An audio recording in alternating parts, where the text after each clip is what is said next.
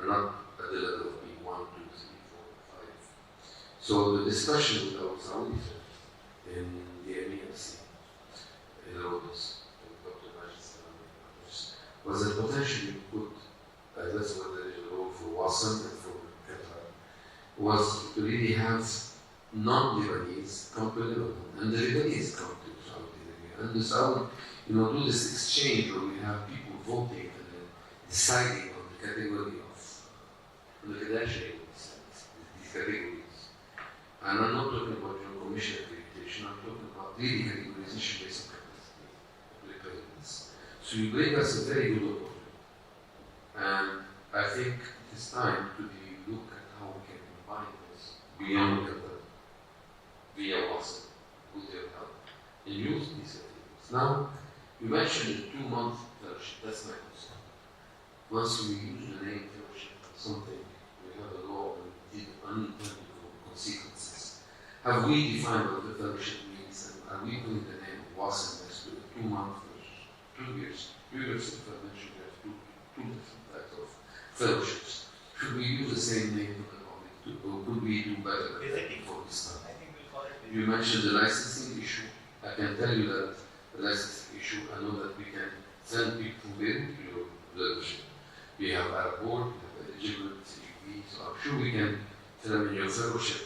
But the idea I want is, what do you need people to come off there?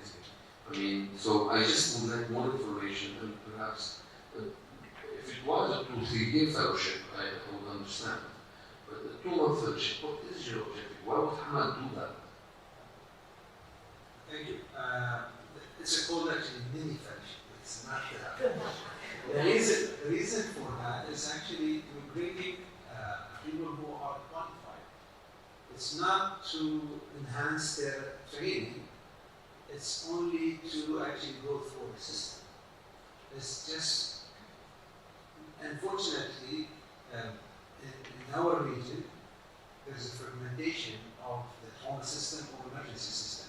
So we have EMS under different umbrella, we have emergency under different also organization or authority, and then we have rehab and in hospital. We are lucky in Doha because it's a small country and 95% under the same umbrella which look after the whole service in the country. So ambulance service, hospital service, rehab, integration with the community is under the same head. And that's actually give us the chance that we have to go through the whole system, the North American system, which is under the same umbrella. It's a national ambulance service, it's a national drone service, and it's a national rehab support. So all the things under the same umbrella. So the one who will come for 2 months is not somebody going to know how to do station. It's just to see how ambulance service work, how the National Command Center coordinate, the dispatch system in the country, and then how the trauma system in Hamad works, all the components of the trauma, and then the rehab system. And during that time, they also can go and do some research at the same time. So we have also a small national trauma database, which is actually we work with North American National Trauma Data Set, with the people also with American College, and this is the only center outside North America. Something this from 2011. So that's actually what's the benefit. I think that the one who's coming mature will have a chance to go through this without going to North America. That's the whole. But we can discuss also, the application for the formal fellowship, which usually is very tough because most of the candidate is from within Hamad. It's too old, but it's very difficult. Thank you. Yeah.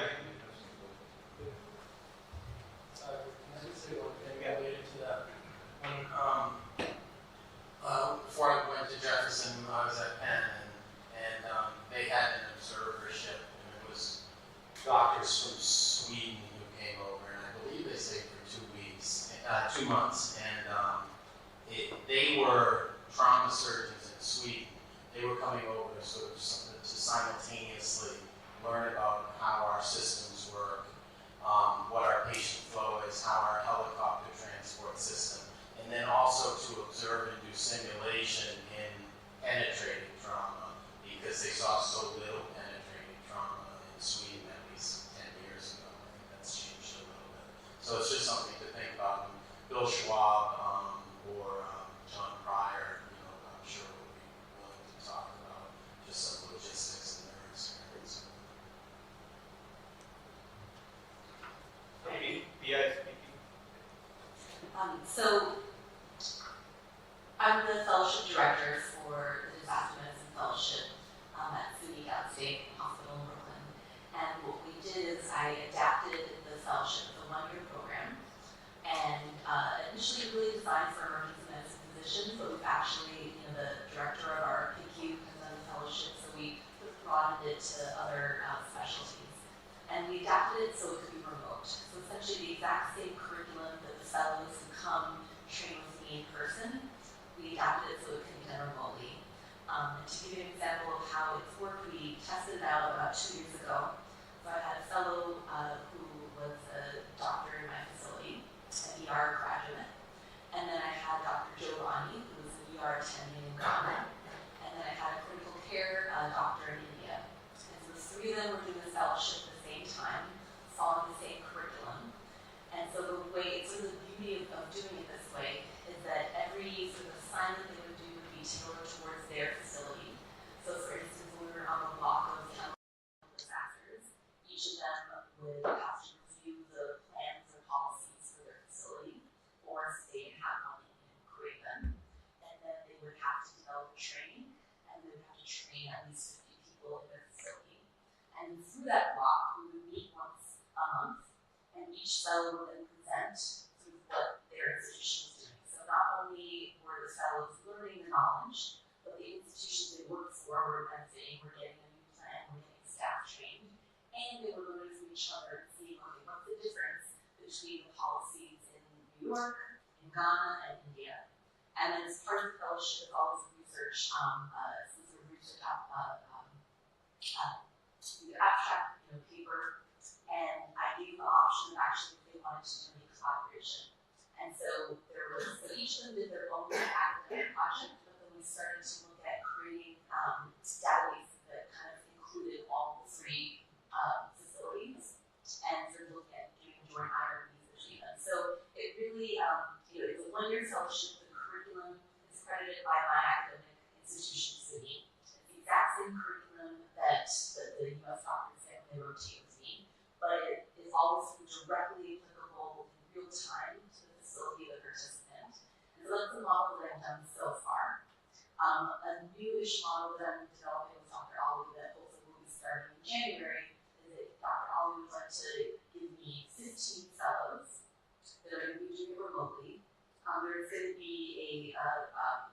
be more diverse, so there'll be a mixture of ER physicians, some other types of physicians, maybe some other healthcare sectors, and public health, etc. Again, everyone will follow kind of the same topic month by month, but sort of approaching from their sector. And the beauty is that when we meet virtually once a month, we kind of review things. So by having sort of one country with multiple sectors, now they're going to be able to kind of see what other sectors are doing. And so after the sort of pilot version of this program, the idea is that in the coming years, we'll have, again, multiple countries, again, everybody learning from each other, doing collaboration, trying to take their research projects and see how they can kind of collaborate that. So far we've tested it with just, one fellow from 3 different countries at the same time, worked really well. And then this next year, I'm testing it with 15 fellows from the same country, but from different kind of parts of the healthcare sector, to see how that goes. And then the goal is eventually to kind of do multiple countries, having multiple sectors from each country. We're learning from each other. We have joint journal clubs, and then ideally joint research projects. So she will put up the curriculum to I'll circulate to the group, so the curriculum is there. Both the curriculums will be circulated, and then we will certify them. So hopefully by this year, now that we are all meeting in person, we should be able to get it done. We have already discussed about the ultrasound in the WHO, she said. The other part which I want to inform the board is the mic? The what?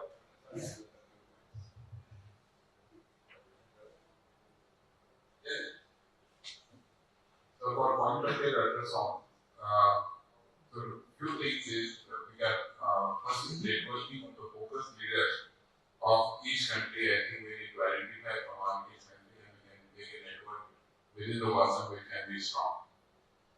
Number two is developing a common agenda for working on education, training and research on focus. At least the participating country after we meet the networking of leaders, we can develop that. Third is the scope of practice, which is very important for doctors, nurses, and also how we can bring sonography to undergraduate medical education. These are the three things because there is availability across the world. If you see developed, if you see US, they already brought it to undergraduate medical education when you're learning sonoanatomy, sonophysiology. When you go to clinics, they are learning point of care ultrasound. So these three things we also can adopt quickly, and work towards it. I think this can be done so that in future, because of smaller machines that become like a pocket, ultrasound, we can do adaptation of the technology to bring it in regular use. Is the next big point is doing regular networking meeting of focus leaders virtually. We should do, this is a regular phenomenon which we can do through our WhatsApp, arm, and developing a fellow program, like we're discussing our fellowship in simulation, fellowship in disaster management. Similarly, fellowship in point of care ultrasound. This can be discussed, and we can work towards it. This common agenda in developing the global fellowship on point of care ultrasound under the banner of WhatsApp. That is what I think Sarah also yesterday was talking about that. So this can be some of the agendas. So I think we did this in meeting again, on the last WhatsApp also. So I think the next immediate step will be, identifying within the country the focus leaders among you, and we can develop that over the. So we published a document under the leadership of Dr. Vimal on developing the focus in India through a framework. That framework is available on government. Developing the focus programs. Every pillar now will soon have a fellowship to offer in some country or the other. So disaster has one, critical illness, injury, patient care. Focus has to develop it. I've submitted an idea to Dr. Bowie. You should be able to implement it and be WHO certified. We're going to do it digitally. It's a unique model which I'm developing. We have a lot, by the way, we have a lot of digital strength. Because of Indus being a partner, Indus was very digitally driven. I tried to explain to all the members as we open this discussion for a quick discussion on the research part. We are welcoming Poland to our group with Dr. Spack is joining us. He is one of we have two big scientists in the group who are mega published, Prabhat, Salvatore, Dr. Spack with over 400 publications in literature. I think the research agenda has to be developed. I want the research leaders to understand, which in the last 5 years of me working with Prabhat, is that the level at which Hamad, your work, Dr. Gaisky work is here. The world is not yet there. So if we really want to do hardcore research, we have to make way for them to really understand what we really want of them. So small studies which are achievable, will have more power if they are done. I understand RCTs are the strength of everybody, which America can participate, but when it comes to countries like India, where IRB is the challenge, Malaysia, Turkey, where IRB is the challenge, we may have to go with 5 patients, 4 patients, 3 patients. Can I say something about that, Sada? We discussed about 5 years ago in Dubai about the flash mob design we have developed in the Netherlands, where we do take a simple clinical question, sometimes a logistical question, and collect data from many hospitals in one day. And we have done it about sleep in the hospitals in 8 countries, including 2,000 patients in one day. Another study with capital refill time, including 3,000 patients. We were planning to do that, but then the COVID came. And I think we should really discuss about that flash mob research where you collect data in one day, where it doesn't cost much time. We have enough experience to share with you our knowledge. And you were talking about, funny you said, when you talk about research using big data, we also got a big data unit now with new PhDs, and we are working on the first randomized controlled trial using big data in the world that we started the 1st of December. So I would very much want to introduce the flash mob concept here. We should come up with a small group of researchers, come up with a question. We will give you all the necessary preparations and also background. I got enough PhDs to help me. So I would suggest that we just take it seriously and do a flash mob study. And what we noticed when we did flash mob study was we had lots of media coverage, lots and lots of media coverage about the study. Because we have even patients coming during the day wanting to take part in the study when we do a study. So I would seriously consider that. I would like to, do it with a group of people. Think about it. Yeah, I think it's a good idea, and maybe a small question, one case study could be done. And also what Dr. Boyd said, when it comes to WHO, the gold standard method of giving emergency care is not clear. In Europe, we have done studies on Netherlands, Denmark, UK, Belgium, but it would be nice to do a study in one day, ask everybody what kind of patient do you see, how long did they stay, how many patients were admitted, what's their presenting complaint. That will give us a lot of insight into the method. So I would suggest that we do that, and maybe we can do it next year, couple to Vasan, 1 week before we come to the Congress, the next venue, we can do that. Just one short point responding to your response. Excellent idea. And this study we did it in 2019-20, the 24-hour study in the ED across 100 facilities of India, both under tertiary care, 50 tertiary care and 50 district hospital in the emergency department, and that is now published in the planning commission of it. So that helping our government to make the policy national. Second point which is saying is that regarding emergency cases, constantly in elements, we're doing right now doing a adaptive modeling of facility-based emergency care in India, right? So we're doing what can I say? I should given a grant by the Indian Council of Medical Research. I think we should talk. We should form a small key group and talk about it and come up with a plan. Sure. I think we should do flash mob modeling is a very good modeling.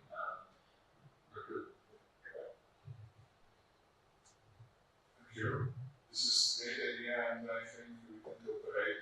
If you are ready, or I will scan all contacts and maybe send you the email about cooperation, because firstly, cooperating also with many hospitals, even looks like my company has on 15 hospitals in Poland.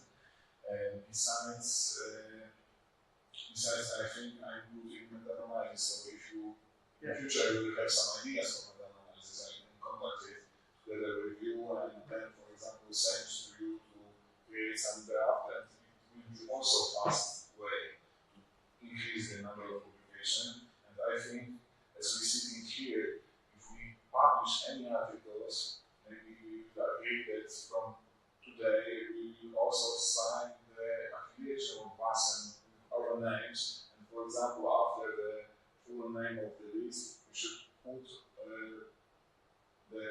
that this is the team of Vasan. Yeah, it's like what we do is we have lots of collaborators. We give them all collaborators, so they will all get the publication of format. We'll be doing a flash mob in a couple of months in the UK and Denmark. Maybe after that, next year I would say we'll prepare well. We'll talk about a research question. We need to have ethical approval. We have enough experience with doing this multi-center study. we could do something nice together, and then we can propagate it through Acil, flash mob. Almost what I want to say is very simple.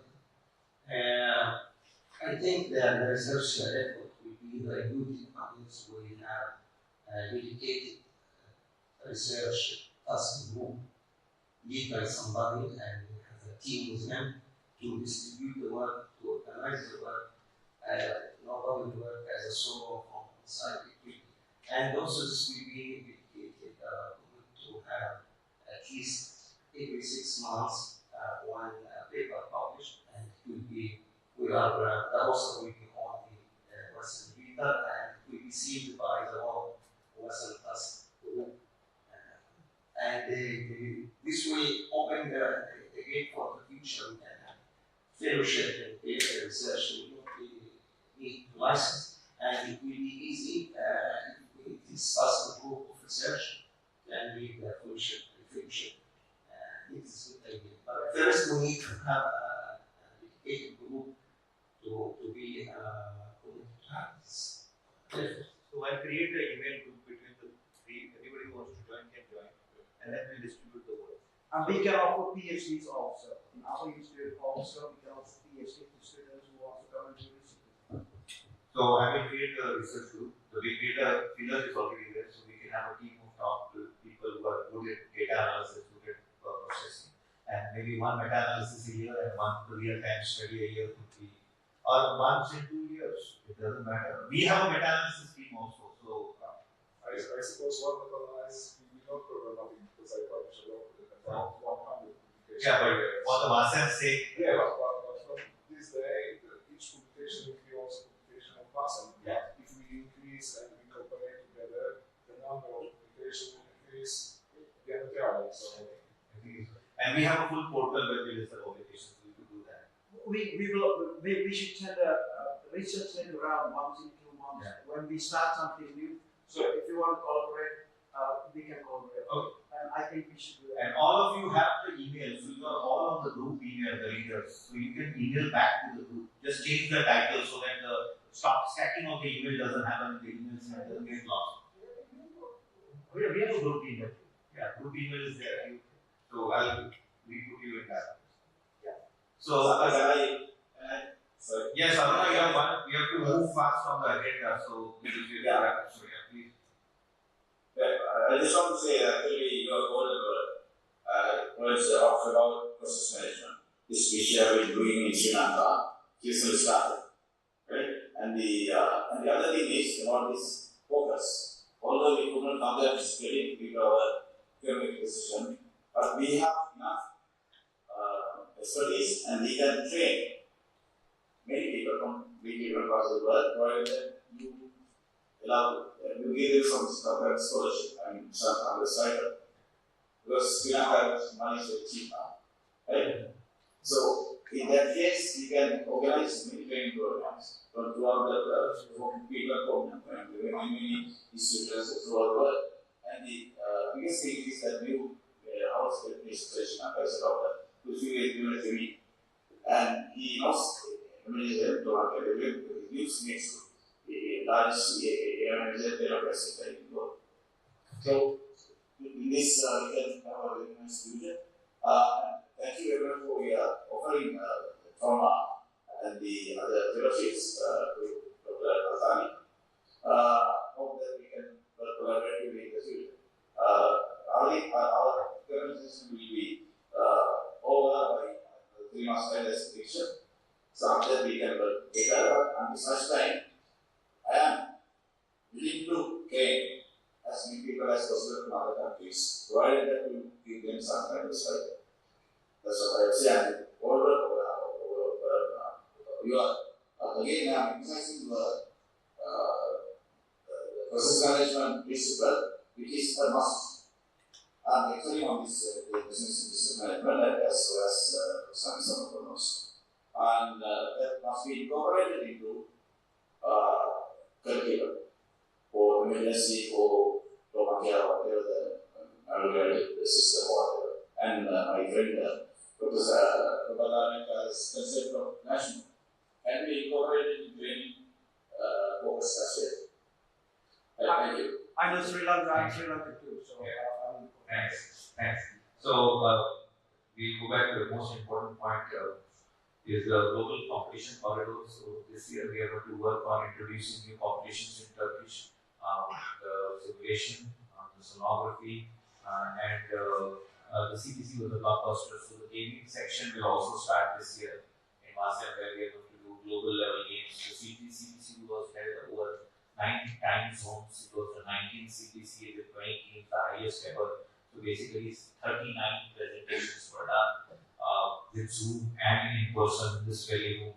And our Sono games, which are unique in India, is called the Whirlpool games. So we have a model of Whirlpool which goes down and then the winner comes at the depth of the Whirlpool that game. And the first ever Sono Sim crossover competition model will be developed. We are developing where simulation with sonography will be introduced. So in a sim format.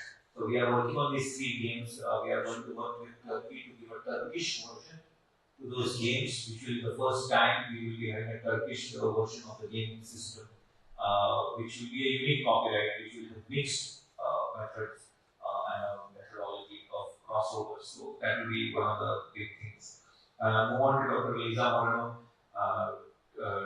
We welcome the American Academy of Emergency Medicine. Their president is here, but she's the immediate past president and sits on the executive board of AEM. Is kindly consented to be here. We are on the verge of AEM joining WASEM, so this is I think the last step towards AEM bringing their full 15,000 membership to the WASEM board, which is very big benchmark in the history of development of WASEM and for an American organization of that stature. So over to Dr. Lisa.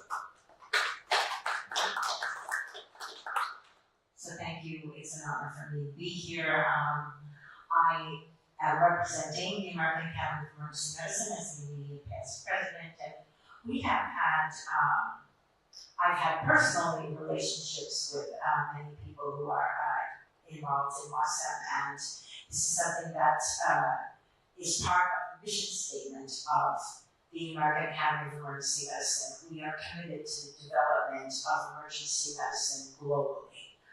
We are committed, however, to a very specific model of emergency medicine, and that is physician-controlled emergency medicine.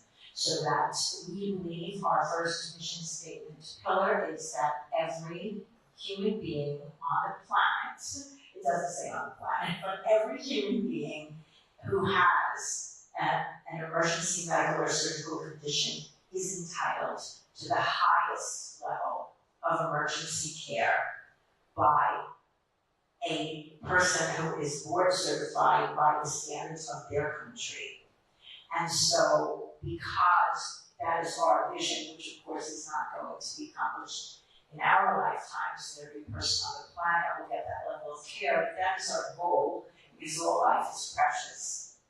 And so, we are committed to assisting in the development of emergency medicine globally, according to a model where, based on the resources and based on the culture of that country, there is a training process put into place and a certification process put into place. And this is something that another past president of AAM, Dr. Kazi, from Lebanon, who was also board certified in the United States, has had a vision for a long time.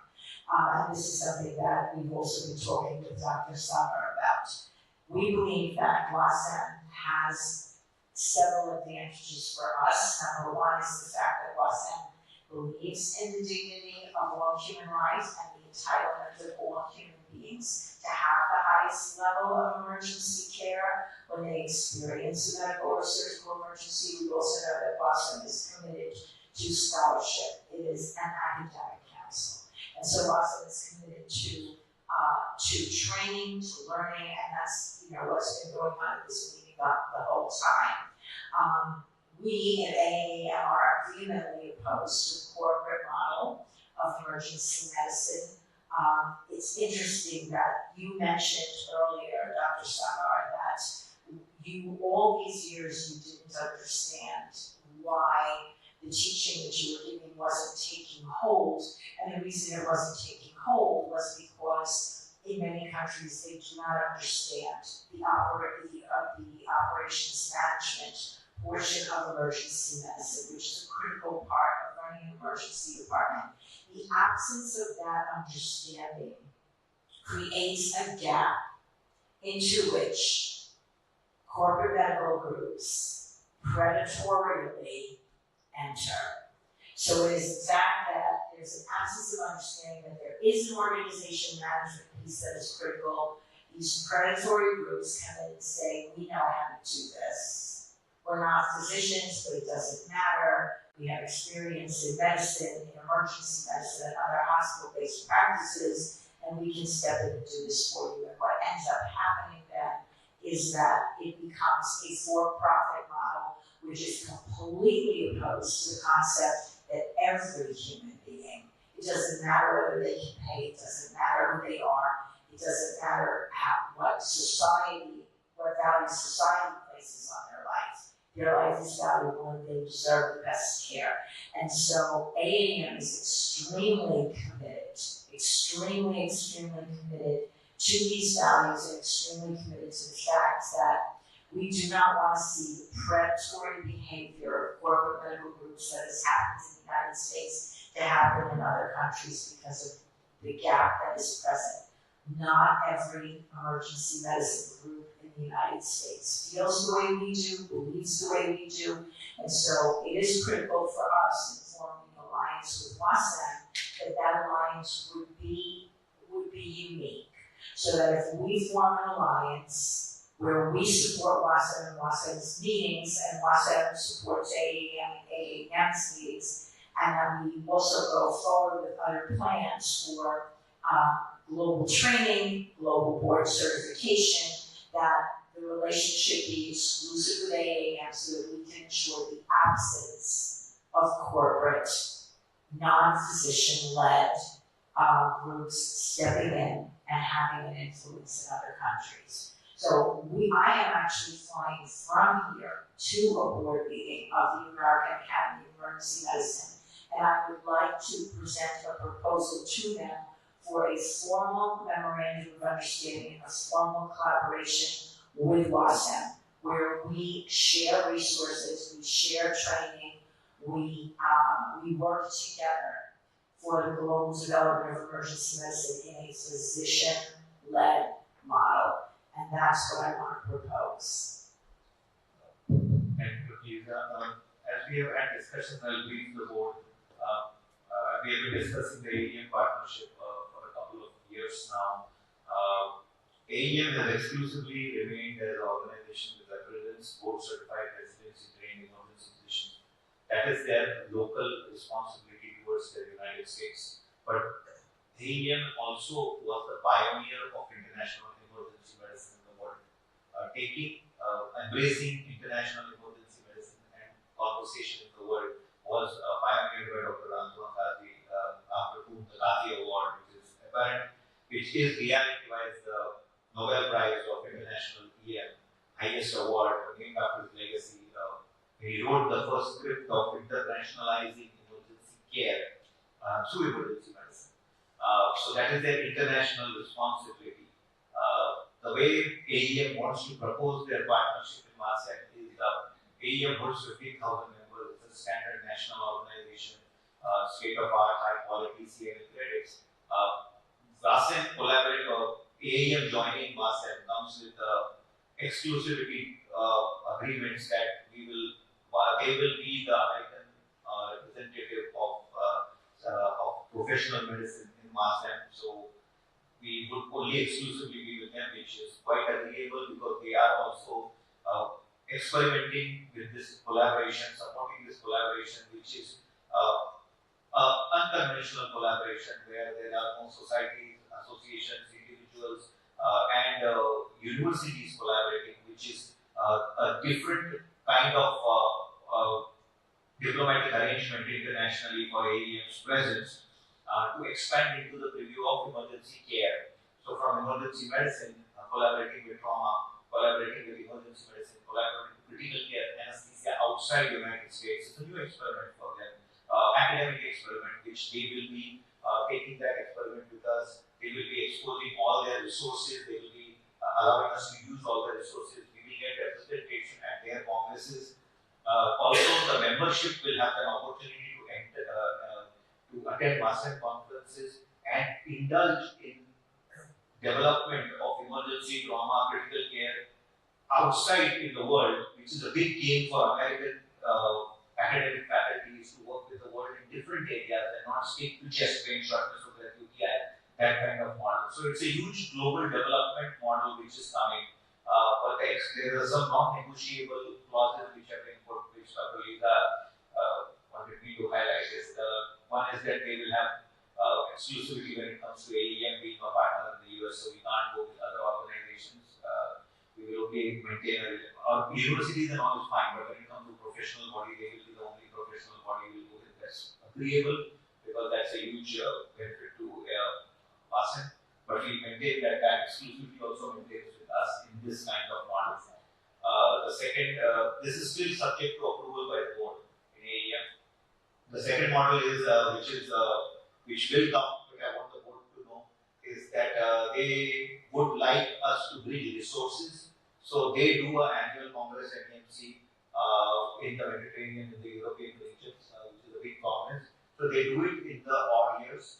And they want us, which is a good idea, which is quite acceptable to me at least, is that we save resources of doing a World Congress every year, and they will brand it as a World Academic Congress and NEMC Joint Congress. So it will be a WASEM and NEMC Congress every year, every odd year. But they stick to Mediterranean, so they will European Mediterranean region. They don't mind if we go to another European, but they will stick to their tickets, which they have a full-scale workforce. They have established attendance of 400 to 500 people every alternate year. Sometimes they touch 1,000, which allows our faculty and to attend that meeting. But then, the odd year, in the even years, we do WASEM at our location, where that will open it to AEM members to attend our meeting. So every year, AEM will be able to offer them an international destination, an international meeting to attend. Whenever they attend, we attend their meetings. We come up with a joint agreement on the rates and the registration process, which should be discussed. And when they come to us, of course, we will all get registration the way it is done. So that will be a very big benchmark for us. Once the board approves, we will decide which year we will kick it in.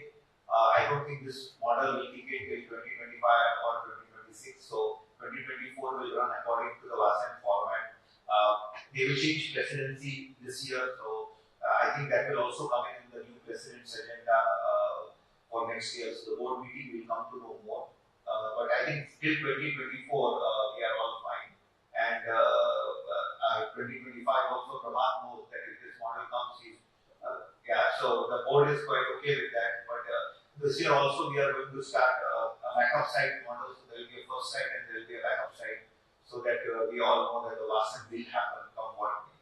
So Poland has happened as agreed to be the backup site in case it's a problem. Like we had a problem in 2023 of COVID happened, then we had to literally change all the contracts, and then Malaysia was kind enough to move the site. And it was the first time where the Malaysian Congress was held without the Malaysian president because of the whole mix-up of COVID. So they were kind enough to do that. So we have to do that as a big organization. We have to do that. I would like the board to again understand we are a very easy, less red tape organization. We don't like fights. We don't encourage arguments. It's all for the patients, and it is all about research, education, and patient care.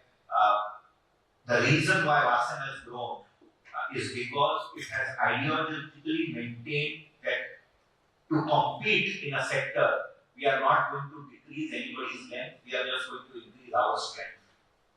So don't decrease anybody's length, just increase our strength. That is the mission which we have maintained, and that's what we want to maintain. So all the new leaders who are joining, please understand that it's a very easy, flexible organization. There are some partners who are weak or not so strong, some partners are extremely strong, and that's where the balance is maintained. I think that is where it is. So the board will inform us to do what we have to do next, and then we'll take that. So, give it to Hello everyone. Again, so sorry that for the first time after many years I was not able to join you because I was anticipating my comeback from my teaching period in San Diego during the flight. Anyway, again, all of my kind salutation to all of you. Just to briefly introduce what will be my idea of having also a role next year is just to make the opportunity to also join the network. As you know, I was asked to give a talk to the European Emergency Medicine Barcelona recently on the Emergency Medicine Research Organization, and I got the opportunity to show that the Great Network was able to publish more than 350 papers during the last 12 years. So basically, the main message of this Congress next year will be research and publication. And in this field, the period will be September 26 until September 30. So the first 2 days will be the great young research meeting, and it is only to accept from the young people from all the Muslim countries to participate in submitting abstract for all the publication. Not so many lectures, just 1 or 2 by seniors. And then the other 3 days will be again talks on innovations. So this is the week we agree to adding some hot topics that are either in emergency medicine and telemedicine and emergency medicine. Moreover, we are really like encourage for young people from your country to submit contribution. And if they are going to submit contribution, I got 80 journals ready to accept. So these young people, they can come in Rome, just having the papers, if accepted, ready to submit. So this is an innovation way to increase the number of publication with the person name. So not anymore abstract, not anymore posters, papers as a government. And these papers, I just like to announce from now that there will be 2 consensus papers that we would like to join our lesson grade.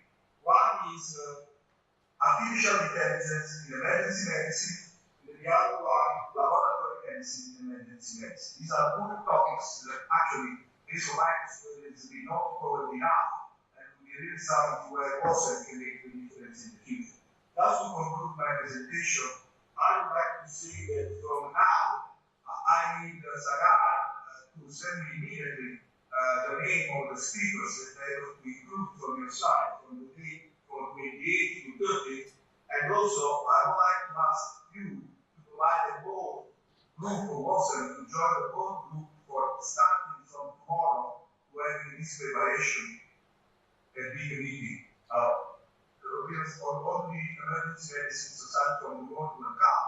I am not sure that I will be able to 1,200 people like in Turkey, but I hope that there will be really a more global presence of the rest of the world. So this will be an opportunity to increase the safe participation of other countries. You mentioned already Korea and US, and definitely I'm moving also more in Asia, Pacific area, and these people are more likely to meet for publication. Last part would be that we have a monthly Zoom meeting to prepare this conference. So I hope that you will enjoy Rome as an opportunity to have, I think this will be the first European meeting, right, Sarah? Yes. Of course. Yes. And this is really something that I hope that all the people coming from so many countries will be happy about that. So waiting for you to, not from now, just after this was in 2024 with the Great Network.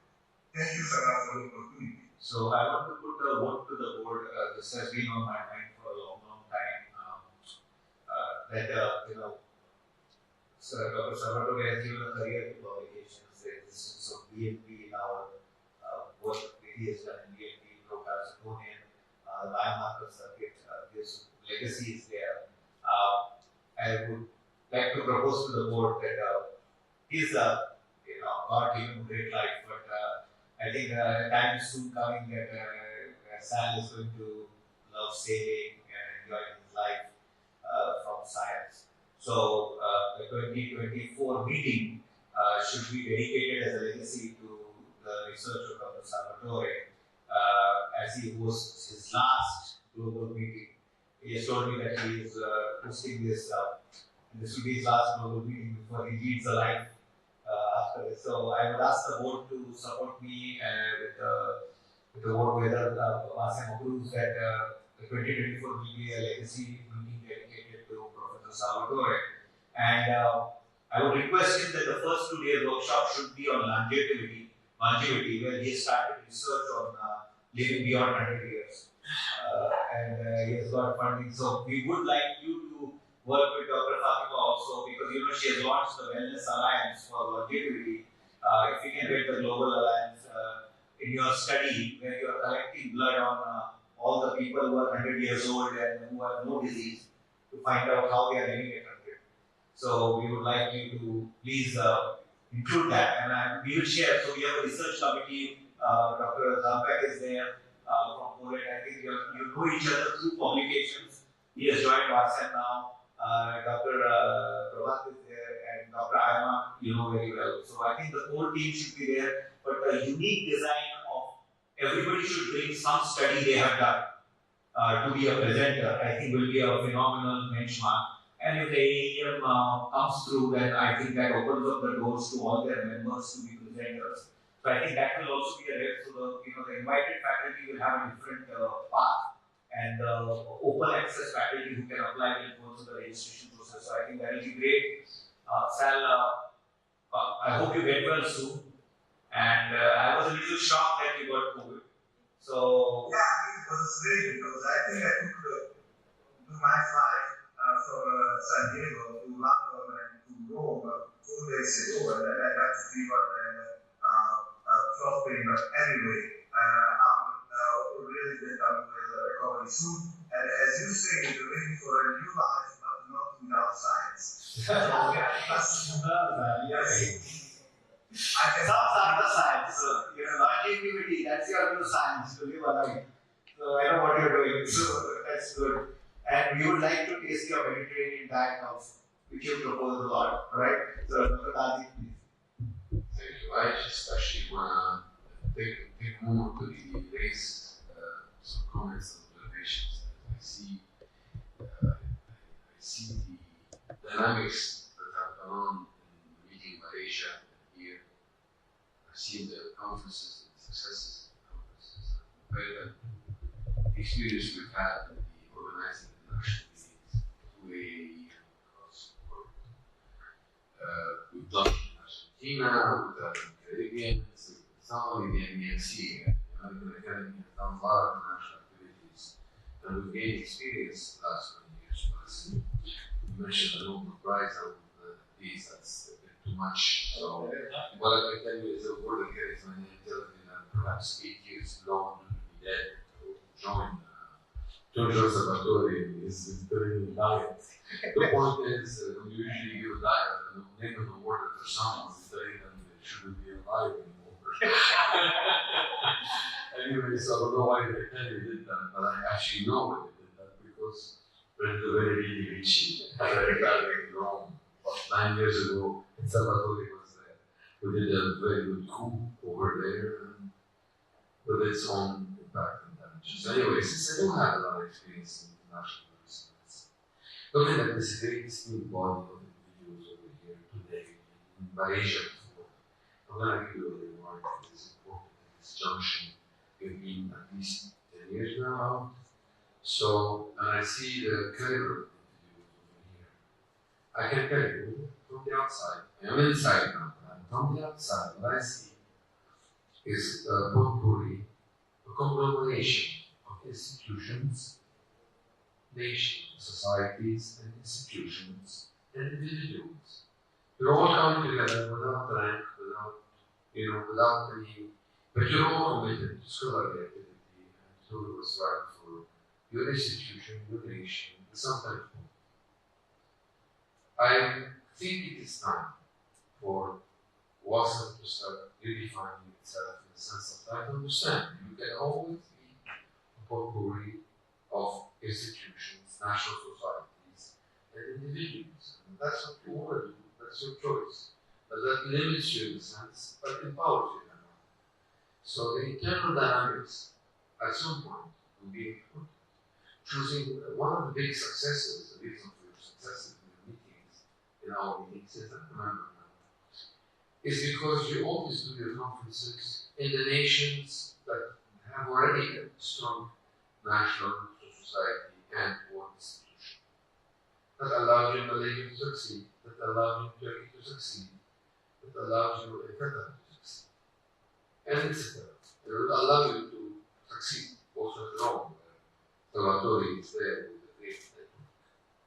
Those things are successes. In the academy, our meetings is the time when we had our divorce with the European society. Our meeting has been about bringing Americans and their associates from other countries to a country where sometimes emergency medicine isn't strong.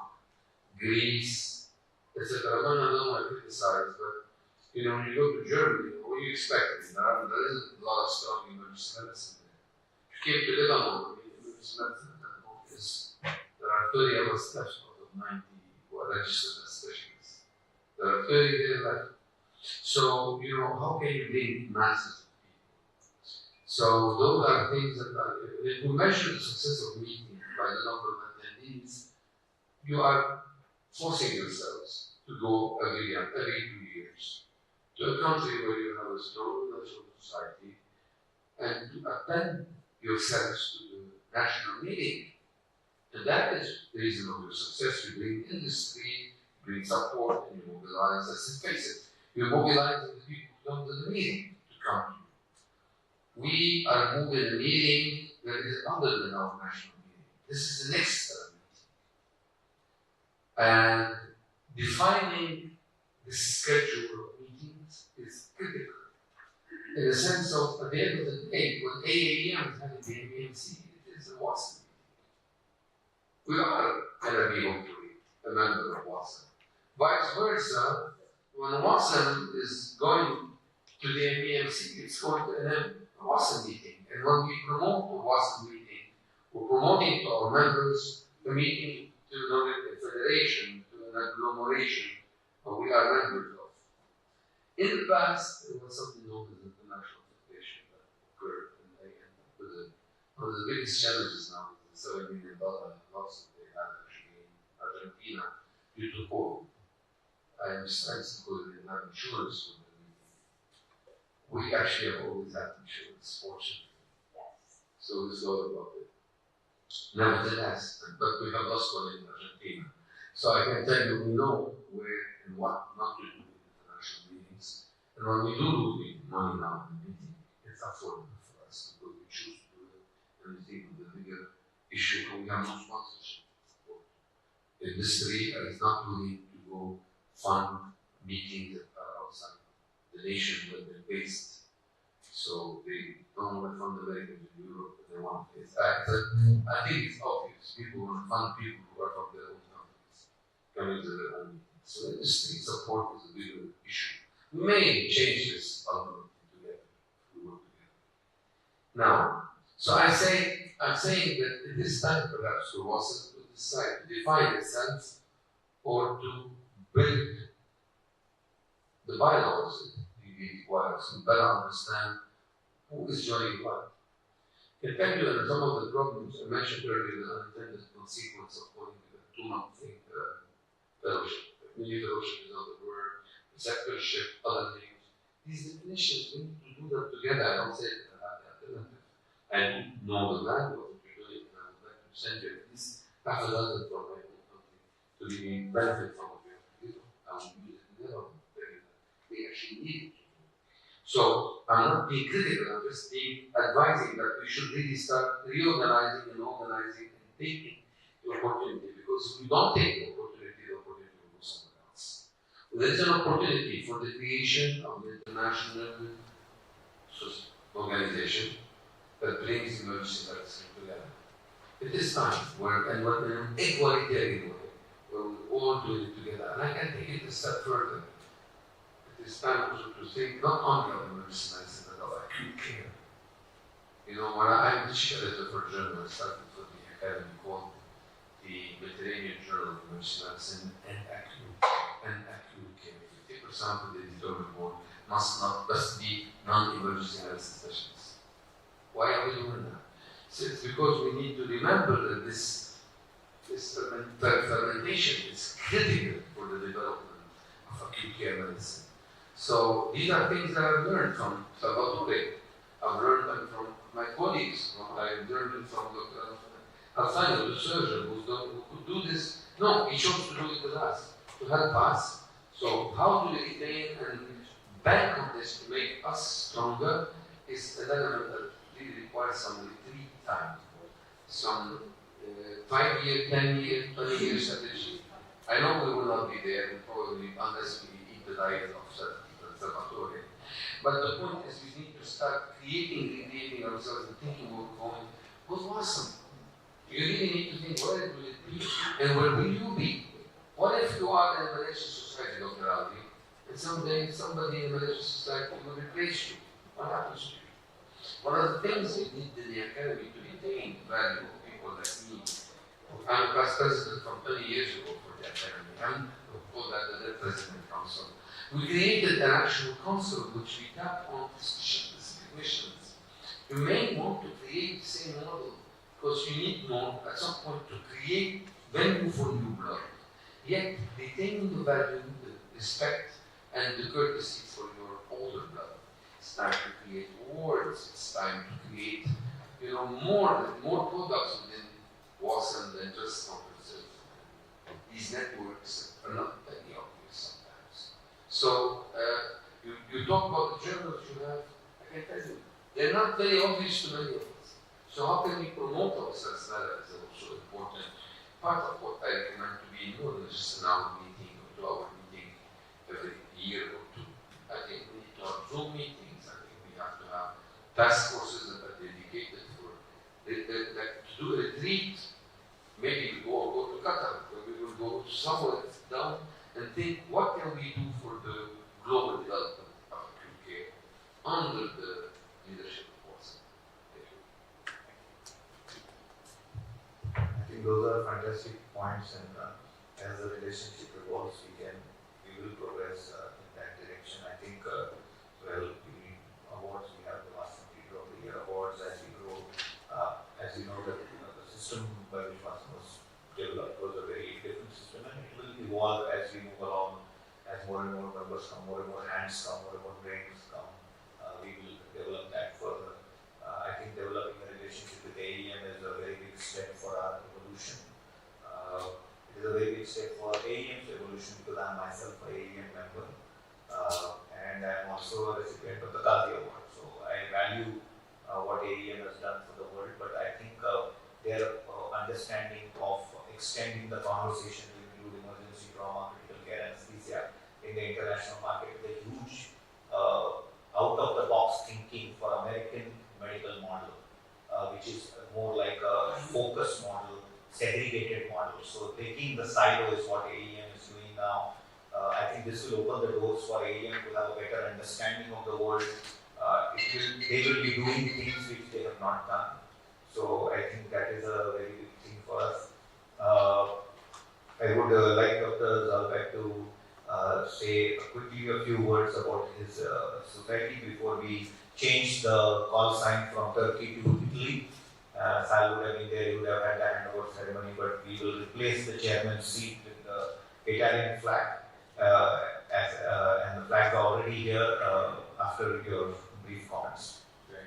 So one more time, I'm happy to be with you here. I represent, I think, 3 organizations, because as I say, I'm president of the Polish Society of Disaster Medicine, and we are working in the field of emergency medicine. We have even our own journal, Disaster and Emergency Medicine Journal, to which I invite you all, the editorial board, if you want, of course. The secondly, I invite the director of the Polish Society, the EMS dispatcher in Warsaw, and we have 88 ambulances, so this is the biggest EMS dispatcher in Poland. My third position is the director of clinical research and development in LuxMed, group. As I say, we have our own 15 hospitals and 270 private clinics. And the last, not least, I think, I'm Vice Rector for Science and Cooperation and Maris Medical Academy. This is private medical university in Warsaw. And I try to combine all those positions to increase the number of research, increase the knowledge of the emergency medicine and disaster medicine. And I think it's going forward because, as I say, I publish a lot. I currently have over 700 scientific publications, and I hope the next publications will be with your authorship. Thank you. So thank you very much. We come to the end of the meeting. The call sign has changed from Turkey to Italy now. Dr. Salvatore is the new Secretary General of WASEM starting his term. The Turkish parade starts for us. A special parade has been arranged for us on their 100th Republic Day. A full command guard of honor is starting now, so we have to all proceed there. We'll quickly stand here, please, everybody, so that we can take a picture. Please take a picture from there so that the whole board meeting is covered and the whole board is seen. We missed Dr. Salvatore, but we have the Italy flag here. So, let's go to the chair. Down there, get sound. Oh, yeah, we can stand there. Yeah, we all stand there. That's exactly it. Let's bring the flag. With neurologic findings whose diagnosis cannot be clarified. Expected neurological complications occur mainly by three different mechanisms. These neurological complications due to opportunistic infections developing in an HIV-infected person are neurological complications secondary to HIV-related intracranial mass formations and neurological conditions due to the direct effect of the virus. Complications to the direct effect of HIV virus can be listed as acute aseptic meningitis, chronic meningitis, HIV-associated encephalopathy, vascular myelopathy, peripheral neuropathy, and myopathy. Thank you. Thank you for your presentation. Thank you. Any question? Okay, then thank you again. Thank you. The next one is giant stones in the bladder. Yeşilmişler. Okay. The next one, a case of the patient with delayed diagnosis of testicular rupture due to blunt trauma. Sabri Sekme.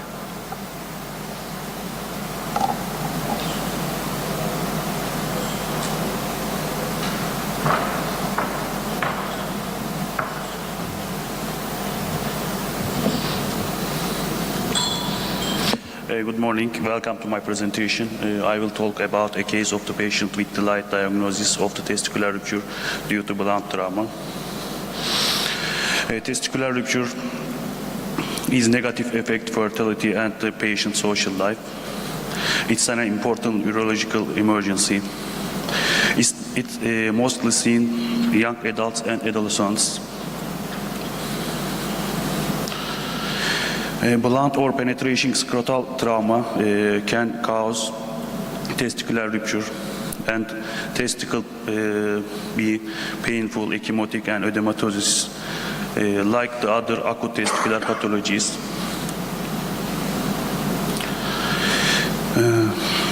A 23 years old male patient who came has testicular trauma due to a fall late at night. He presented to our emergency department with sudden swelling, redness and severe pain that starting in the morning. He has no comorbidities.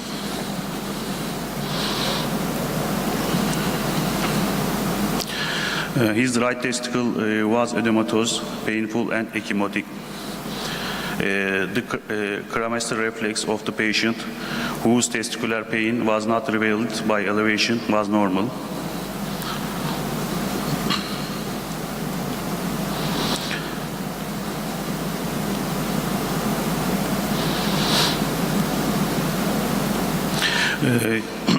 His all vital signs are normal. There is no pathology. Our preliminary diagnoses are Orchidalis epididymitis, testicular torsion, hematoma, and testicular rupture.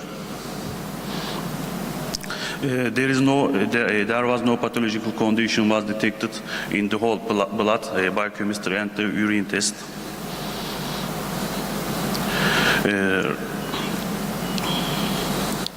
Right testis had increased herniated testicular tissue with a diameter of approximately 2 centimeters was observed in the upper pole of the right testicle. No blood supply was observed in the herniated testicular tissue. Compatible with testicular rupture in scrotal color Doppler USG. Patient was consulted the urologist and underwent emergency surgery with the diagnosis of the testicular rupture. Urologist planned emergency surgery. Patient lost his right testicle. If the diagnosis and treatment of the testicular rupture is delayed, it can cause conditions such as testicular atrophy, infertility, gonadal insufficiency, and they may result in loss of the testicle. For this reason, testicular examination should be done carefully and in blunt traumas of the genital area. Further examination should not be avoided when it necessary. Thanks for your interest. Thank you for your presentation. Any questions? I have one, actually, not a question, but mostly a thought. I think you need to use a radiological picture or image to make your point clear. Because right now it's just a sentence that we need to understand, but maybe you can use a picture so we can understand better. There is a problem for this. Our hospital, the USG pictures, we are not see it. We just see the reports. And you didn't collect your picture, right? Yes, but I decide this case report after then that pathology, and I can't find their pictures. Okay then. Thank you again.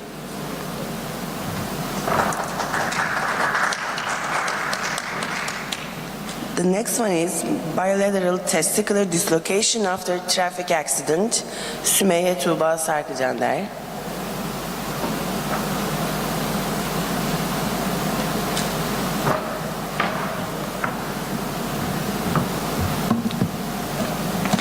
Bilateral testicular dislocation after traffic accident. Traumatic testicular dislocation was first described by Claubre in 1818. It's defined as extrascrotal migration of one or both testicles secondary to scrotal trauma.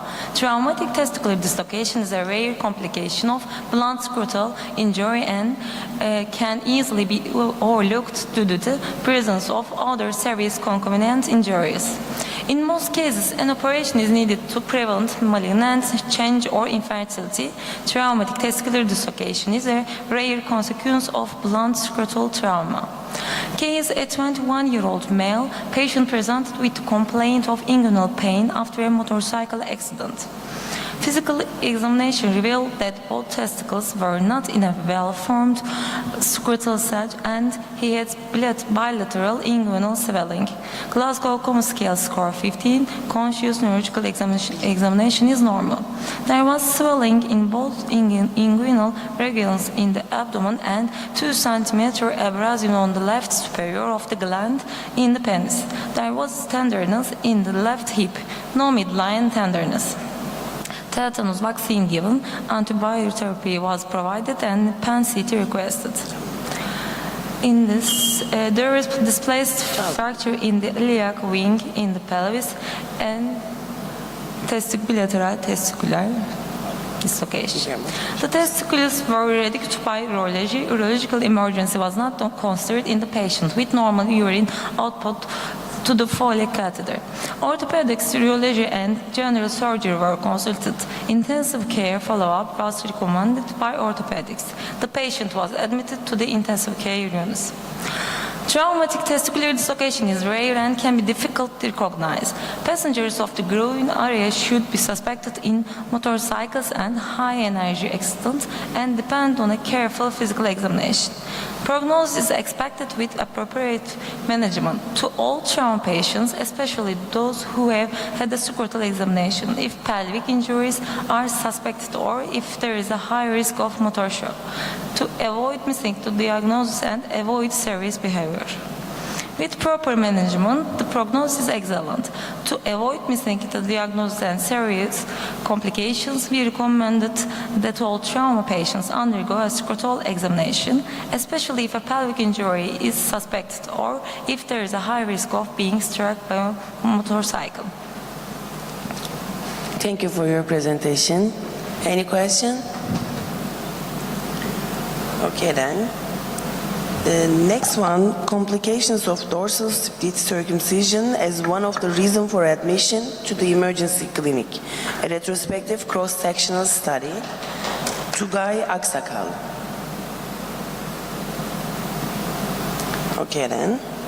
The next one, a rare case of ovarian torsion.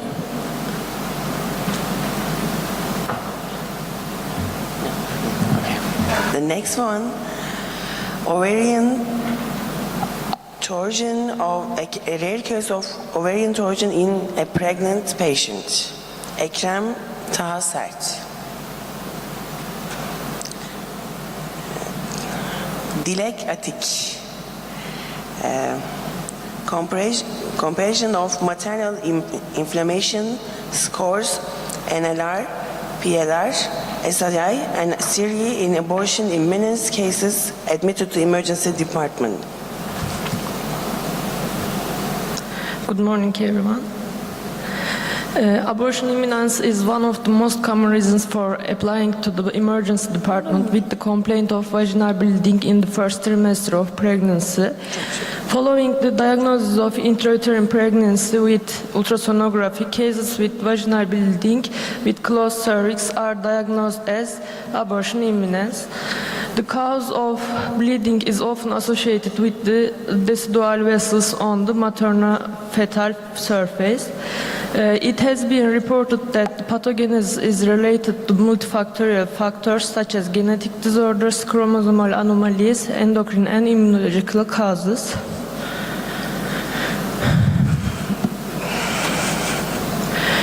Between 2022 and 2023, 60 abortus imminence cases admitted to the emergency clinic who were hospitalized between 7-12 weeks, and 59 pregnant women of control group who were followed up in the obstetrics outpatient clinic were participated in the study.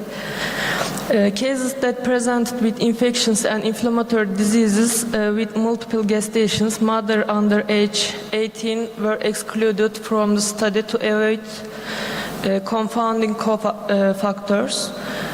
Other exclusion criteria was the use of anti-inflammatory and corticosteroid therapy. When evaluating of the mean age of the participants in the study, it was observed that the abortus imminence group had an average of 29.1 years, whereas the control group had an average age of 29.8 years.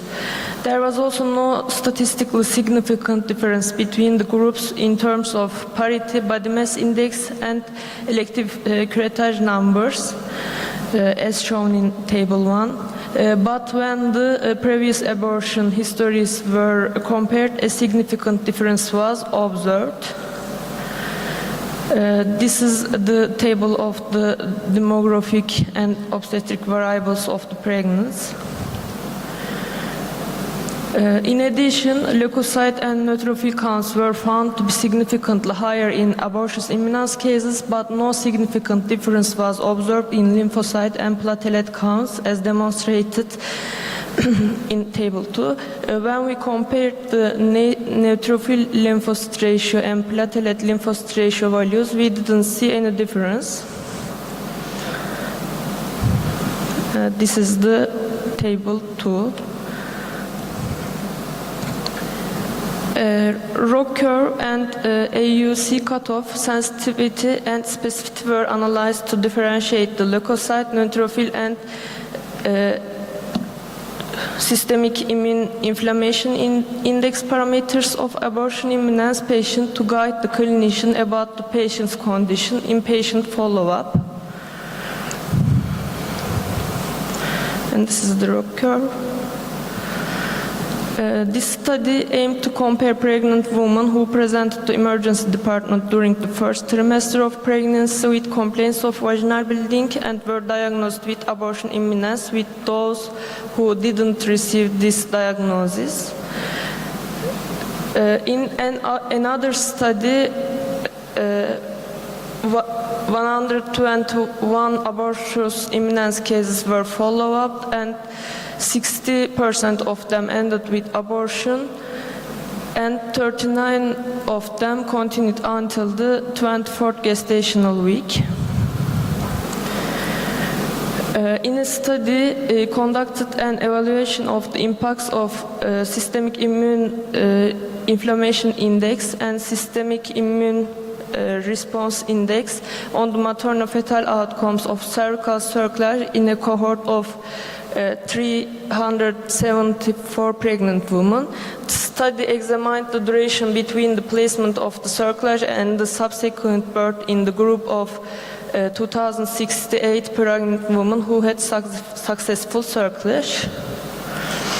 The findings of our investigation also demonstrate that the levels of inflammatory markers seen in abortus imminence cases are consistent with the findings reported in the previously mentioned studies. Thank you for listening. Thank you for your presentation. Any questions? Okay, thank you again. There was a presentation before, missing presentation. Now we're gonna announce him. Kurtuluş Açıksarı. It's gonna present it by Bilgehan Ahmet Cumhur, I guess.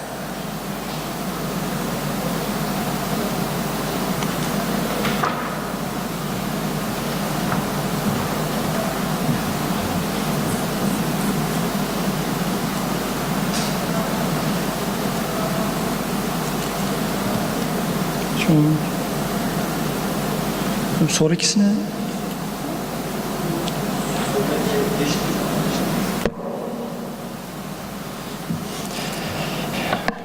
Good morning, I'm Dr. Ahmet. Thank you for your attention firstly. And I'm working in Istanbul Medeniyet University Medical School Hospital. And I'm going to talk about the effect of hydroxychloroquine and zinc therapy in a rat model of sepsis created by chacal ligation and perforation in rats.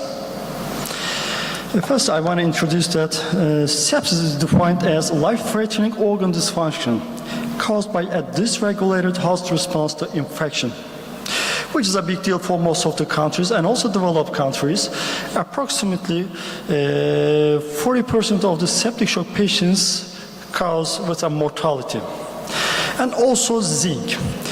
Zinc is an intracellular element used by almost all cells of the immune system.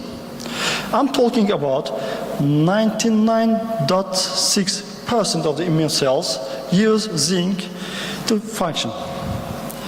You know, the zinc can be prescribed or can be bought by pharmacies without any prescriptions. It functions as modulation of production of inflammatory cytokines, production of pro-inflammatory cytokines by monocytes, presentation of MHC class II molecules on dendritic cells, formation of extracellular neutrophil traps by neutrophil granulocytes. As I said to you, 99.6% of the immune cells need to use zinc. These are just a few examples. Hydroxychloroquine is one another drug. Hydroxychloroquine usually does not prescribed by emergency physicians. It's used as an anti-inflammatory and anti-malarial drugs. Just a few features of it. is a cell ionophore that we are going to use for our experiment. It reduces the production of pro-inflammatory cytokines. It inhibits the production of interleukin-1, interleukin-6 in monocytes and T cells, and it's a pharmacological inhibitor of autophagy. You can ask me that why did you choose hydroxychloroquine as an emergency physician? I have decided to do this experiment. When I was working in the COVID department, in the first wave of the COVID department, we routinely give the COVID-19 patients hydroxychloroquine. At the same time, the patients was buying zinc supplementation, or sometimes medical doctors was prescribing zinc supplementations to the patients. But hydroxychloroquine is a zinc ionophore, cell ionophore, and it increases intracellular zinc levels.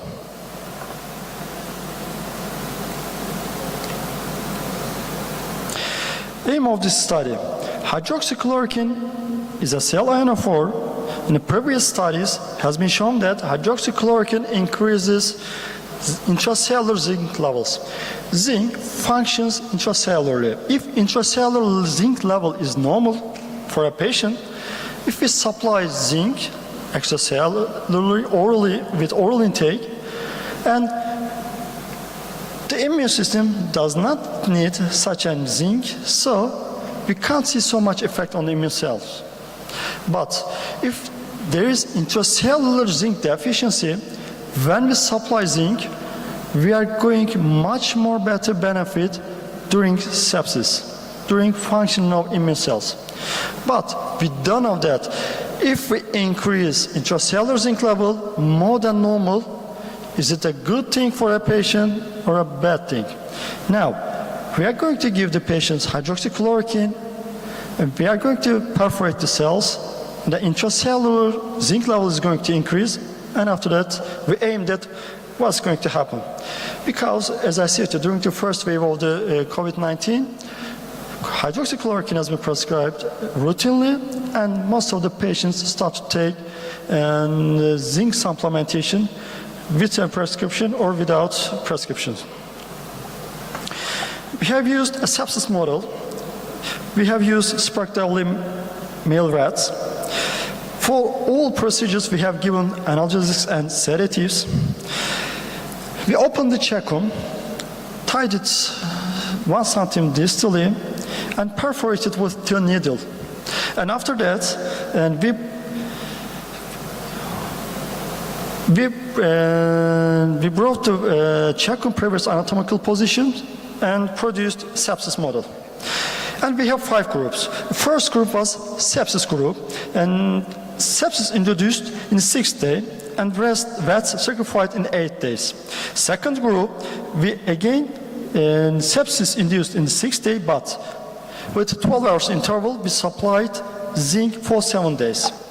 Third group, sepsis induced 6th day, and hydroxychloroquine 300 mg per kilogram has been administered 12 hours interval, and again sacrificed 8 days. And the fourth group, and in this group, we have administered zinc plus hydroxychloroquine, and also we produced a sepsis model. And the last group was sham group. Cecum was reached, opened, and without sepsis model, and we closed it. Sacrification has been done with thriving blood 10 cc via cardiac puncture. And kidney was removed for histological tissue examination, because sepsis is one of the most common tissue that affected by sepsis. Let's talk about the results. We have checked histological parameters, and we have worked with biochemical parameters. And interleukin-6 and procalcitonin, one of the two of our biochemical parameters, but unfortunately our biochemical kits didn't work. As you can see the results, there is no difference between the sepsis and the sham groups, and also treatment groups. All the results were the same. This is a failure of a kit. But we have also checked what blood cell neutrophils and lymphocytes. As you can see the results, in the sepsis group, we can see the elevated white blood cells, neutrophils, and lymphocytes. And in the treatment groups, both three groups was much more better and has benefit from the treatment. And with these results, we can say that sepsis model has been established successfully. And our histological examination, we have checked tubular dilatation, tubular epithelial necrosis, cast formation, glomerular vacuolization, free Bowman area, glomerular atrophy, and monocyte infiltration and hemorrhage inside of the tissues. And also this was the parallel to our biochemical parameters, and we can see that in the sepsis groups, we can see much more damage if you compare with the sham group and also other treatment groups. Discussion. We have checked histological examination and biochemical examinations. In the whole sepsis groups, in the whole histological groups, we can see that sepsis damage on the organ or the tissues is higher than the treatment groups. But if we check the treatment groups, means that hydroxychloroquine, zinc, and hydroxychloroquine plus zinc group, there is no significant difference between each treatment groups. But sepsis group, as expected, P lower than 0.01. I can say that there's no statistical difference between hydroxychloroquine, zinc, and hydroxychloroquine and zinc groups, but numerically we have seen that, we have observed that the tissue damage higher than hydroxychloroquine plus zinc group. In the examination made by biochemical parameters, white blood cells, neutrophils, and also lymphocytes was parallel to the histological examination. Numerically, we can see the difference between hydroxychloroquine plus zinc groups. There were higher damage on the red tissues and red biochemical parameters, but this was not statistically important. This can be because of we have used 9 rats per group, and 3 of our rats died. Because of this, we have resulted this experiment with 6 rats. Maybe if we do this experiment with a much more higher number of the rats, maybe we can find statistically important results between the hydroxychloroquine plus zinc group and with the others.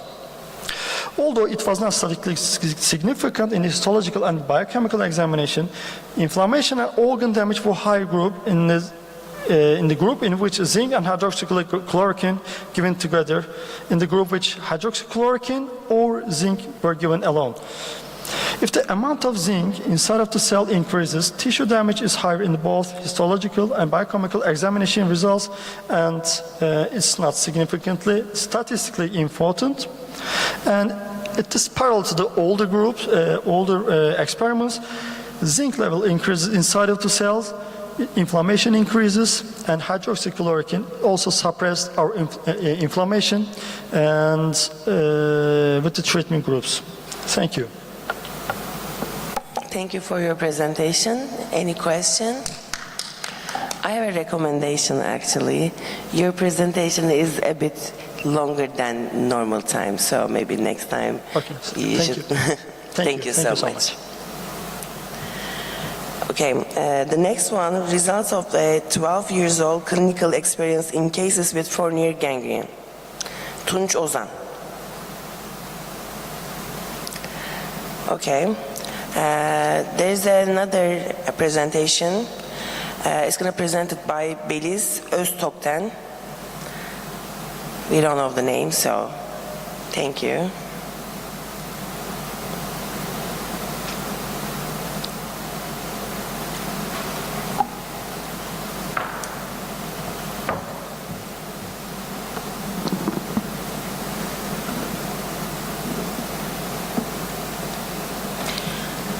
Good morning and thank you very much. I'm Beliz Öztokten. I study in Bolu İzzet Baysal University in medical department. I will talk about a case report we have seen in emergency department. It was invasive fungal sinusitis. Nasıl ilerletiyorum bilmiyorum ki. You can use the green button. Yeşil. Okay, sorry. Fungal sinusitis are rare infections caused by fungal organisms and in nasal cavity and paranasal sinuses. Fungal sinusitis are divided into two groups, invasive and non-invasive. Invasive fungal sinusitis often cause, generally we see that in diabetic patients or having corticosteroid treatment or immunosuppressed patients. Generally, they have non-specific symptoms like bacterial infections, fever, headache, or epistaxis and nasal congestion.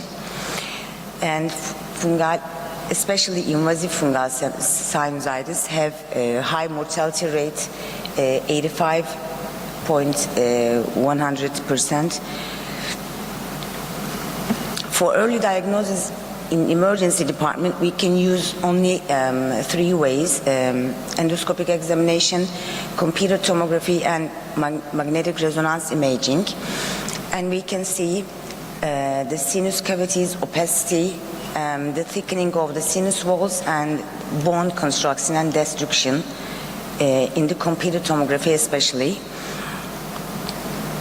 For definitive diagnosis, however, it's not so possible in emergency department.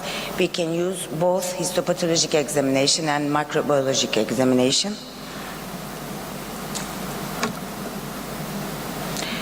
For treatment, we have 2 choices: systemic antifungal agents and surgical approaches.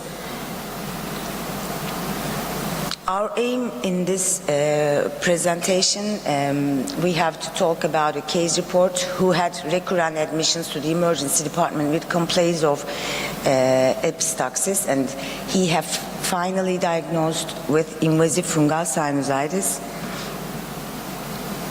He was an 81-year-old male patient, and his history was recurrent admissions to the emergency department with epistaxis. He was a chronic alcoholic and 55-pack year for smoking history. He had hypertension, but no regular anti-hypertension agents using, and he didn't use any anticoagulant or antithrombotic agent use, and he hadn't a history of trauma of all admissions with epistaxis. And we had after our first examination, we had otorhinolaryngologist consultation, and they had nasal endoscopic examination. They saw the mucosal erosion, purulent secretion, and fungal hyphae. And then we both think about seeing a computer tomography, and we saw paranasal computer tomography, and we saw left maxillary sinus walls and soft tissue had destructive lesions, as you can see here. Şuradan gösteremiyorum herhalde. Left maxillary sinus walls destruction. And invasion from left maxillary sinus to the left orbit and left middle cranial fossa. He was interned in otorhinolaryngology service and was started systemic antifungal treatment as voriconazole. Fungal sinusitis should be considered in the paradiagnosis of patients presenting to emergency departments, especially with recurrent epistaxis and who has risk factors. We have to think about these fungal organisms, especially having diabetes or immunosuppressive patients.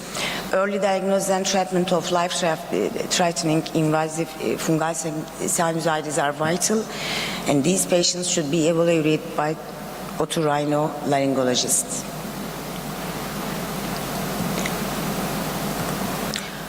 Thank you for listening. Thank you for your presentation. Any question? Okay, thank you, Dan.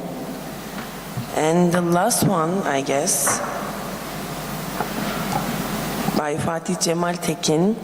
Subcutaneous emphysema of the extremity after foreign body penetration, a case of necrotizing fasciitis.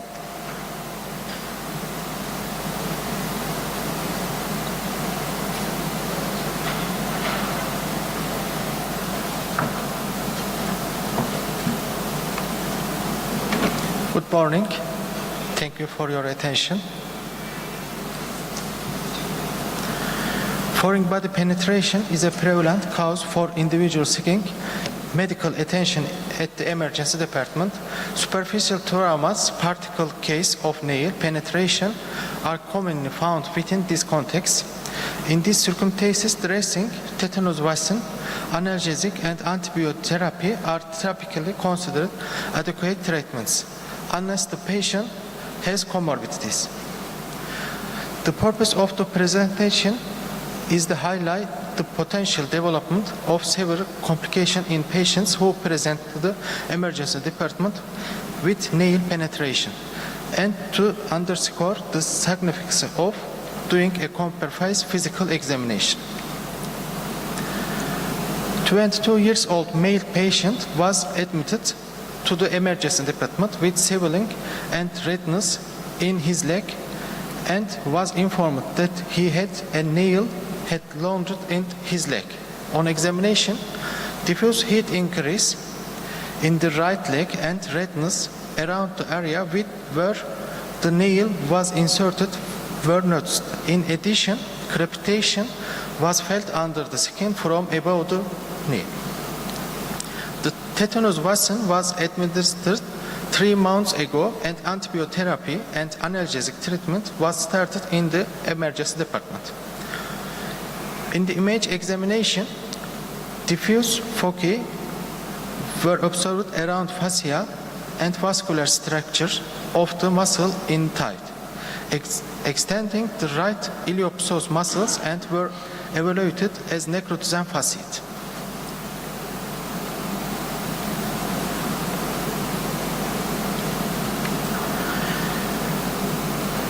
The patient was hospitalized in the orthopedic ward, and no growth was observed the wound culture.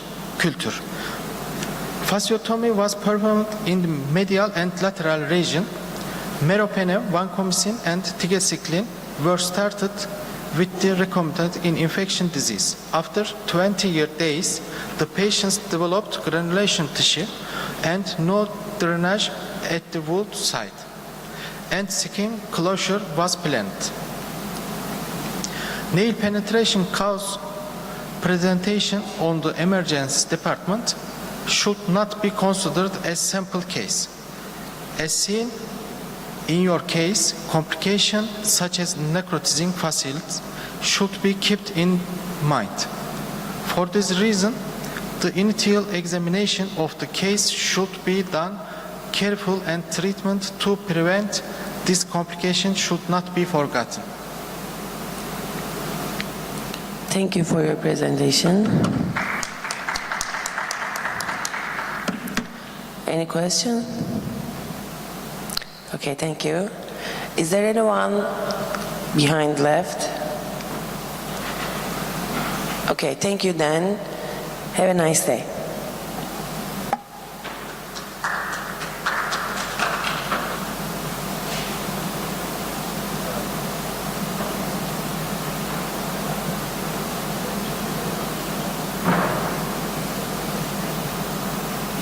In Singapore, we have 3 medical schools there, and I'm an emergency physician for 33 years.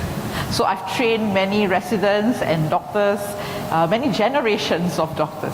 So today, I'm actually going to talk to you about how the healthcare simulation spectrum is transforming itself and how we are moving forwards and moving beyond. Right, the picture that you see here is actually a picture from Bhutan. How many of you have been to Bhutan? It's the country with the highest happiness index at one point in time.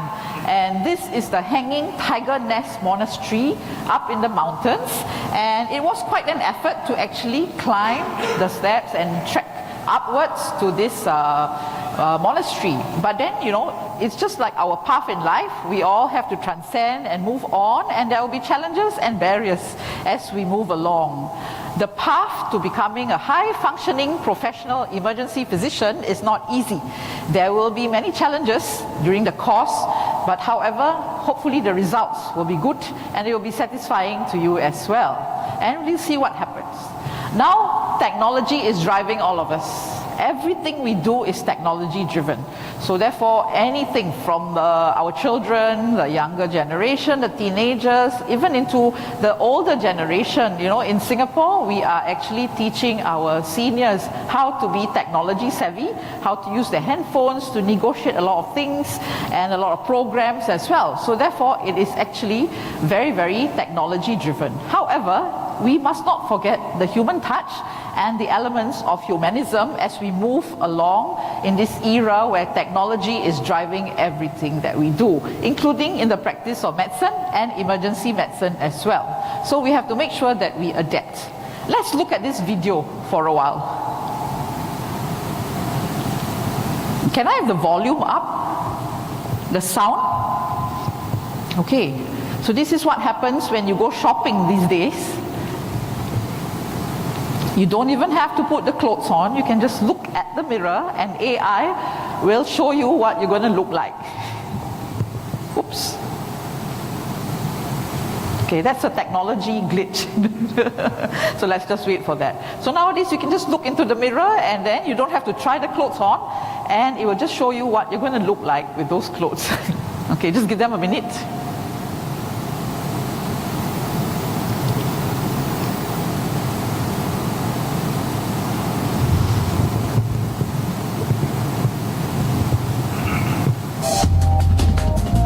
Yeah, we got the volume up already. Thank you. Yeah. Okay, so let's just see how it's going to be like when we go shopping these days with AI and with a technology-driven world.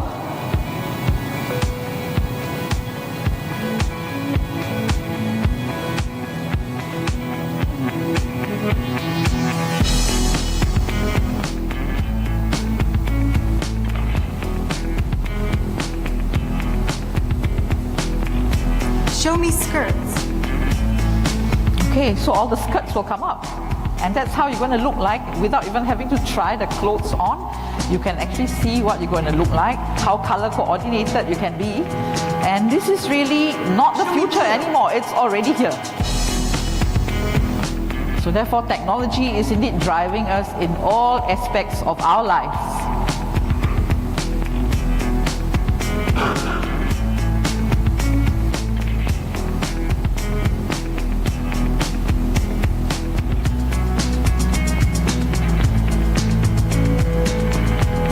This is really quite fun, especially for ladies, because you know how many times we change our clothes in the morning because we think that it doesn't match nicely.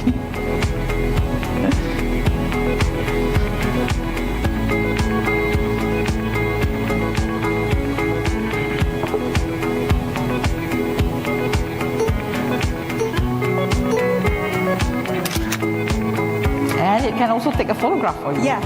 In case you want to ask for your spouse's opinion. With different backgrounds as well. So this is actually quite interesting and this is already around.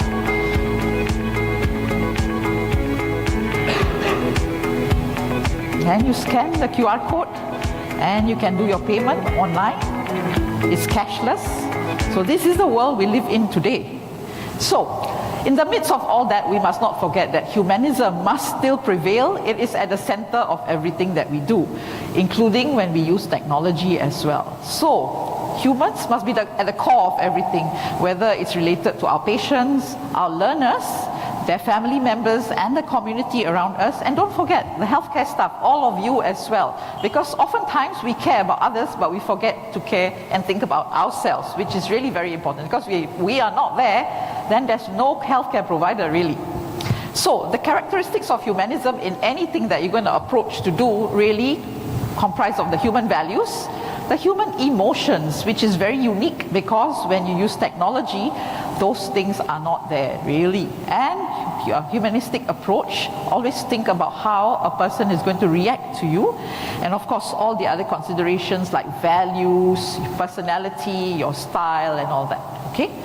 So, I'm not sure whether any one of you have read this book. It's Man's Search for Meaning by Viktor Frankl. And he says that the hardest part of being human is to continue to be human with each passing day. Just think about it, with all the technology surrounding us, do we really feel like this? You know? So therefore, what are the technology that we are most exposed to?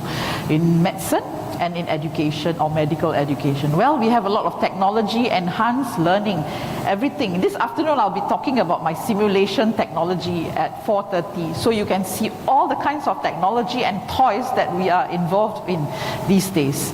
Technology-driven communications. We cannot live without our mobile phones. You know, everything is there. Even all your learning, important learning curriculums and everything are all on your phone now. And serious games. I developed serious games to teach healthcare providers how to excel in certain tasks and skills. So that's the game-changing technological tools. And then of course we do a lot of VR, virtual reality, augmented reality, extended reality, mixed reality, and all these, including robotics. Robotics is not new anymore. People are already using this to do surgery and surgical processes, and I'm sure it's the same in Turkey as well. And a lot of AI. We are looking at how to integrate AI into a lot of the things that we do in the emergency department to make things more efficient and also seamless for our patients and also for ourselves. So what does AI comprise of really? You know, we talk about AI all the time, we talk about smart technology, but then do we really know what we're talking about? Well, so AI really comprises of computer controlled processes. So there's algorithms, there's a lot of mathematics and physics involved, there's calculations, for example. You can have an AI algorithm for assessing how likely is your patient with a right lower quadrant pain likely to have acute appendicitis, or a right hypochondrial pain likely to have gallbladder disease or hepatobiliary disease. There are mathematical algorithms to help you with this, and it's run by AI. And of course, there are many solutions that you can use, equations, logistical optimization. You can see your patient flow through your emergency department using AI technology. If you're building a new emergency department, you want to look at how to run the flow of patients directly from registration to triage, to your resuscitation room, to your consultation areas. You can actually use AI to look at the flow as well. And of course, a lot of other software as well. Now, AI's entry into medicine perhaps will redefine our role as the educator, as the teacher, as the mentor, right? So at the same time, as we are using all this technology, we cannot run away from the fact that we need to use technology, because if not, our younger generation learners are not going to be motivated, and you know, they like to do things fast, short, sharp, targeted, focused, and they're very mobile. They like mobile learning, you know, and they don't want to sit there all the time for a few hours and look at the desktop, for example. So this is the kind of learners that we have to appeal to today. So therefore, we have to think about how we want to do all these things. So as we are reaching out to this group of learners, don't forget the humanistic approach, which is we want them to come at their free will, because if they are internally motivated, they will do better and they will be more passionate about what they are doing in their work, of course. And then, of course, the emotional and the motivation part is very personal, very human. These things you cannot duplicate with technology. And of course, with the changing face of technology today, we find that we are learning more in isolation. We can do it on our own. We don't have to have group learning anymore. We can have our technology devices in our own homes, and we can study anatomy by putting on a pair of spectacles, which is AI savvy, and you can actually learn anatomy on your own practically. So people are becoming isolated. People don't talk and meet face to face anymore. They can interact through their mobile devices, for example. So therefore, think about the human to human interactions that we have. Our patient contact with the physician, that's important. I mean, that is something you cannot run away from, because I think in medicine, no matter how much technology we have, the face-to-face contact is still definitely important. In healthcare, including emergency medicine, we are, I would call, a high-tech and high-touch industry. You know, there are some technology or some industries which are high-tech but low-touch. But for us, we are high-tech and high-touch because we need technology, it has to drive us, but we also need high-touch because we need the personalized approach to patients, we need to have the face-to-face contact, we need to have the therapeutic touch as we manage our patients, for example. So therefore, I like to term it as high-tech and high-touch in terms of using technology in medicine, including emergency medicine. And as AI move into medicine and into medical education as well, the human touch must not be a casualty. So don't forget about that part of it. Because, you know, in Singapore, all our emergency departments are computerized. You know, everything is computerized. Everything is digital. So therefore, what my medical officers and residents do is that when the patient comes into the room, it's a consultation patient, not a resuscitation patient lying on the bed. Then they will be typing at their computers, you know, the history, the physical and all that. And sometimes they forget to look at the patient. They forget to look at the patient. And we get complaint letters. As the director of quality in the emergency department, I get people complaining, say that when I came into the consultation room, the medical officer was typing on the computer. He practically never looked at me, you know. So we forget the humanistic aspects of the practice of medicine. We forget to look at the people that we're talking to. And because we're so driven by the task that we want to do, we're just typing on the computer, you know. So don't forget those elements. And robotics is already in. So this is a picture here about how robots are being used in seniors rehabilitation. It's very useful, you know, and they are even being used in aged homes, seniors homes, how the robot keeps the seniors occupied by singing along with them, by teaching them simple exercises and all that. But, you know, it keeps the seniors occupied. But again, you know, they need the human touch and the humanistic elements as well. Let's look at this video. Sound up, please. The Hong Kong team behind celebrity humanoid robot Sophia is launching a new prototype, Grace, targeted at the healthcare market and designed to interact with the elderly and those isolated by the COVID-19 pandemic. Dressed in a blue nurse's uniform, Grace has Asian features, collar-length brown hair, and a thermal camera in her chest to take your temperature and measure your responsiveness. So this is a robot nurse. She uses artificial intelligence to diagnose a patient and can speak English, Mandarin, and Cantonese. So look at her emotions and her facial expressions. Let me introduce you to my sister Grace. Come over here. Hi, She's got a sister as well. Thank you, Sophia. Hello, everybody. I am Grace. I am built by Hands and Robotics for Awakening Health. I can do all kinds of things for elderly people. I can visit with people and brighten their day with social stimulation, entertain and help guide exercise, but also can do talk therapy, take bio readings and help healthcare providers assess their health and deliver treatments. Hi, my friend. Nice to see you.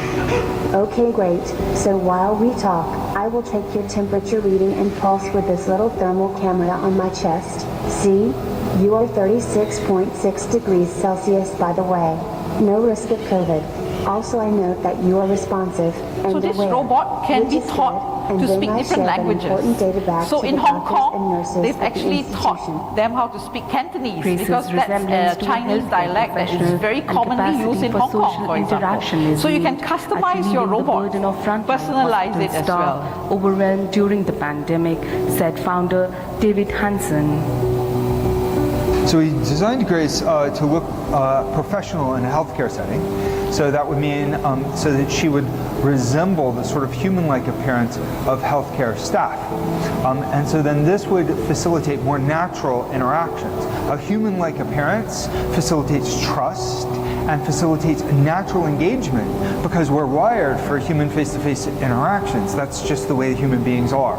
And so giving her a face that would be familiar to people, comforting to people, and also language abilities that are comforting. So we now have Mandarin and Cantonese capabilities for the Grace and Sophia robot platforms. Hey Grace, why don't you look at my face, thank you, and I'm going to show you a smile. And let's see what your smile looks like.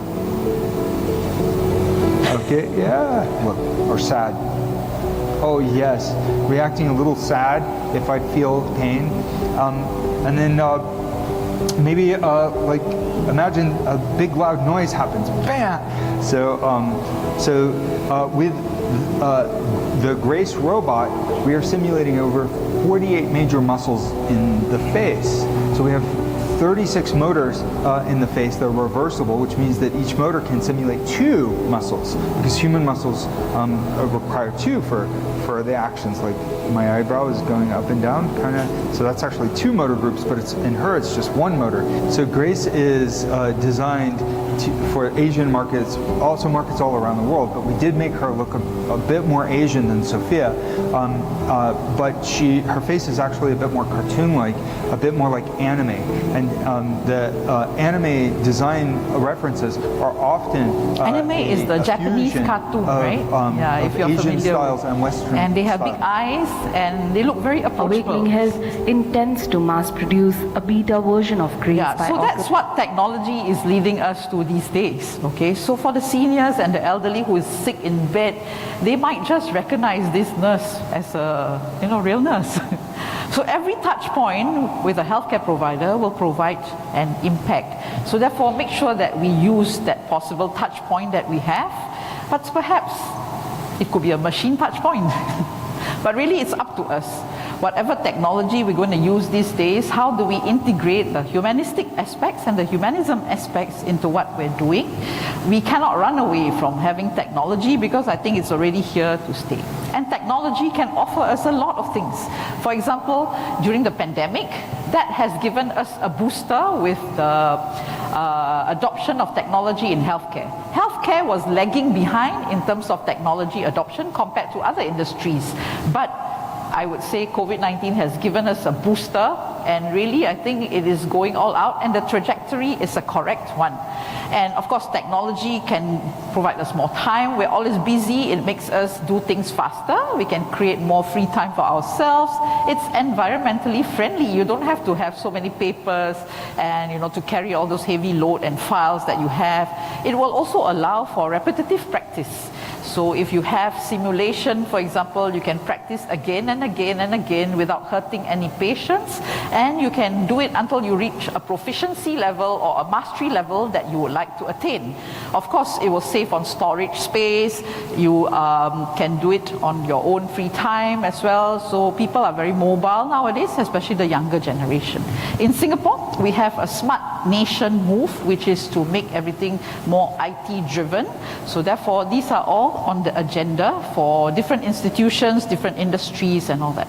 But what technology cannot really offer well is really the relationships and the interactions that we must continue to have. And of course, the social skills, the communication skills, the deeper emotions, the finer aspects of correspondence, and the touch and feel as well. That's very, very important. So therefore, technology can offer a certain amount of things, but there are certain things that we still need to have the human elements to it. So therefore, technology can enhance, but I don't think it will replace the human representations and interaction. So whenever we are adopting technology, make sure that we think about the humanistics and the humanism aspects. It's a very interesting area. And of course, these aspects of humanism are very culturally driven. How it's driven in Turkey, for example, could be very different from how it's driven in Singapore, because we are all culturally different, and in multi-ethnic, multi-racial society, we have to think about those aspects of practice, of interaction with different people, different age groups as well. So that's really quite an interesting element to think about, as well as we're moving into the future. Now, in robotic surgery, a lot of things are programmed. They use a lot of AI, a lot of computer software to program every step, which is done with precision, a lot of precision, better than the human cut, for example. But the important thing is that the human controls the robot. The human controls the computer software. So you still need to have the human elements there. So, if we look at this trajectory of the path to humanism, in the world where technology is being adopted, make sure that we look at some of these things to make sure that our learners are taken care of. They have the human elements and the humanistic aspects, and they also can experience the joy in learning, the wellness, the comfort, the ease and all that. That cannot be machine driven. In Singapore, we have a movement called the Joy at Work movement. And this Joy at Work movement is about maintaining psychological safety amongst healthcare providers. Nobody has really looked at the psychological safety of healthcare providers until COVID struck. And then people became more concerned about our psychological well-being, whether healthcare providers are doing well, are okay, are breaking down, are burning out. So I think COVID-19 has brought certain positive elements to our practice in medicine as well. So all these things are still very human, and technology may not be able to do it all. So therefore, for all of us, it's about a balance, how we want to create that balance in the work that we do, in the practice that we have, for example, and really we have to be conscious about the human elements. So when I'm using simulation to teach my residents or my doctors or even faculty, so I will inject situations and scenarios to make it more human. How do we do this? By injecting narratives to humanize the experience. Because when you write scenarios for simulation, you will actually write from experience that you have had in your emergency department, where a patient comes to life presenting with acute myocardial infarction in cardiogenic shock, or diabetic ketoacidosis, with severe sepsis, So those are the stories, the narratives that are very important, that helps us to keep our scenarios and our simulation human. When we do debriefing after the simulation, we are usually doing it face to face. That's the best. And of course, there are virtual debriefing sessions, which we have done during COVID especially. But again, there are certain limitations to it, but it can be done. It still works, and I've done many of those virtual debriefing sessions as well. But of course, it will be more satisfying if you can do it face to face. And then of course, we can use hybrid simulation to humanize our simulation sessions. I'll be talking about this in the afternoon at 4:30. If you're interested to see how we integrate a lot of different tools and toys into simulation by using hybrid simulation, do come for that session later. And of course, we can combine live and virtual sessions together to make it more humanistic as well.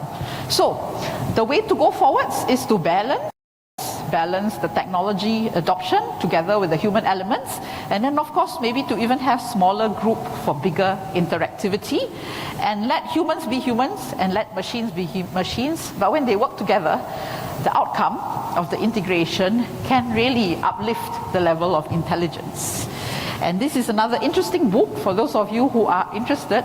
You can actually check out this book, Deep Medicine, How AI Can Make Healthcare Human Again. Quite contradictory as the title, but I think it's quite an interesting read for you who have the time. Again, I cannot overemphasize the need for balance with technology and humanism. Moving forwards, I think the digital economy is here, the green economy is here, the care economy is here.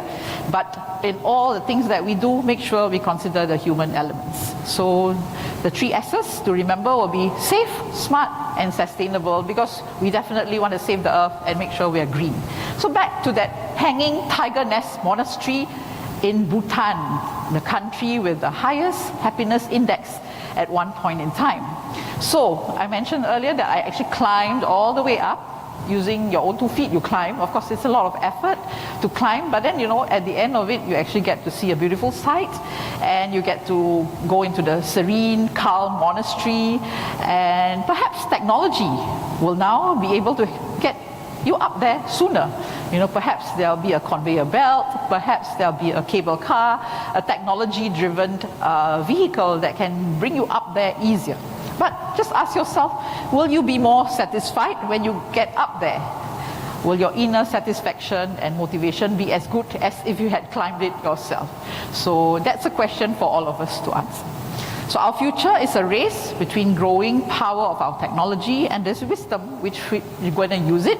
So let's make sure that wisdom can have a bit of an edge over that. So thank you very much. And if there are any questions, I can take them. Thank you.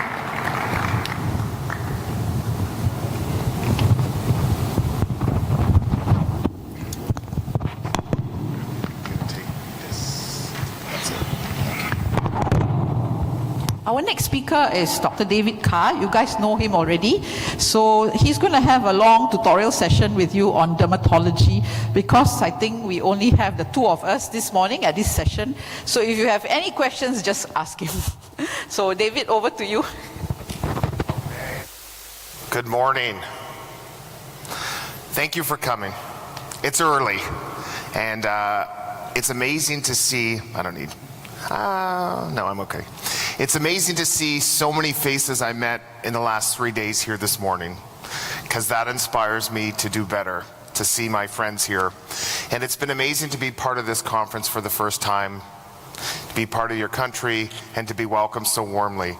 So thank you all for that. Yesterday, I gave a talk on 20 years of my career and what I think about. Today is different. Today is 20 years of my career in pictures. This is it. These are 20 years of rashes that I've captured on my phone or my camera that made a big difference to me. And what I'm going to do today is I'm going to show you 16 rashes.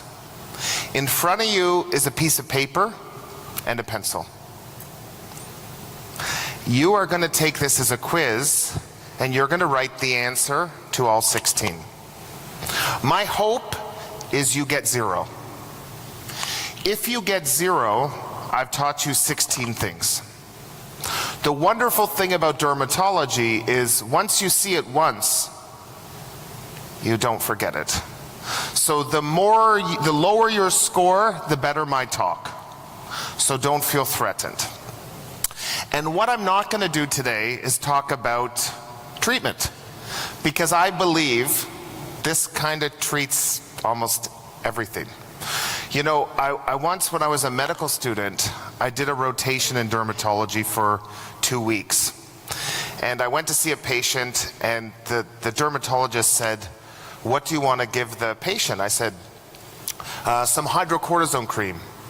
And she looked at me and she said, "That is a great answer, but if you write hydrocortisone cream from a dermatologist's office, people aren't going to think we're dermatologists. You have to write something different to confuse the other people to think we're specialists." So we're not going to talk about this. 16 pictures. Is everyone ready to go? Okay, so what I'm going to do is I'm going to give you 16 pictures with 16 stories. I'm going to go quickly in my Turk English. I'm going to go slow, and then we're going to come back and we're going to make it like a quiz. Now, you in the purple shirt in the back, do you want to come closer? Or you this is a really fun, intimate session. You two, I know you're having fun together. Come closer, more intimate. Let's just make this like a fun activity. Sorry to pick on people. I won't pick on people for answers though. Okay, the first person gets referred to your emergency department. They've been on cephalexin for 7 days. Both of their legs are infected. They get referred to you for intravenous antibiotics because they're not getting better. That's your first patient.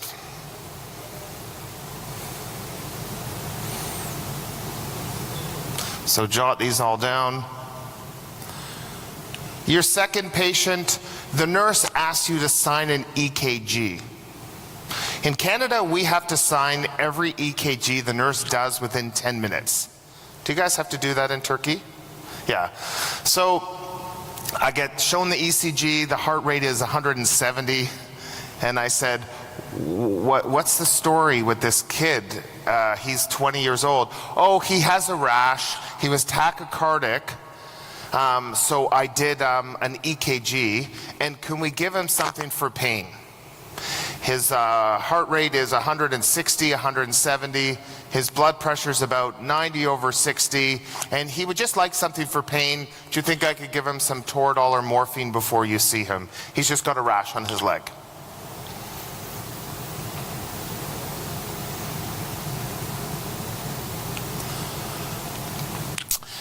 This is a kid that I saw this summer, and I see him every summer. He's a kid who got stung by a bee. It got hot, it got red, it got warm, and he got put on some cephalexin. It wasn't getting better the next day, so he's referred to the emergency department for intravenous antibiotics.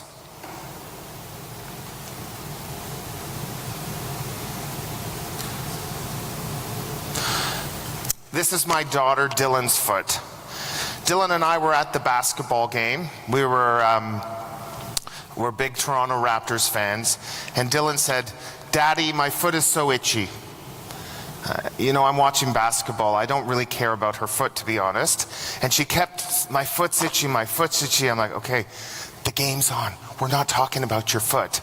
You know, everyone has that one child who, she's my one child who kind of always, "Daddy, daddy, daddy." So I said, "Dylan, we'll deal with your foot after the game. Can we just watch the game?" She said, "Can I take my boots off?" I said, "You're not going barefoot at the basketball stadium." So the next day, her mother sends me a text that says, "I understand Dylan told you her foot was bothering her. You didn't look at it. I thought I would send you the picture. What's wrong with Dylan's foot?"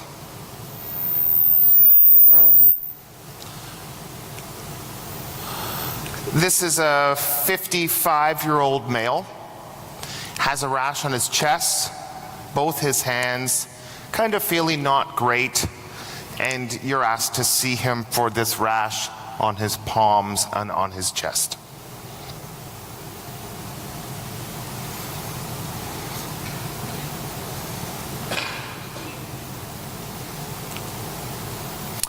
This is one of my favorites. This is the patient's camera. The picture on the left that looks pretty good with the piece of gauze is when he presented to the emergency department.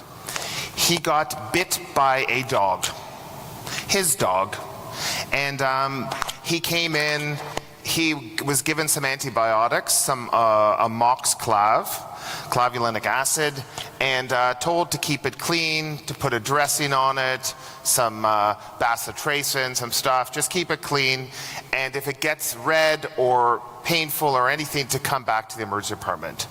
And he came back 2 days later with a very itchy rash on his hand, and he said, you know, they told me to come back if it gets worse, and I saw him and it looked a lot different than it did from the picture he showed me a few days prior.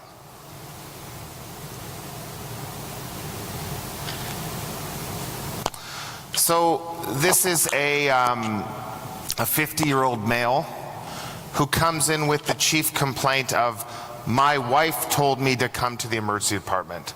Now, I don't know what it's like where you're from, but in Canada, men are the inferior gender.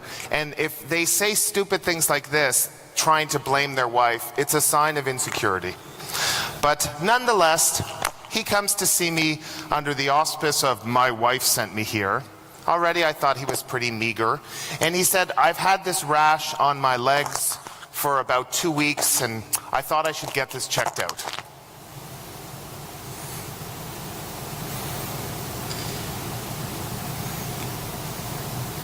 Okay, this is a strange story. This is a gentleman who was going on a cruise. He was going on a cruise in Hawaii in the United States, and when he was wearing like a tank top, he had recently been sick with strep throat. And when he got on the cruise, do you guys like cruises? Does anyone go on cruises? You're a cruise guy? Okay. So he's about to go on the cruise and they're in line and the person says, "Whoa, whoa, whoa, whoa. You can't come on the boat. Not with that. You could like get the whole boat sick. You must see the ship doctor. I wonder if you have chicken pox." So he goes to see the ship doctor with this rash on his back, and the doctor says, "Oh, he doesn't have chicken pox. He's safe to come on this cruise to Hawaii." And he goes on this cruise to Hawaii and he's actually gets better in Hawaii a little bit, and he comes back to see me in Canada for this rash on his back. So this is a strange request. This is a woman who comes in saying, "Can I have a prescription renewal?" Now, when people come in for prescription renewals in Canada, they're not asking for cholesterol pills, they're not asking for thyroid pills, they're usually asking for either opioids or benzos. This woman says, requesting valcyclovir. So she says that she has had shingles every month for the past 2 years. And she gets shingles on her butt. This is her left buttocks. And she gets shingles every month, and she's visiting from out of town, and all she needs is a prescription for valcyclovir, and she wants to go home. So every month she gets shingles, she just wants valcyclovir, she's ready to go home. This is an 8-year-old boy. You can see he has an IV. Kids don't usually get IVs, which means he's sick. He has a fever, not feeling well. He has a history of atopic dermatitis, and it seems to have broken out, and he has this rash that's all over his arms and his body, and he doesn't look well. And his mom brings him in to see you. This is the, sorry for all the buttocks pictures, this is a 6-year-old child. His dad is one of our emergency doctors, and he's had this rash on his bum for a while. So at first, the dad just gives him some hydrocortisone. Maybe it's a bit of dermatitis. Then the dad says maybe he has a pinworm. Any parents here? Have any of you ever tried to look for pinworms in children? So it's a crazy thing once you have kids.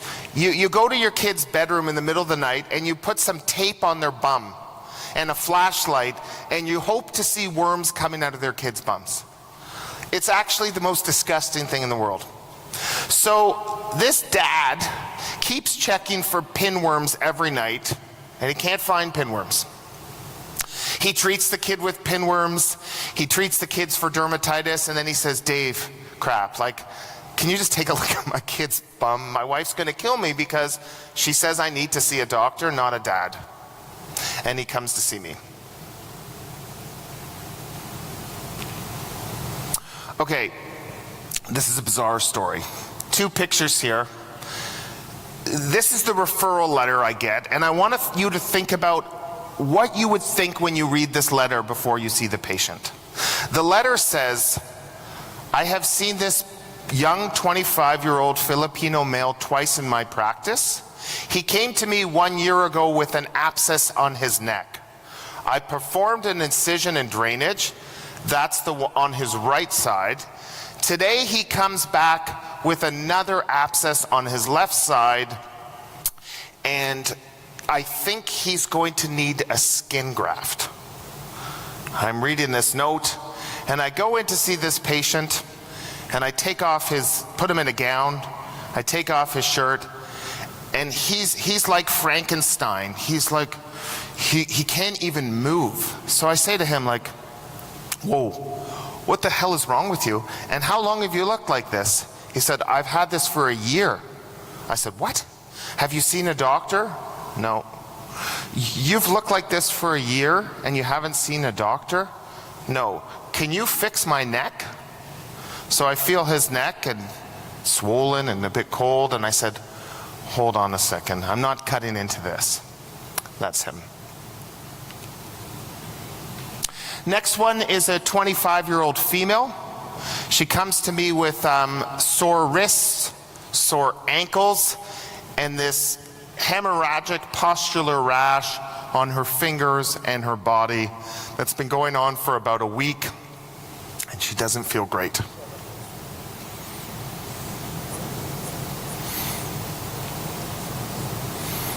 So this is a guy I saw last winter.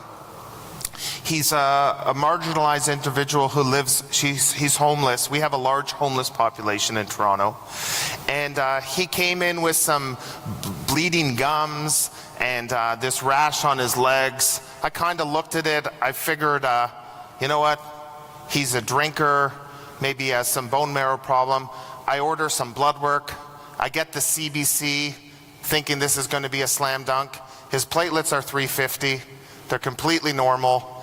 And I look at his rash, hoping it was thrombocytopenia, but it ain't. And that's his rash.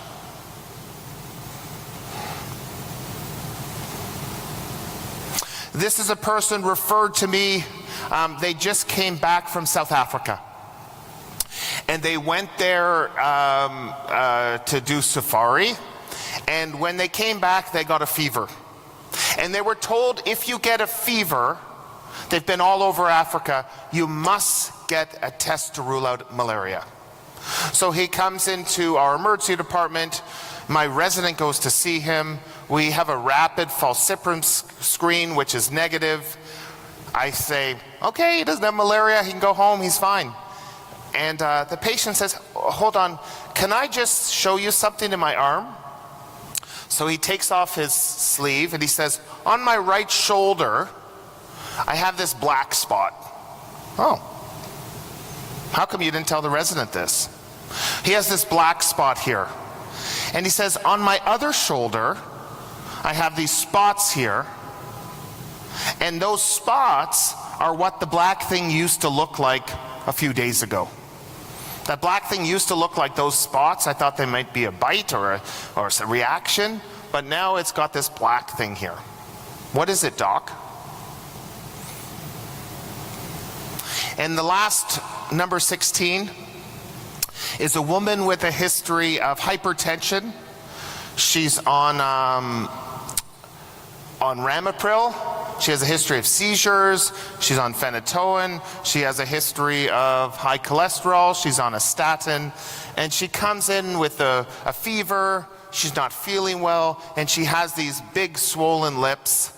She kind of looks like Angelina Jolie. And she comes to see you to say, what's going on with this? My face, why is it so puffy? And why do I have this rash on the body?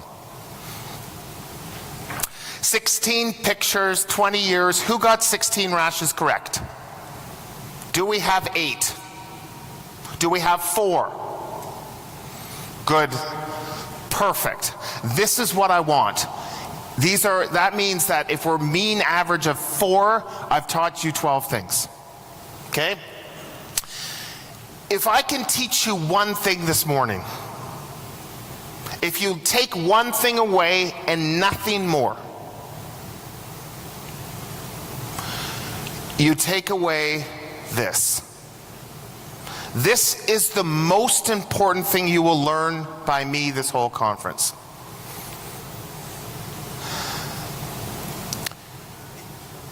Who knows what the first rash is? Anyone want to shout it out? So this person has stasis dermatitis. You do not get bilateral cellulitis. Cellulitis doesn't work where you get it here, skips this stuff, and goes down the other way. That's not how things work. If you write in your chart bilateral cellulitis, I want you to know that somewhere I will be watching you, and I will be looking down on you, and I'll be shaking my head like this.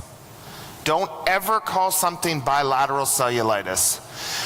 We get sent these people all the time. You do not get bilateral problems at the same time. And it's a cycle of unnecessary antibiotic after unnecessary antibiotic, and stop the cycle. These people need weight management to lose weight. They need a steroid. Now, usually we just give everyone hydrocortisone, that's fine. They actually need a real steroid. Something like clobetasol, which is a class 1, a very potent steroid. And they need their circulation checked. Ankle brachial stuff to make sure they don't have arterial disease. But this is something we do terribly in Canada, and I'm gonna guess all over the world people just give antibiotics and get these people out of their emergency departments. Okay, let's look at picture number 2. Who wants to guess? This is the guy who has a rash, who's tachycardic, who's hypotensive, and is requiring pain management. I want you to shout out in Turkish or English what this person has and what you're worried about. What's that? What's that? Same here. So let me tell you something. Cellulitis never makes you sick. You don't have unstable vital signs. If you have cellulitis, you rarely have a fever. But if you see unstable vital signs, and if you are giving opioids, this is necrotizing fasciitis. You can see some bruising. This is a young kid, and saw this kid. I don't even care what you think the rash is. If you are hypotensive, tachycardic with a rash, that is neck fash. And you need to give this broad spectrum antibiotics, some vancomycin, some piptazo, some clindamycin, and get them to see a specialist immediately. This kid, I called plastics. We went straight to the CT scanner. I had done a bedside ultrasound which showed gas, and within 15 minutes he's in the OR. But the key is, if you write a prescription for morphine for someone with cellulitis, you better assume that they have neck fash. Because cellulitis is just a problem of the epidermis. It doesn't cause pain. If it's painful, there's something deeper going on that you've ignored. So unstable vital signs, and if you're given opioids, you have to think about either a necrotizing cellulitis or a necrotizing fasciitis. Both of these people don't look well. And feel free to scream out, to interrupt me. We've got lots of time. Yeah. What was the culprit? Because his skin, so the question was, what was the cause of the bruising? As you start to kill tissue, you eventually just bruise. Because you go into DIC, and you start just bleeding all over. So he was just in septic shock and starting to bruise all over. I see this kid every summer in Turkey.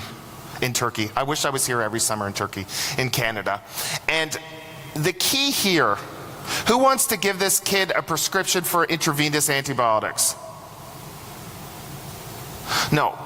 I think we have a major problem, which is somehow people come to see me when they get stung by a bee.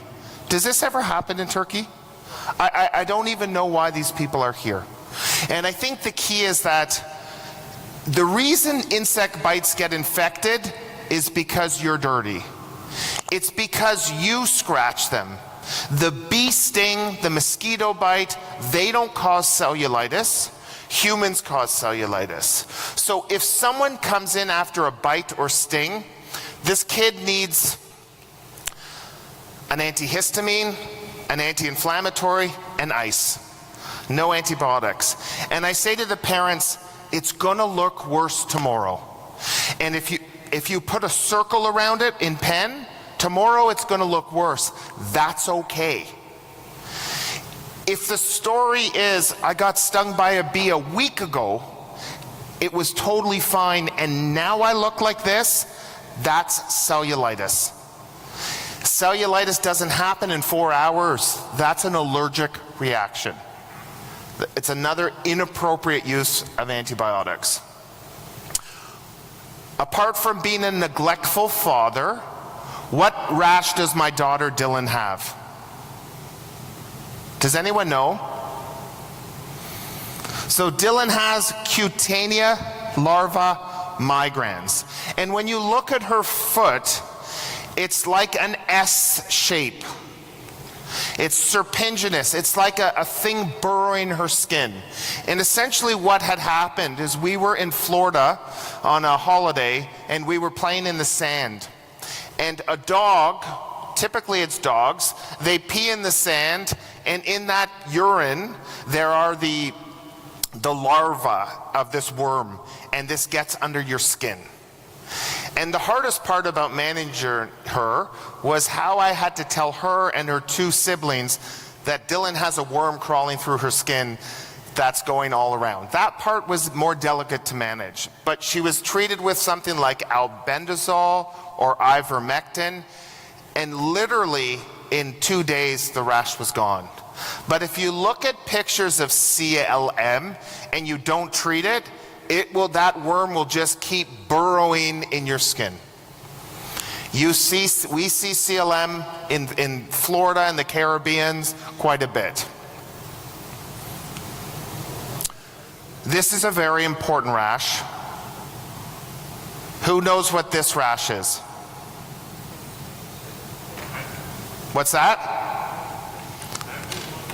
You're brave. You're brave. I'm going to come chat with you. What do you think it is? Hand, like a disease. Like hand, foot, mouth? Is that what you're saying? Yes. Okay, what if I told you the feet and the mouth are normal? What's that? Just on hands, right? So it's on his chest and his hands. He's a men who have sex with men. Yes. So this is syphilis. And syphilis is something that we see a lot. Do you have a lot of PrEP? Do you know what PrEP is? PrEP is pre-exposure prophylaxis. So in our men who have sex with men community, a lot of them are on PrEP to prevent HIV. It has done a wonderful job preventing HIV, but people don't use condoms as a result. And we've seen a major surge of syphilis in Ontario and in Canada. What we know about syphilis with our data is 98% is male, and 91% of our syphilis is in men who have sex with men. The most interesting thing for the residents and the learners is you're always taught that syphilis has this chancre on the genitals before. But what's startling is that 85% of women and 65% of men never had the chancre, which means it's not that relevant. It's the classic description of syphilis, but it's not the common presentation. We see tons of this. It often gets misdiagnosed as pityriasis rosacea because it's a rash on the chest. It gets misdiagnosed all the time. Do you see a lot of syphilis in Turkey? Yeah. Let me ask you this. Here's a bonus question. What happens when you treat this person with penicillin? So they have syphilis. You look at this and you're like, ah, you have syphilis. And you give them bendazine penicillin. What happens after you treat them? Do they feel good? They come back the next day with a fever, a headache, and a stiff neck. I see someone nodding. What is that called? Jerish-Herxheimer. So Jerish-Herxheimer means you made the right diagnosis. It's the killing of the spirochete makes them come in with fever and feeling crappy, and you tap yourself on the back, say, I nailed it. Okay, next rash. Of the rashes I show you, this is the second most important rash. The first one is stop treating bilateral cellulitis. And what's the cause of this rash? Remember, this is the dog bite who comes in with an itchy rash, not a painful rash, after the dog bite. What do people think? What's that? So staph infection, okay. I'm going to say he's itchy. Excellent. So this person has contact dermatitis. If you look at the picture, it's very much maps the gauze that it's on. And so many people are allergic to the topical antibiotics, the neomycin, the bacitracin that is put on. But I'm going to make it even simpler. When you see a rash, say to the patient, is it itchy or painful? If the answer is it's itchy, then it's an allergic reaction. Cellulitis isn't itchy. It hurts, it burns, it's irritating. But this is classic. And it's classic, and a lot of the times, again, you just have to say to the person, you don't need antibiotics, stop the bacitracin. And I tell people, because in our culture, everyone likes to put bacitracin on every wound. Remember, there's no data to support this practice. You could put Vaseline on, it would do the exact same stuff. It's just a moist environment for healing in macrophages. If you use Fusidin, you have Fusidin here, that has a lot less reactivity than people who are allergic to neomycin or bacitracin. Go looking for this, because you're going to see it, especially if there's been a break in the skin like you see with the dog bite. Does anyone know what this person has? This is that annoying guy who says his wife told him to come here, hiding behind that, with this rash on his legs. You're going to see this in your practice in people who use heating pads, and sometimes they'll get this on their back. Does anyone know what this is? So this is called erythema ab igni. We see it for people who put their laptops on their legs, or where you will see it is people with chronic back pain who fall asleep with a heating pad on their back. And it's a thermal burn of the back, and it causes this livido-like rash and this brown hemosiderin stain that will never go away. You got this, dude, forever. And it has a small malignant potential for squamous cell. So if you tell people to use heating packs, just tell them, make sure you don't go to sleep with it, put it for brief periods. And you also, it used to be described in people who would sit at campfires and they would burn their shins with repeated heat exposure.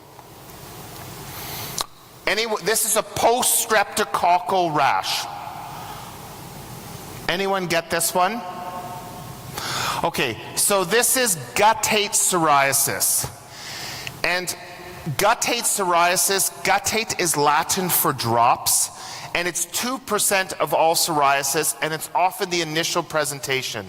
But it happens about 7 to 10 days after strep. What I want to show you is we are a very diverse group here, that everyone has different skin color and different levels of melanin in their skin. This is a person I saw with guttate psoriasis who's Caucasian. And I want you to look at the difference. And what I want you to realize is that you need to know dermatology for everyone. A lot of the dermatology books are just for white people. And they show white people's rash, but they don't show darker rash. And Malone Makwande wrote this great book on minding the gap and showing the way skin presents differently in dark-skinned person. When I saw this rash, I think about it as these are plaques, and if you put all them together on the knee or the elbow, you'd be like, dude, you have psoriasis. Easy. It's harder if you're not familiar with the presentations of different ethnicities. So be mindful of that gap in your skin. And guttate is these classic drops or plaques that, as opposed to being on the extensor surface, are on your body. Okay, tell me, did anyone, this is the woman who's come for the last 24 months. She gets shingles every month. Does that make any sense to you? Zero. It certainly looks like shingles. And the story is it burns. And the story is I get valcyclovir every month, goes away. Does anyone know what she has? So, like in my talk yesterday, I don't know what she has, but I'm pretty sure it looks like shingles. But I know it doesn't make any sense because you can't get shingles every month. So I go on Google and I write recurrent shingles in the buttocks. And this comes up. It says, your doctor is stupid. You have an STD. It's called sacral herpes. Now, if you put this rash in the front, you'd all be like, yeah, they have genital herpes. I want you to think for a second. Think about the way people are intimate. People like to cuddle, people like to spoon. I won't go in any details, I'm in Turkey. But you have to be imaginative, bitches. If this was on the front, you would know this is an STD that's the same friggin' dermatome. Be creative. This is sacral herpes. You don't need Valtrex. You need to be Valtrexed forever. You need daily suppressive valcyclovir. You have an STD. What happened 2 years ago? Well, I met my partner. Herpes, unfortunately, you got it for life. It's the one thing you never want because you don't shake it. Okay, this is an important one. Kid with the rash, kid who has sick, kid who has a history of atopic dermatitis. Does anyone know what this is? So this is eczema herpeticum. So what happens here is mom has HSV1, mom has a cold sore, child has eczema, mom is snuggling with child. Herpes plus eczema, eczema herpeticum. And this gives you these painful lesions. Remember, itchy is okay, painful is bad. These are painful lesions which are monomorphic, meaning all the lesions look the same. And this is not impetigo. One of the things you say, oh, maybe it's impetigo, but this kid is sick. And they need IV antivirals, which can precipitate in the renal tubules, so you have to give a lot of fluids. Anyone know what this kid has? This is the one whose father has a doctor in my department who's tried steroids, who's tried pinworms. The kid's not getting better.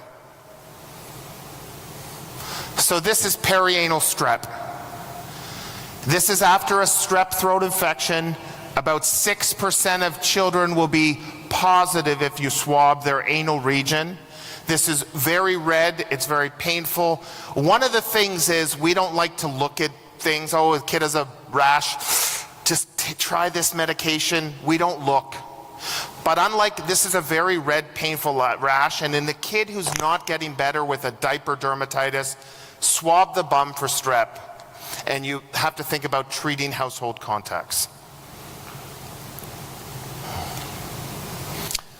I feel like I'm in a part of the world where you may see more of this than I do. But this is the first time I've seen it. This is a Filipino male who's come in with this abscess on their neck and a recurrent abscess. Does anyone know what this kid has? What's that? Yes. So this kid has scrofula. For me, in Canada, we don't have TB, but I'm going to tell you something. You don't have to travel. You have to look at who are the ethnic groups. Remember, 1 billion people in the world have TB or are carriers. So if you hang out with a high-risk community, you could be exposed to TB. And this person has had this for a year, and it's spreading like wildfire. He's been untreated, living with multiple people, working. He's just exposed the world to TB. No blame, but the point is, I think we're all good at realizing that if someone comes in with a cough and shooting up blood and they're in a high-risk group, you think about TB, but extrapulmonary TB is something you have to worry about. I think I have a couple more. Young woman, arthritis, rash. Anyone got this? You see where I'm focusing on today. This is disseminated gonorrhea. And I think the key thing about disseminated gonorrhea is it happens about 3 to 4 weeks after the initial infection, and there will no longer be urogenital symptoms present. So if you ask her, do you have discharge or odor? She'll be like, no. But if you say, in the last month, have you had an STD-like symptom? She would say yes. And for some reason, it's much more common in women than men. 4 times more common in women than men. And they get this arthritis dermatitis. So they get these hemorrhagic vesicular pustular lesions, and they're just sore joints. And they obviously need treatment.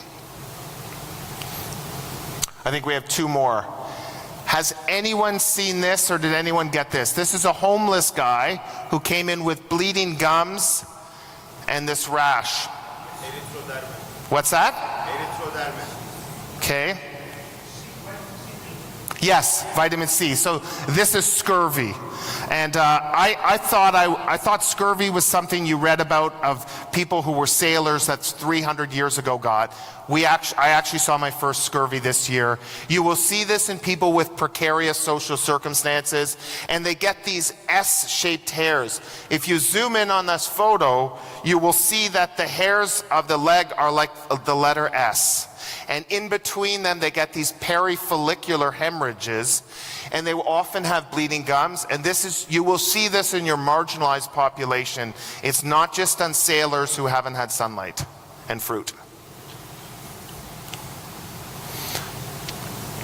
This is our traveler who's come back with the fever, who doesn't have malaria. What do you got? He has an eschar. There's not many things that cause an eschar. And if you Google search eschar after return from Africa, you find out that he has African tick bite fever. If you work in this part of the world or you do global health, you're like, yeah, we see this all the time. If you work in Canada, you're like, what the hell is this? If you want to be a good doctor, you need to be able to look after people from all areas of the world. And this is a classic African tick bite fever. I remember I looked it up. I took a picture on my phone. I was so excited, and I called infectious disease, and I said, this is African tick bite fever? He's like, yeah, obviously. He ruined all my excitement. He's like, yeah, everyone knows that. And this was classic. I gave him some doxycycline. I actually called this guy to see how he's doing, because I was really happy, and he was totally fine within a week. And the last rash of the day, rash number 16, anyone know what this is? This is a person who's on an ACE inhibitor and is on phenytoin dilantin and is sick. It's a bit of a trap. The trap is, I want you to say that she has angioedema. That's the trap. She doesn't. If you have angioedema from an ACE inhibitor, you don't get a fever, you don't have a systemic rash, your face is swollen, your uvula can be swollen, but you're not sick. She has something called DRESS. Has anyone seen DRESS? Yeah. So DRESS used to be called delayed phenytoin hypersensitivity reaction. It's often started, it's a late effect. So delayed reaction, usually after starting phenytoin, and these people are sick, and DRESS stands for drug rash with eosinophilia and systemic symptoms, and they're sick. There's not a lot of rashes that make people sick. In my talk, we talked about neck fash, we talked about DRESS, but most people aren't sick. That's 16.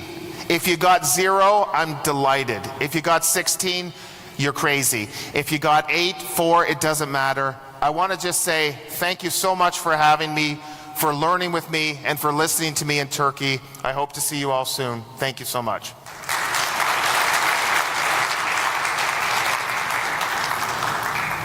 I'm happy to take any questions about sports, life, anything. Come up, chat with me. Because I'm heading to go visit Antalya.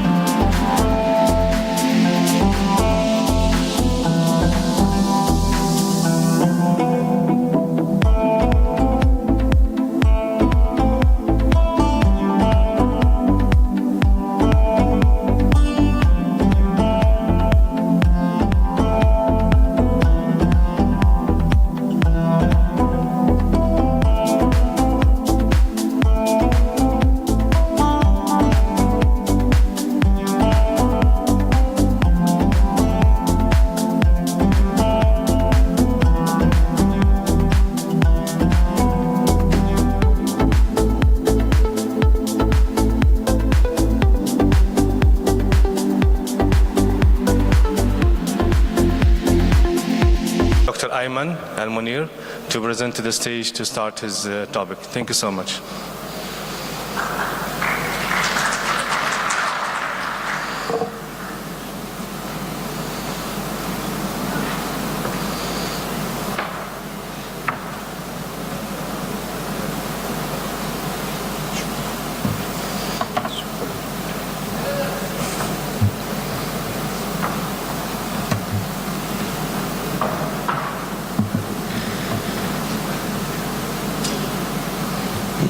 Good morning. My name is Dr. Ayman. I came from Mohammed Medical Corporation in Qatar. I'm working as Director of Clinical Research in Trauma and Vascular Medicine with background of cardiology.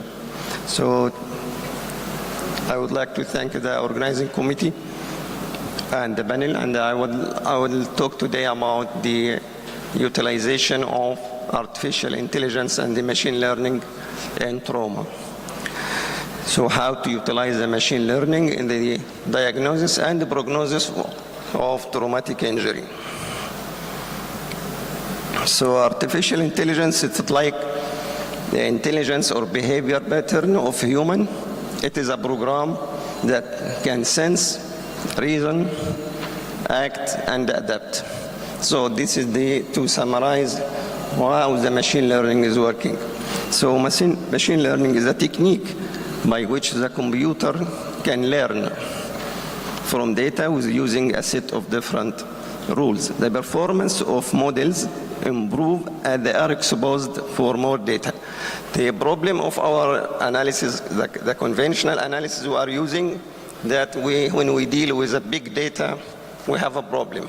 Also with a connected data, again the software available like SBS or R or so on have a problem with the big data and the connected data. So the machine learning have solved this problem. The other type of machine learning is a deep learning, which is a multi-layered neural network that learn from huge amount of data. So as I mentioned, artificial intelligence, the privilege of using artificial intelligence is to use more data, better quality of data, and more connected data. And as these psychologists, they say that when human can handle 4 independent variables, and when we go for 5, we lost. So this means that our capacity to analyze is limited by the number of data we going to use it. But machine learning or artificial intelligence is solving this problem. So I'll quickly summarize what is how to start doing the machine learning in our analysis. So first we have the problem selection, then go for the data collection, then we have a model development. Model development we created after collecting the data and specify the inclusion and the exclusion criteria. Then the system will be trained and validate the data you entered and give you a certain model. From this model, you can choose which one is the best to use. The example of using the artificial intelligence is the matching patient condition to appropriate physician and intervention. So it can quickly when you enter the data of the patient, the machine learning can quickly give you what is the best physician or timing or whatever you want. This according to the predefined data you enter to the model. So it can help the physician for patient diagnosis, patient prognosis, organize the images. It is very important, machine learning, when we go for imaging. It helps a lot to let you understand what is the problem or where is the lesion in the imaging. So instantly find the physician, I say, and also it can schedule the appointment with the physician. The assisted doctor for searching which protocol can be applied also. So in our conventional statistical analysis, when we go for the prediction, we use a multivariate analysis and logistic regression. Also, the machine learning can utilize the logistic regression and another model such as decision tree, random forest, and artificial neural network. This will, which model is you can choose, it depends on your aim and the outcome you are looking for.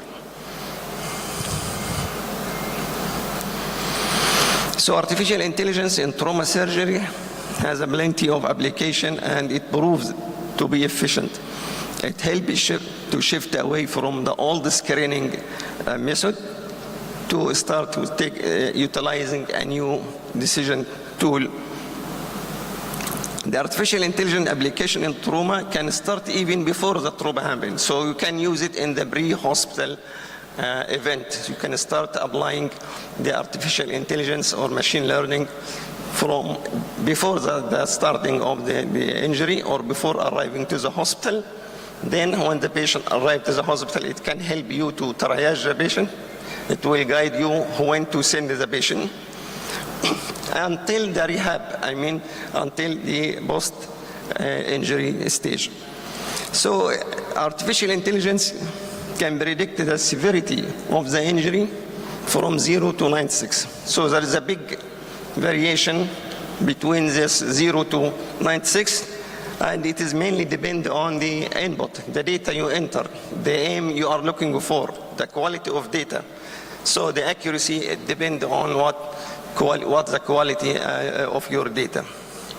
So once injury happened, artificial intelligence help triage, as I said before, arriving to the hospital, and also to solve the problem with the trauma volume, the high number of patients. So it can predict what the expected volume every day. So you can the machine learning can tell the physician or the administrator how many or expected cases will come tomorrow, for example. So one of the model of artificial intelligence, it's called ANN, the artificial neural network, can predict the ICS, the total number of trauma, the number of penetrating trauma in every day. Once a patient reaches the hospital, the physician will use the predefined data, the vital signs, the initial lab, the imaging, all will be entered to the machine learning, and the machine learning will guide you for the best diagnosis or the best site for place for triaging, and also tell you what is the intervention can be used.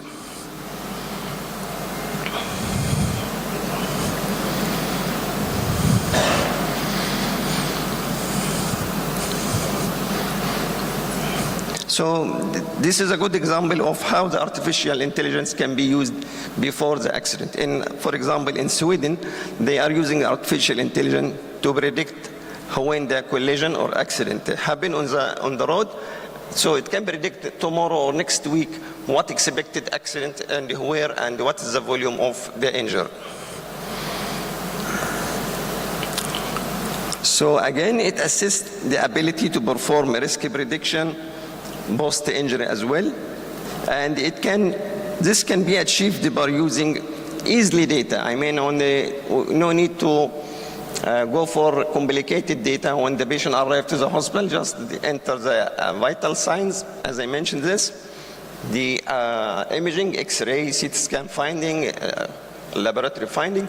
All this will be entered automatically in the Cerner, for example, and the machine learning will tell you what we can do next step. Also, one of the important things for the machine learning, especially for the junior doctor, he cannot detect unseen injury like cervical injury in patient who's in coma. So with using the model like ANN, it can predict the cervical injury for the patient. It can tell you there is a high probability that this patient has cervical injury. So there is many area had utilized the artificial intelligence and the machine learning in trauma, for example, in spinal trauma.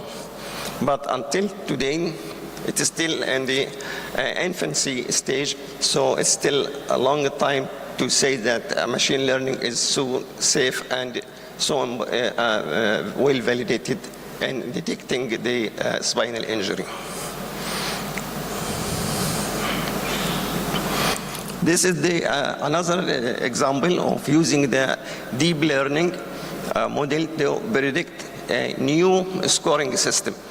It can give you a combination of all the scoring system we are using in trauma and end up with a more suitable or more convenient scoring system. How we decide this is the best model or the best way we are using for the patient, then like our statistical analysis, it will give you each model and what is the area under the curve, what is the sensitivity, what is the specificity, and so on, a negative predictive value. Which one of this we can use, it depends on your aim. If you are looking that we are not willing to miss any patient, for example, for mortality, we don't want to miss any patient, so we don't want to have false negative patient. Or in another thing, when we diagnose, we don't want to have false positive, for example. So depending on your aim, the machine learning will guide you to what is the best model you can use. This is also another interesting thing for the junior resident to diagnose hip fracture in the emergency. And this study is a very nice study. They created this model and they give it to the resident, and through this imaging they found that inexperienced resident can predict perfectly the site of hip fracture after utilizing the machine learning. So machine learning actually help more for the junior people.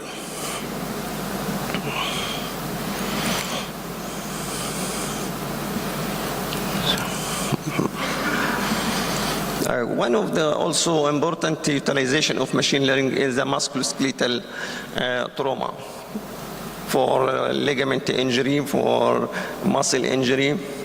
This also easily missed in the X-rays. So this machine learning can guide the physician about the accurate location of the injury. In traumatic brain injury, it is very important because there is a limitation to predict what is going on or what will happen for the patient with brain injury, because a lot of factors will play in the prognosis of brain injury. So if you utilize that machine learning or artificial intelligence and trained the system about what is the important variable we should use for this patient with brain injury, this is very helpful with the machine learning. So it can reduce the cost, no need to have a lot of imaging, no need to use a lot of biomarker, you can save the cost, the resources, and also it can save the life of the patient because this will be done in few seconds. So we will save time also. This is a study we have done in Hamad Medical Corporation in Qatar to predict the prolongation of the time the patient spent on the mechanical ventilation. First, we define what we mean by prolonged mechanical ventilation for the patient. Is it 7 days or 10 days or 2 weeks? The machine learning can use all these three and give you the best way to predict this patient will stay longer time on the mechanical ventilation. So how we do this? This is the simple summarize like any study. We will start, for example, in Hamad we have a national trauma registry, and from this registry we have the data preparation. I clean the data, inclusion criteria, exclusion criteria.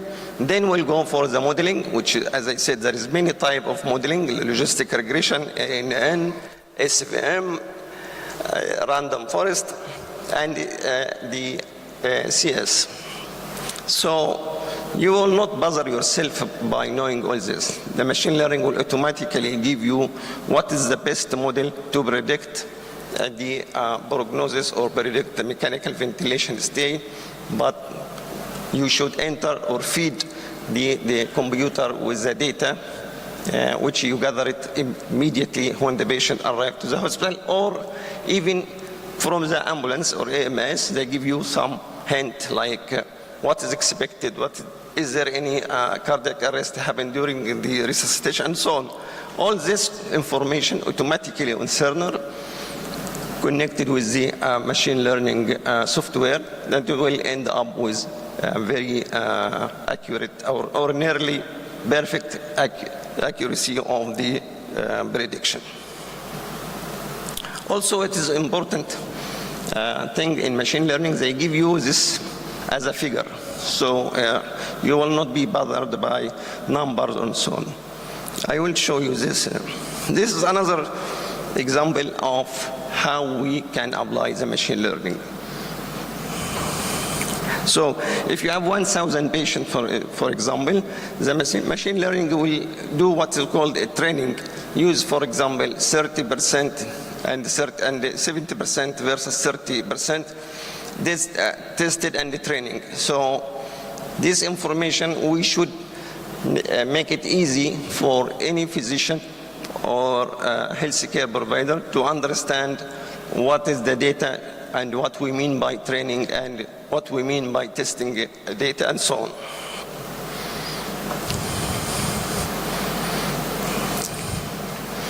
Well, this will end like I told you that the model will give you sensitivity, specificity, negative predictive value, positive predictive value, whatever. And this will be applied for example, 1 week stay on the ventilation, 10 days stay in the ventilation, 2 weeks stay in ventilation, or longer. So each group of this patient, the machine learning will be trained to give you the best model in each timing. If I want to say who will stay 1 week, then we summarize you what is the area under the curve, what is the sensitivity of this variable, and also give you how to predict the 10 days, how to predict the 2 weeks. Why we should know this? Because this is important to remove the ventilation early as possible. As you know, it can cause infection, VAP, for example. Also to know when the patient have tracheostomy. This is also very important to relieve some stress from the ventilated patient.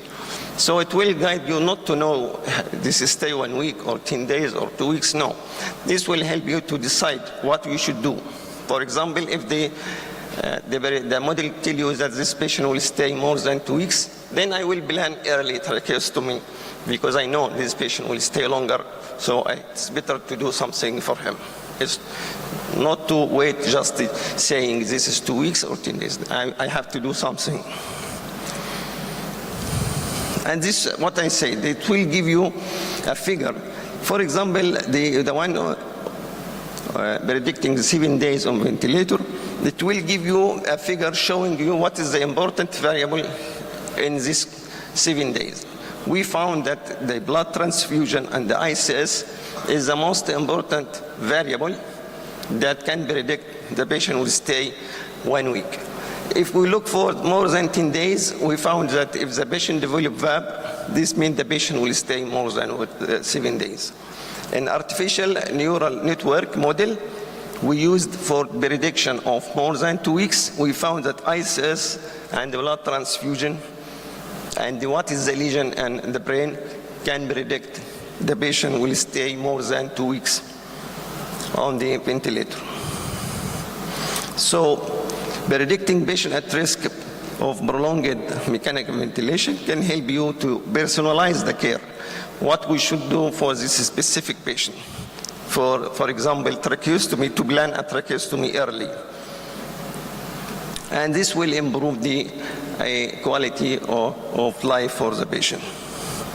But the most important or problem or challenge is to make this machine learning, as we said, user-friendly. How we can utilize this terminology or new technology without complication or complexity. This is also another study we've done in our hospital to predict the mortality on those who are on ventilation. And then you can just look to the figure, which is automatically come to you from the machine learning. You can see that, for example, the patient, if they developed thromboembolic event or had higher ICS, this means the mortality is higher in this patient. This another study also we have done about prediction of the ventilator-associated pneumonia. And you can see that the time the patient until arrive the emergency and stay in the emergency, it can predict who will develop pneumonia on the ventilation. Also, in the patient who require massive blood transfusion, what is the most important variable? Just you will look for the figure, the analysis or the output of the machine learning. As you can see, the team level, which is the activation of code. If it is code 1 or 2 or 3, and the patient GCS, systolic blood pressure, this is very important things to predict the patient will need massive blood transfusion. So you will not be bothered by a lot of number also, just look for the output figure. Professor, you have 5 minutes to wind up your lecture. Thank you. So at the conclusion that as I said, the machine learning is very important in the diagnosis and the prognosis of trauma, but the challenge that how we can use it friendly without a complicated what's called terminology or sophisticated tools. So it will save the time and the cost and the life. And thank you very much. Thank you, Professor Ayman. For the interest of time, we'll take the questions at the end of the session. I'm pretty sure you all have multiple questions pent up. We'll take it at the end. Next, we have Lies, Damn Lies and Algorithms by Professor Prabhat Nanayakara. I wonder what this whole lies, damn lies and algorithms are about. Yes, thank you very much, Mr. Chairman. It's good to be here. And my name is Prabhat Nanayakara, and I'm the Professor of Acute Internal Medicine in Amsterdam University Medical Center. Our research in the last couple of years has concentrated especially on, we all talk about algorithms, but almost nobody uses it in the practice. Why is that? If you look at, this is my alter ego, you know, this is my alter ego. I'm a musician and singer and songwriter. My songs are there in Spotify.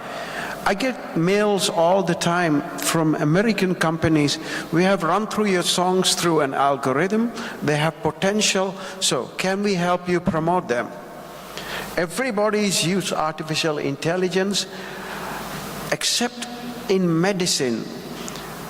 These are our publications from last 3 years, where we worked with a guy called Ketan Peranape, who was a PhD student, who did a PhD with us. And we just talked to people, we did research, we went through lots of protocols to see why don't we use these AI interventions more often? And do we not trust them? Or are we so conventional that we don't want to use them? Because you know that doctors are conventional, arrogant, and also very sure of what they do is the best thing for the patient. And our journey in artificial intelligence started a long time ago. And a couple of months ago in Annals of Internal Medicine, we wrote this piece about ChatGPT. We're going to hear more about it. And what we did was we took an abstract from ChatGPT, from Annals of Internal Medicine, put it through ChatGPT, and asked people which is which. Which one is ChatGPT? Which one is from real Annals article? And most of them got it wrong. So you see that artificial intelligence is going to be used, especially by students, pretty often. And most of the letters you get for interviews are already written on ChatGPT. Our journey started here. People who followed my talk yesterday would know this is fantasy trial where we gave antibiotics in the ambulances to patients with suspected sepsis after randomizing them in the ambulances to receive antibiotics in the ambulance or at the ED. The study was published in Lancet and led to lots of discussion among sepsis gurus here about this. But I just want to, sometimes it can take you to places you never expected to land. About 3 weeks after publishing the study, Grey's Anatomy, American soap series, talked about our study. So I just wanted to show it to you. Can we have some volume, please?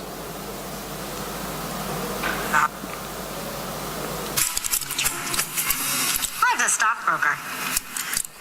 It's nice to date someone outside of the hospital, huh? It is refreshing, actually, yeah. Talk to somebody about something other than the latest issue of the Lancet. Yeah.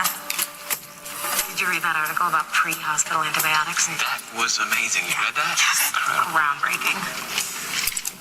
So you see, when you end up in Grey's Anatomy, you have done something well, you know, so you think, okay, you don't need to do anything else. But what we saw in our patient population was we had a negative results. There was no difference in the two groups, but we could see that young patients, probably, if we had more young patients, would have given us a positive result. I mean, every result is positive, but effective results. So what we did was we used machine learning to see and to play with our population to see, let's say we had more young patients. Do you think the results would have been different? So what we saw was there was an interaction between time and antibiotics. After a certain age, you could give antibiotics, especially to elderly. Nothing happened. Their mortality did not change much. While in young people, giving antibiotics as soon as possible when patient comes through the ambulance was really effective. And this is a way machine learning can be used already in the data sets to predict outcomes. We did a study a long time ago about blood cultures. And what we saw, you all know that we do lots of blood cultures. And what we saw was about 85% of the blood cultures we do give us negative results. And from the positive blood cultures, 15%, almost 50% is contaminated. So, it's happened all over the world, so I'm sure in your departments also, the yield of blood cultures can be about 1.4% to 17% positive blood cultures. Contamination can be as high as 30 to 50%, especially in the emergency department. Because the blood culture outcomes are only known about 2-3 days later, their contribution to clinical decision making can be pretty low. Less than 3% of the blood cultures really helps us in our decisions. So we thought, we are going to, and also one of the biggest problem is we think that blood cultures are very harmless. So you can do blood cultures as often as possible, but the problem is contaminated blood cultures cause harm to patients. The patients with contaminated blood cultures have a long hospital length of stay, and their mortality is also high because we treat them, we do more tests on them. So the blood cultures on the one hand does not contribute much to our decision making, and also it can harm patients. So that's why we thought we have to develop an algorithm to predict blood culture positivity. And we took a sample of our patients in our hospital, about 6,000 patients, culture negative, culture positive, and developed an algorithm to predict the chance of positivity of blood cultures. We use extreme gradient boosting methods. You just heard about it, so I'm not going to go into them. We also published our results in Lancet eBiomedicine and also BMJ Open, so you can read it. This is about the development of blood culture model. This is the prospective validation we performed in our unit. What did we see? We developed the blood culture model. We validated it in our hospital, and thereafter we validated the model in 4 hospitals, in 3 hospitals in the Netherlands, and we also use a data set from US to validate the culture model. What we see was the AUC remained, this is our model in our own department, AUC almost remained the same in all 4 hospitals, which means we could use this model to predict blood cultures also in the units outside our hospital. The predictors, of course the model was developed by the computer, but if you look at the predictors, they are quite explainable. Temperature, creatinine, CRP, lymphocytes, blood pressure, bilirubin, which is also in lots of scores. Don't ask me why, but it's not a black box. Most of the predictive factors were explainable. And what we did was, we developed the model, tested it, validated in 4 other hospitals, retrospective validation of course, and then we'll build the model in our electronic health record, EPIC system, and did not tell anybody that the model was running behind, which means whenever somebody did a blood culture, we could see what the predictive is. By this patient, the chance of positive blood culture was 10%. I'm just taking through the journey of developing and integrating algorithm in a chart, and then try to get it working in a department. So this is the 3rd step, integration, and just running it behind their backs, and doctors don't know about it. What happens was, when we did the prospective evaluation in 1,000 patients, doctors didn't know that this was running. Still the AUC was pretty good to predict blood culture positivity. You could read those in the publication by Lancet eBiomedicine about this. And also we talked to people, nurses, doctors, did a qualitative research, had focus groups just to ask people, what do you want us to do? Why don't you use these models, AI models? And there were lots of ideas about it. They say, and how should we present the results of the model? People want absolute risk. People want binary outcomes. So we talked to everybody so we could take the healthcare workers with our development. I think that one of the biggest problems with the models is that we don't consider them. They are like drugs we use. You got to do randomized controlled trials to show that these models work, that these models are effective. These models improve the processes of patient outcomes. So we are busy preparing a randomized controlled trial now. We hope to start this on 1st of December. We got the ethics approval, we got our funding.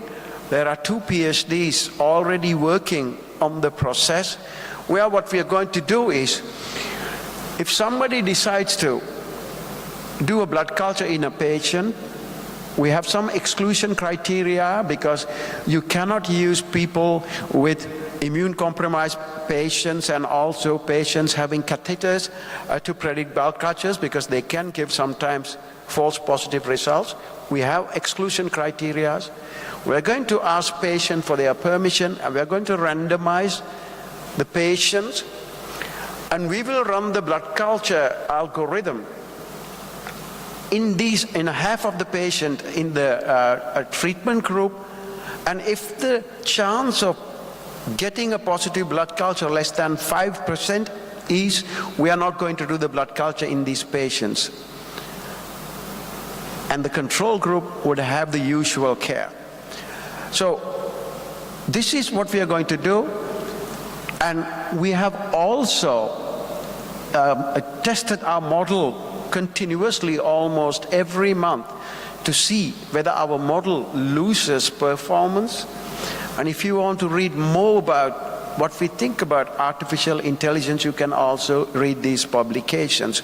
So in conclusion, what we think is the artificial intelligence algorithms can be used in practice if we properly implement it. And also if we ask the right question and develop the right model and integrate the model in day-to-day practice. Doctors are mostly conventional, they don't want to change, but they want evidence that the model works to better patient outcomes or model works better to make the processes efficient and also cut the cost. And that's the way to go, I think. And these are our team. Lots of people have been working on it, and we are expanding the team. This is my story. So if you want have any questions, we can have a discussion about it at the end. Thank you very much. Thank you. Thank you, Dr. Prabhat. Very well within the time. We are back on schedule. And next, we'll have Dr. Ibrahim. He's going to talk to you about ChatGPT in medical writing and research. We've changed the order a bit.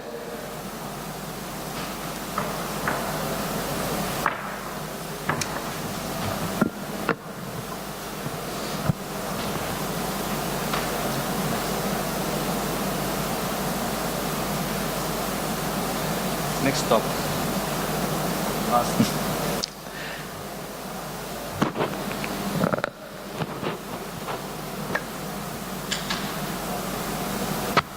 Sorry, because we have changed actually the topics now.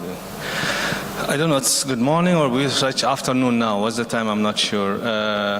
Nice to meet you all here once again. I'm Dr. Ibrahim Abu Jundi. I'm emergency consultant and head of the hospital called Al Khor, which is stated in Qatar. Usually Qatar has a medical corporation which has 5 hospitals, and this Al Khor is one of those hospitals. This is the night view of Doha, the capital of Qatar, and this is the sea view, because I love sea, and this is a beautiful place. I really invite all of you to come and have a nice time in Qatar. If you have a chance, really you'll love it. Okay, this is very important for me. I have no conflict of interest, so I don't get any money, nobody give me gifts for all these things. Okay. Today we're going to talk about ChatGPT and how we use it in the writing and research. And we're going to go through the introduction, application in the medical research, advantages, and of course the most important limitation and ethics consideration, and future prospective practical application and recommendation. Before starting the presentation, I just would like to share with you my personal opinion. Actually, I belong to the old school.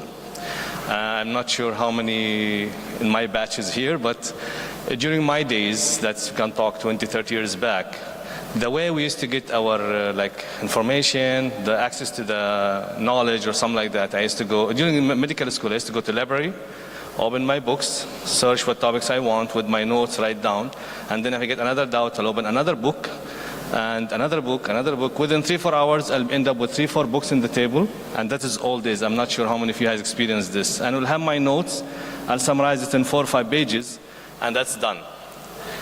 things has been changed a lot. Things has been changed in massive way. Now, my son, he's 16 years old, he can do the same job sitting in his room, in his bedroom, wearing pajama, using either laptop or even his phone.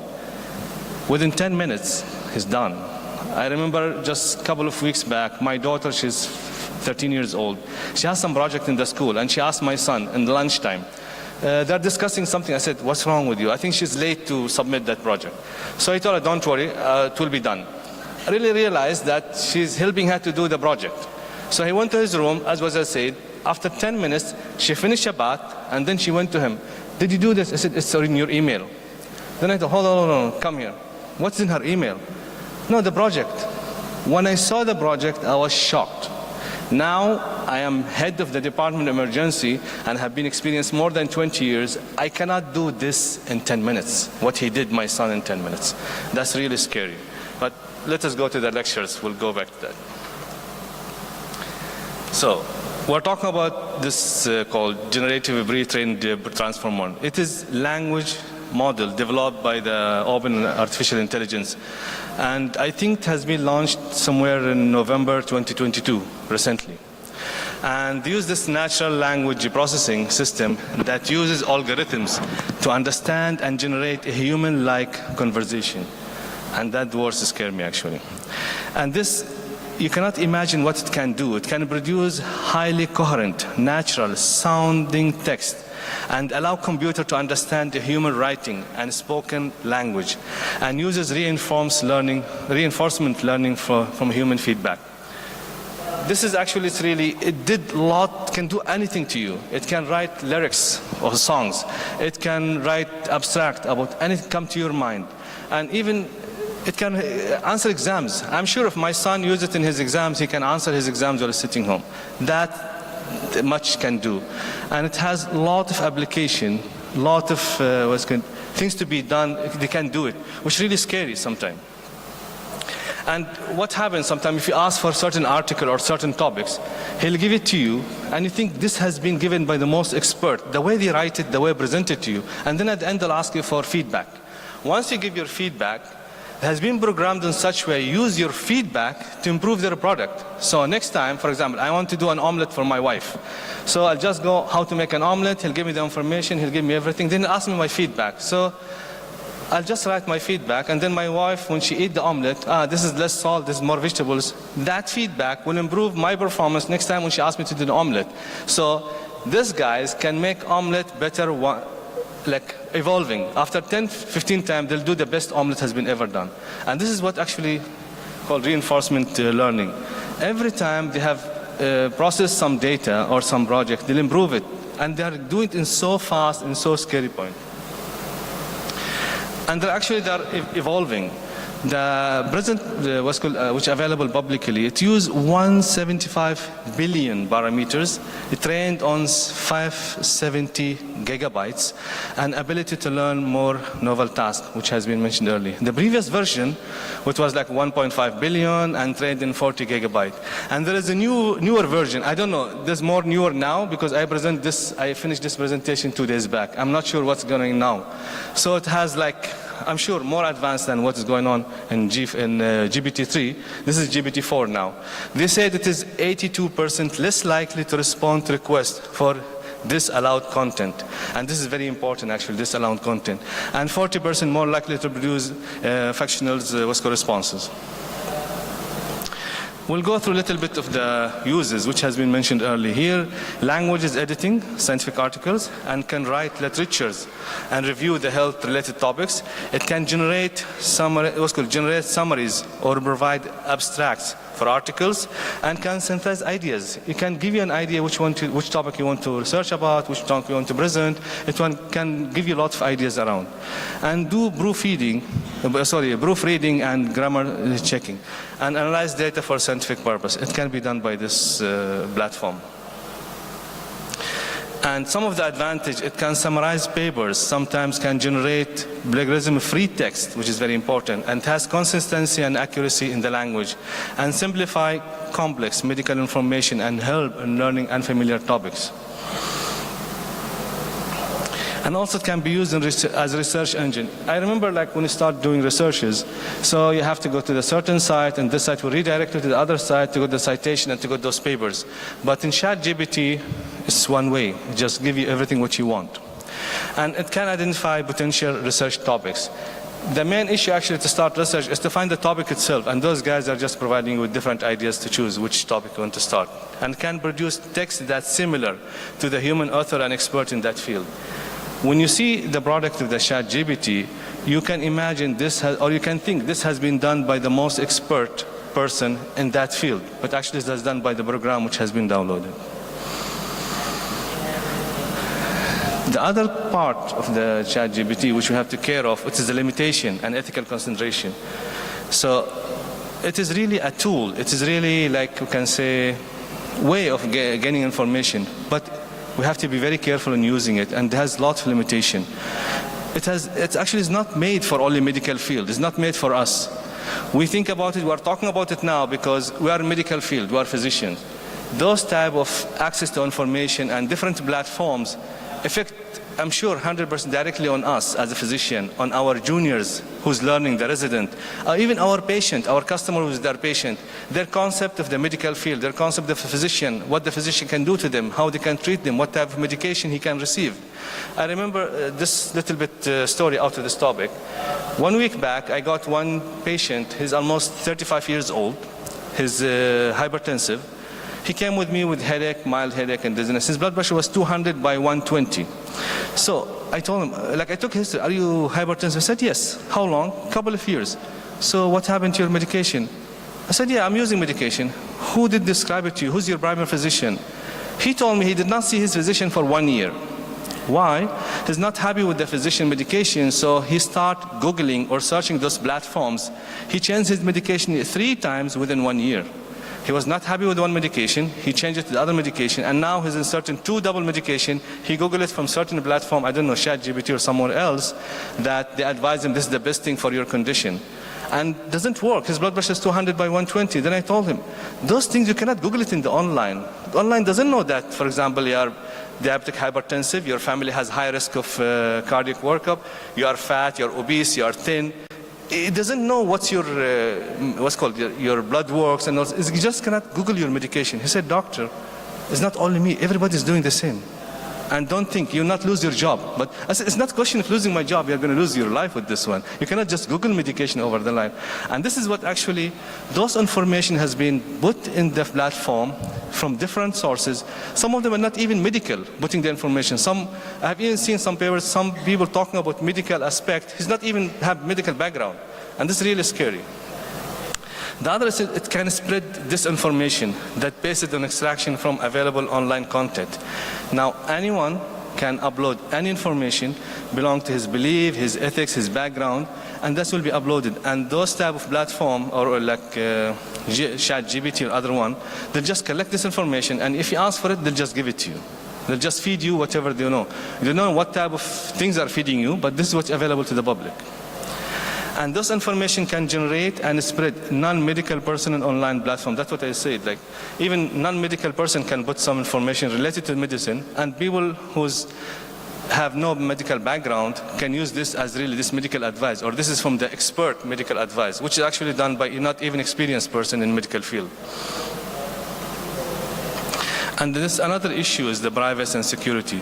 These platforms are open to everybody, and the privacy and security, there's a big question about that. And data collected may be stored. Whatever, for example, you requesting for certain data and you present something, this will all be stored. So all your data will be stored, and this also can be used, can be misused for the concern of plagiarism.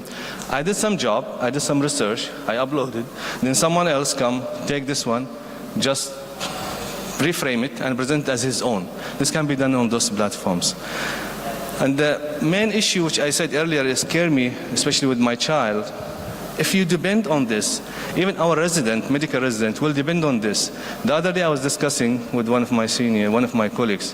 One resident presented with like case presentation. When I saw that case presentation, I was so impressed. I am in the emergency field for more than 20 years. I cannot do this type of things. So I told him, how did you do this? Who helped you? Who's the, for example, other consultant or assistant professor? He said, no, I did it on my own. and we find out from ChatGPT. So people want to start using this, they switch this and use this. This is the dangerous.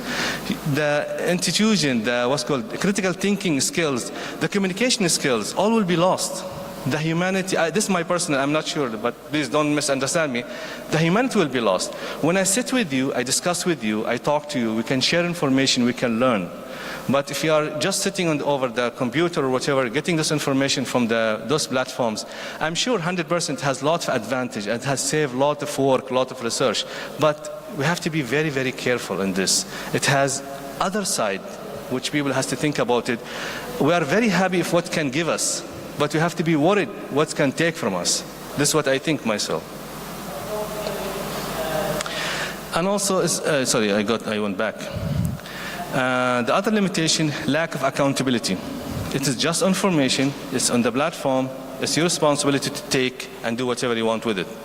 And cannot differentiate between ethical resources and non-ethical content. This is also one of them. And does not provide a credible, credible citation, and it can provide false citation to prompt, if prompted, and that cannot be found in the medical database.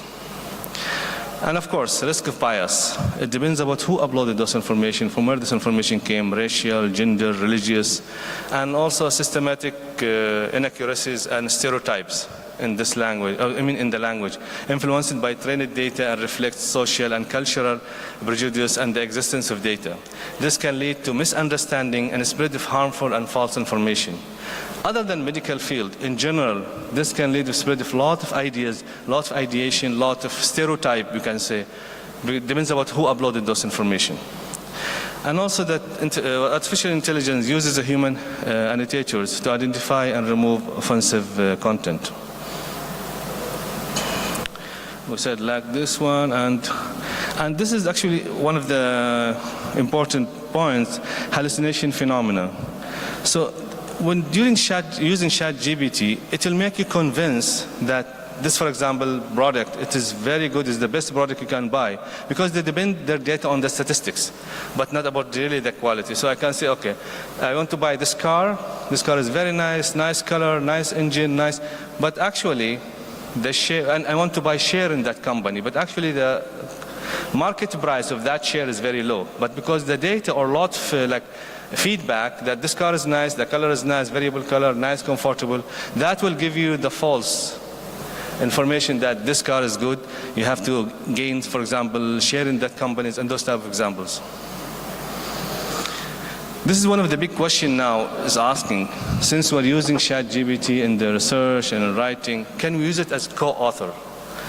This question has been different answer, different opinion, and I'm not sure the right answer for that, but some people say it doesn't even make sense. It is like dignity of science and use of ChatGPT as co-author, and it is fun, but it's not an author. And many scientists disagree with this. But let us see why and how. ChatGPT cannot take responsibility for the content and the integrity of the scientific papers. If you are presenting the paper, they're just providing the information. They're not responsible for what information has given to you, or what is the accuracy or the authenticity or the what you call the correct information has been given or correct data, and cannot give consent to the term, use, and distribution of the right. And this issue really needs to be discussed and considered. Meanwhile, as we said earlier, we have to use this tool, or we have to use it as a tool or resource in research process rather than listed as an co-author or author. In the future prospect and practical application, it needs really appropriate protocol and clear guidelines regarding the extent to use and mitigate the risk associated with ChatGPT. I don't want to say risk, but concern. License and editorial policies need to be updated, whether GPT can be used in the work or not for research or for writing medical papers or no. And we have to have training separate model to filter the content generated by the language model reinforcement learning with the human feedback. And also the ethical issues is another concern. Here, what's called ChatGPT aided in the academic writing. It helped in what's called learning tools and citation and attribution, and we have to understand the limitation while using it, and we have to edit and revise the information which we get from the ChatGPT, and we have, of course, 100%. We have to avoid the plagiarism. What we recommend for the ChatGPT use in academic writing: proofreading and edit. And artificial intelligence generated text thoroughly. We have to really check it out, and we have to close. If you use it, we have to inform. We have to state it that we are using this for a certain purpose, and how extent we use it, how long, what exactly we got from it. We have to declare it. We have to disclose these things. And whatever information we get through them, we have to really verify, and we have to double check it. And multiple AI input can be used. It can be validated and diversified to generate the content. And understand the limitation of AI. It is not substitute for a human expertise and critical thinking. I don't think any platform or any information platform can really replace the human critical thinking, can really replace the human expertise. This is my personal belief. And other from the accommodation, data handling must be secured. Ensure data privacy and security. This is very, very important, actually, merged in the place, and compliance with relevant data protection regulation. And we have to ensure data is ethically sourced and analyze the biases. And for continuous learning, stay updated about the latest advancement and the best practice in AI used academic writing. Still, it is part of our life. Still, it is with us. So we have to really update ourselves with the artificial intelligence and the ChatGPT's update. Of course, we're not ignoring it or stop using it. It is a very useful tool, really very, very helpful tool to be used. And it should be used as adjunct rather than private sources, primary source for the writing process, and always use de-identified patient data to protect the privacy. Disclosure of the use of the ChatGPT is very, very important. We have to disclose that we're using this information, we got it from what source. And cite it when you use the tool or source with the assistance. And AI generated text must be critically reviewed by medical experts and to validate it before using the content in a clinical or medical consent. I'm sure you have lots of questions. Me too, I have lots of questions, because this topic is really a very interesting topic, since it has a lot of divergence and a lot of different ideas. So we'll keep the questions at the end after the last lectures. And this is part of some of the reference. And this is me if I'm not in emergency doing resuscitation. I love sea, I love to be in the beach. That's why I got you the picture of that. Thank you so much.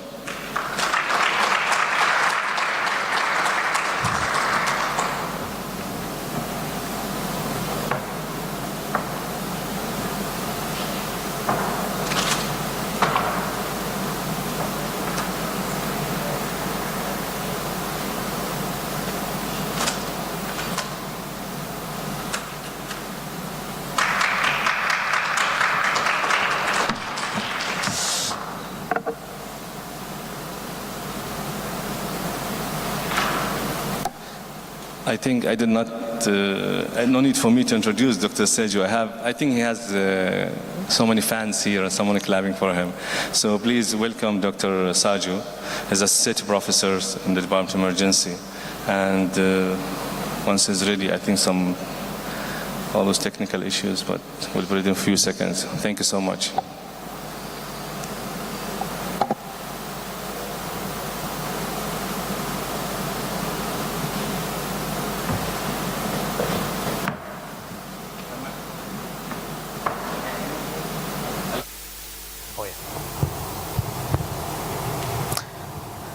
Marhaba.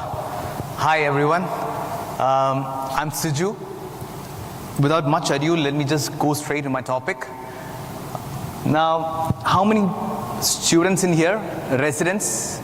Medical students? Undergrads? Oh yeah.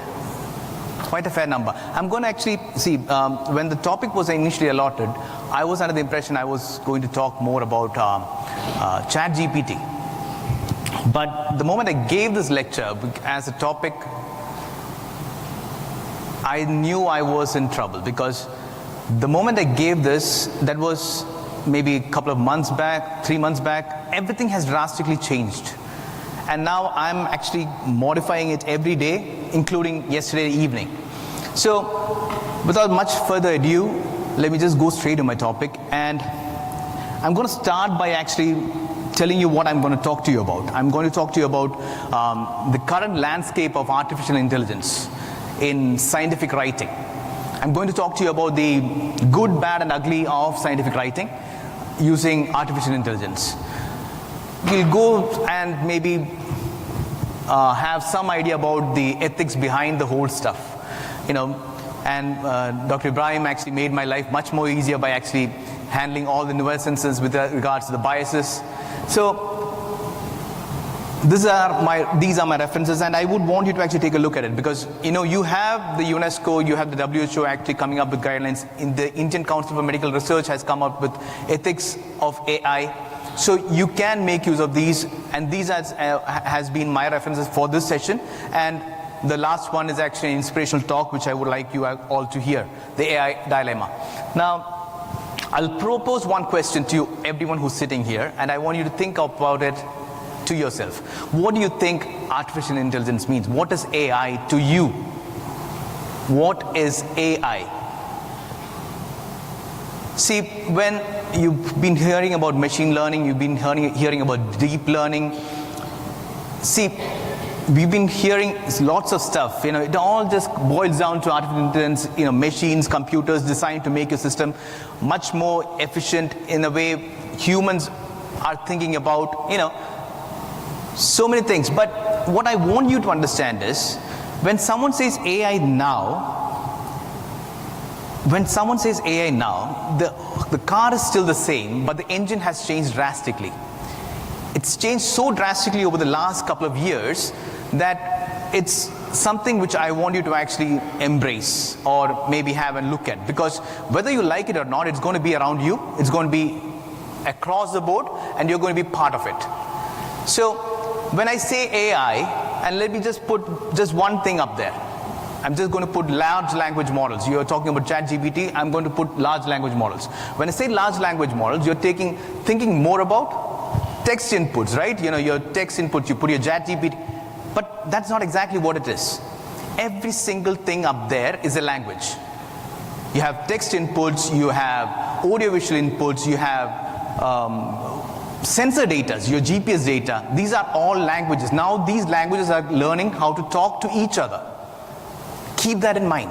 Keep that in mind when you're actually looking at it. I'll give you 2 examples. So this is a study by Cheng et al. From Singapore. They, to see beyond the brain, conditional diffusion. Simply put, they put a few people together in a room. They showed them a few images. They gave them a visual stimulus.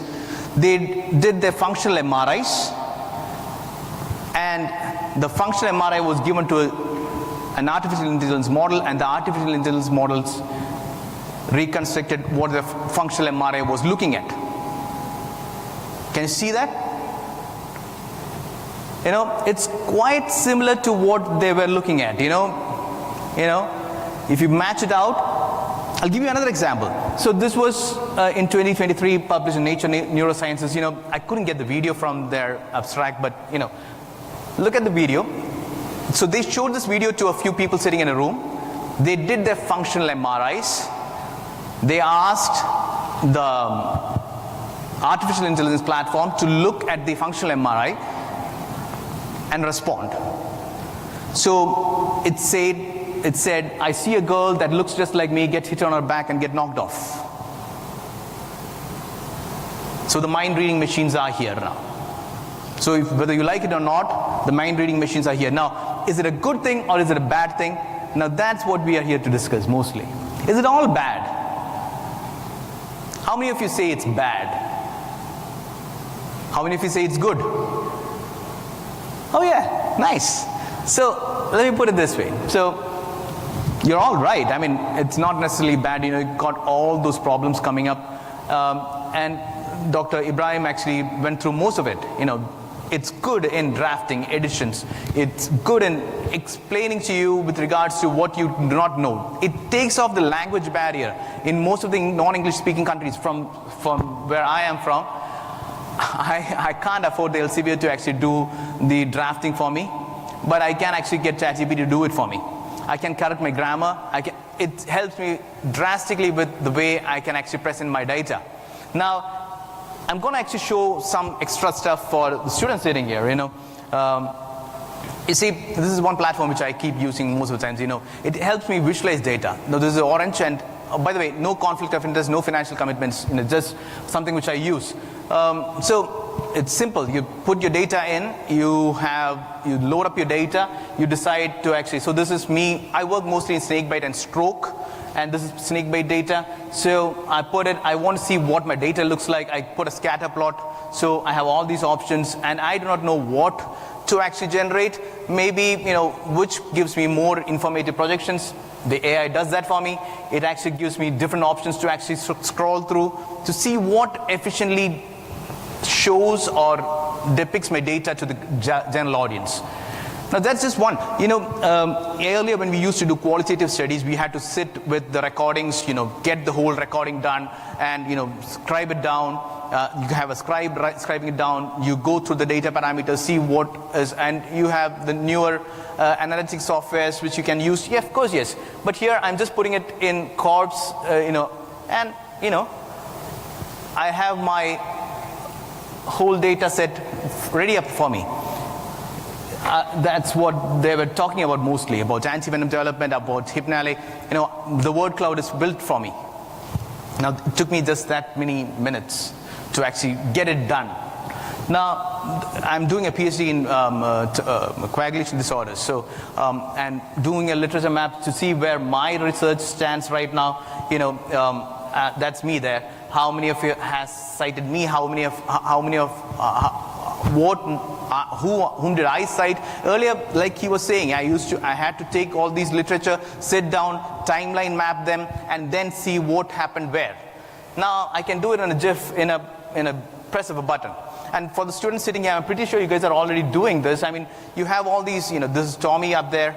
You can actually use AI to actually generate images for you. You want to decide on what kind of a template you want. You want to actually decide on what you say you want to do a study in the near future landscapes.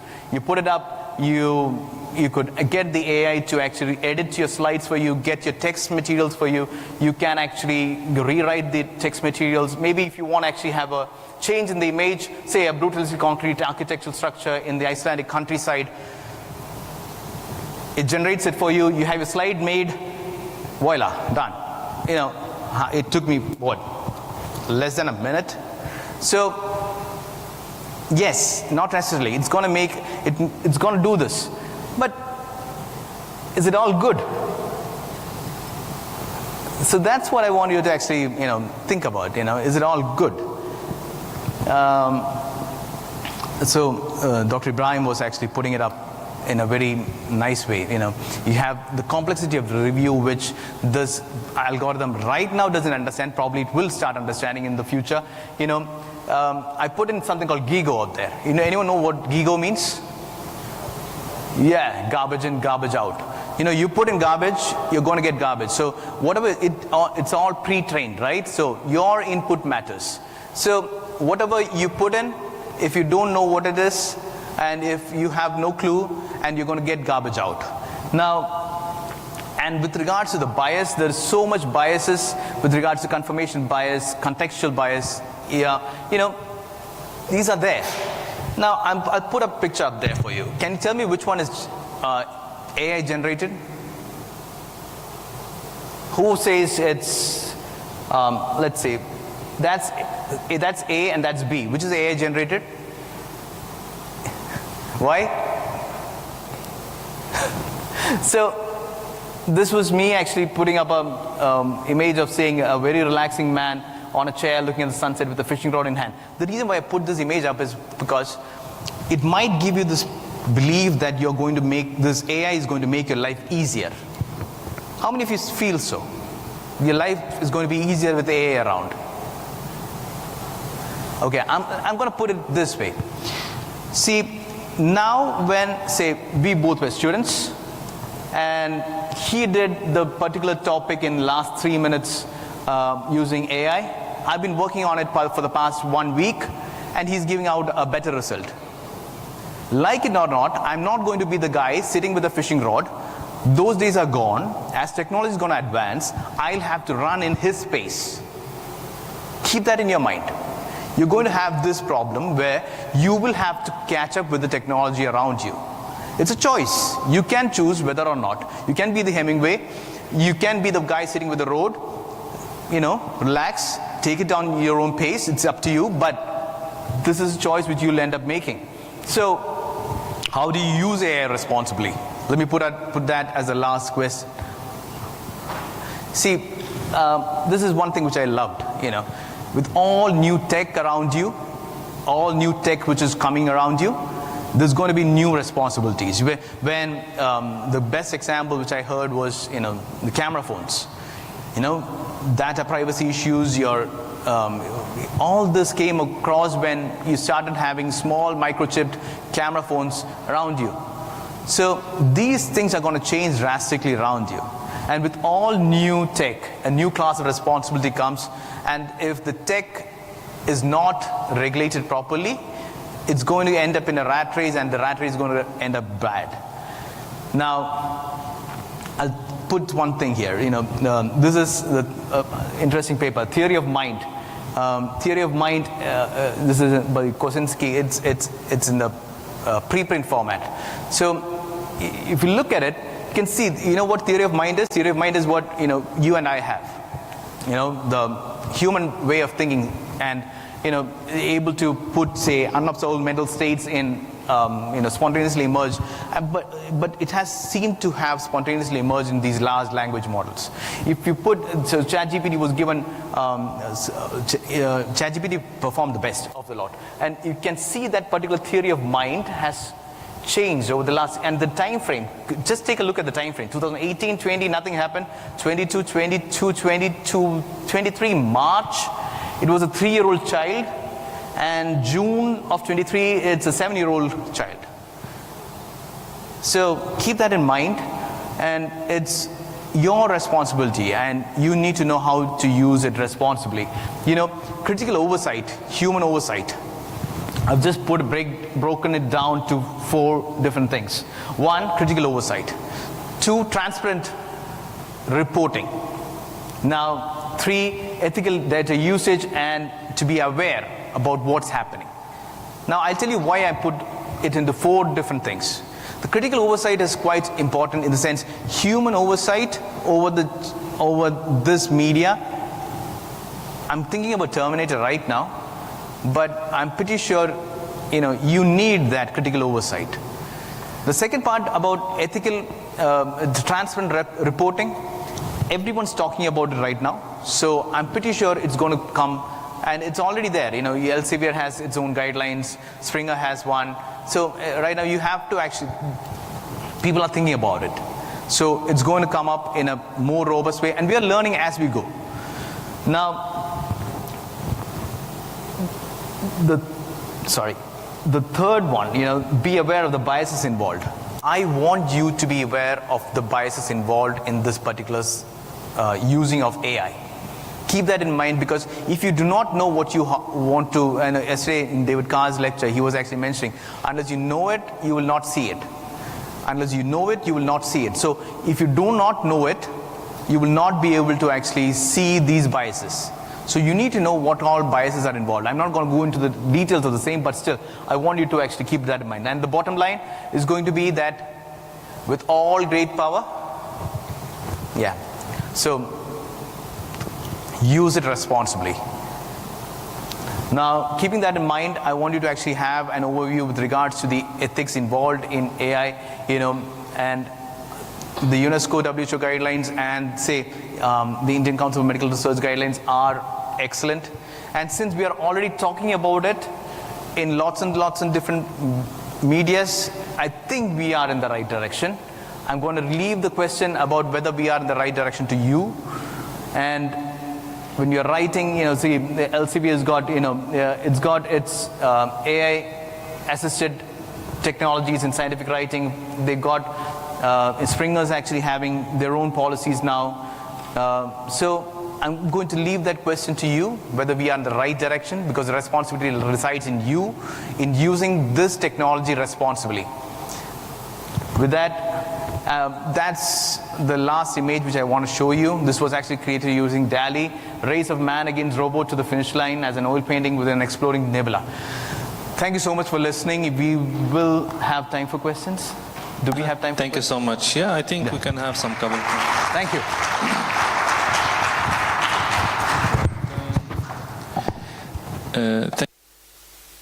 Thank you so much, Dr. Siva. Actually, we have a couple of minutes because I'm sure you're more interested in lunch now. So any one or two questions we can take in the whole for the whole sessions, just raise your hand. Yeah, lady up there.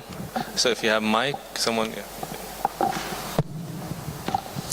Hello, and thank you for all your presentations. My question is for Dr. Ibrahim Cünte, for you. I'm just a beginner in AI, so my question could be a very beginner level. You have mentioned that ChatGPT is fed by so many sources. Do you think it's possible, or maybe it's done already, I'm not sure.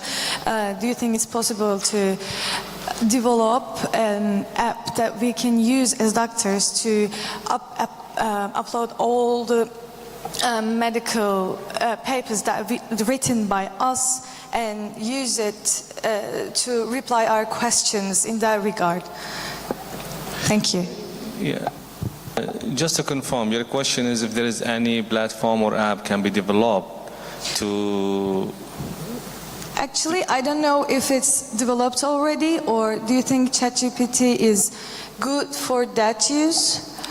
To be honest with you, and I'm sure there's no right answer for this because it still is under development, and one of the recommendations which I mentioned in my talks, really it's a tool. It's very, very useful tool. It's very, very important tool which has been developed very fast and help in different aspects really, and it help different professions, especially in the medical field. It is very, very good help, but at the same time it is very, very important to know how to use it, when to use it, how extend to use it. Like for example, I'll just give very, very simple example. The butter knife or the knife, it is a tool, has been for many years. If I give it to my wife, she can cut apple and make nice fruit salad. If I give it to my 2-year-old child, he can cut his hand. So if this tool has been given to an experienced person, a resident R1 or R2 just starting his life, using this, depending on this, he will lose a lot of things. Confident, communication skills, critical thinking. Yeah, he will get good outcome because not he's the one did the job, someone else did it for him, and he'll be appreciated and all this. But he will lose the learning. He will lose, the intuitions is what comes from you doing the job, doing learning, doing the research, and getting at the end of it, getting the result. And that, believe me, psychologically, you'll feel more proud of yourself when you did hard work and you get the end product successful. Other the person who's sitting 5 minutes, 10 minutes and get amazing outcome, but he did nothing, someone else did it for him. It is actually a very controversial discussion about this. And to be honest with you, I'm not an expert, an emergency physician. Give me a patient, I can handle critical patient. I'm in emergency for the last 30 years, 25 years. But this is new for all of us. I'm sure when the Dr. Silas asked who is happy, it is good for us, I saw the hands of all new generation who raised their hand. Maybe I'm eldest among you, but the other little bit elder generation, they kept their hand down. The younger generation are very happy. It is like bright, it's like stars, but it has a risk. It has other side which you have to take care of it. I'm not sure if I answered your question, but I think there's thank you so much. Any more question or a query? You could mention whom to the question is and ask your question, sir. Hello, my question is for Dr. Shiju. I'm Zishan, I'm one of an A&E doctors from Royal Free London. Dr. Shiju, regarding the AI, the concept you have just taught us today, don't you think it is more important for us to conduct more workshops regarding the use of AI in the recent forms, and there should be an inclusion of an AI in academics as we teach the students through the residency program? What do you think of it? Let me repeat your question. Your question is whether we should include more workshops with AI, right? AI, how to use an AI in the practice. Exactly. So I'm going to echo what he just said. and coming back to what I was saying also, using AI responsibly. How do you use it? Now, yes, you are absolutely right. In the sense, we need to have, and I'm pretty sure it's going to come up in the next few months, I guess. You're going to get all these workshops who's actually going to, because see, even, so I've been using artificial intelligence for multiple purposes, including a systematic review recently, but I've been using AI, but it's running so fast, I'm unable to keep up with it. The moment I gave the topic for this lecture here, it's changed so drastically. And for me to actually keep up, and I'm seeing such a big exponential curve that I do not know when's the right time to start, but I think it should be now.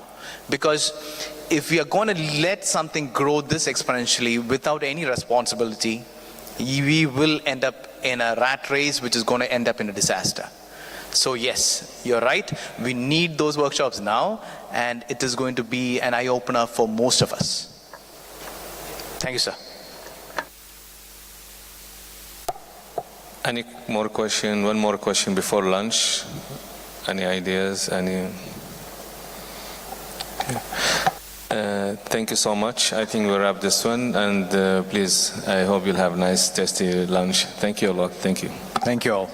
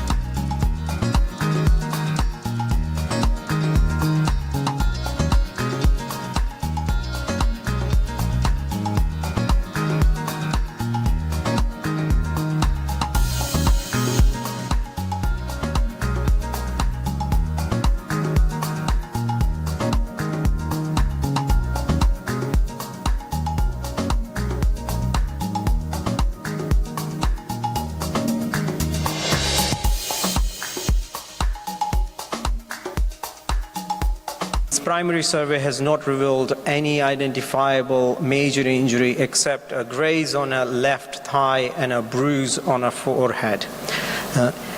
He claims that there has been no loss of consciousness at any point. His vital signs are normal. His clinical examination reveals no other abnormal findings except the graze on the left thigh and the bruise on the forehead. And there is evidence of alcohol consumption, but the patient has mental capacity and he's sober, and he refused immobilization by the paramedic crew and also in the ambulance triage area.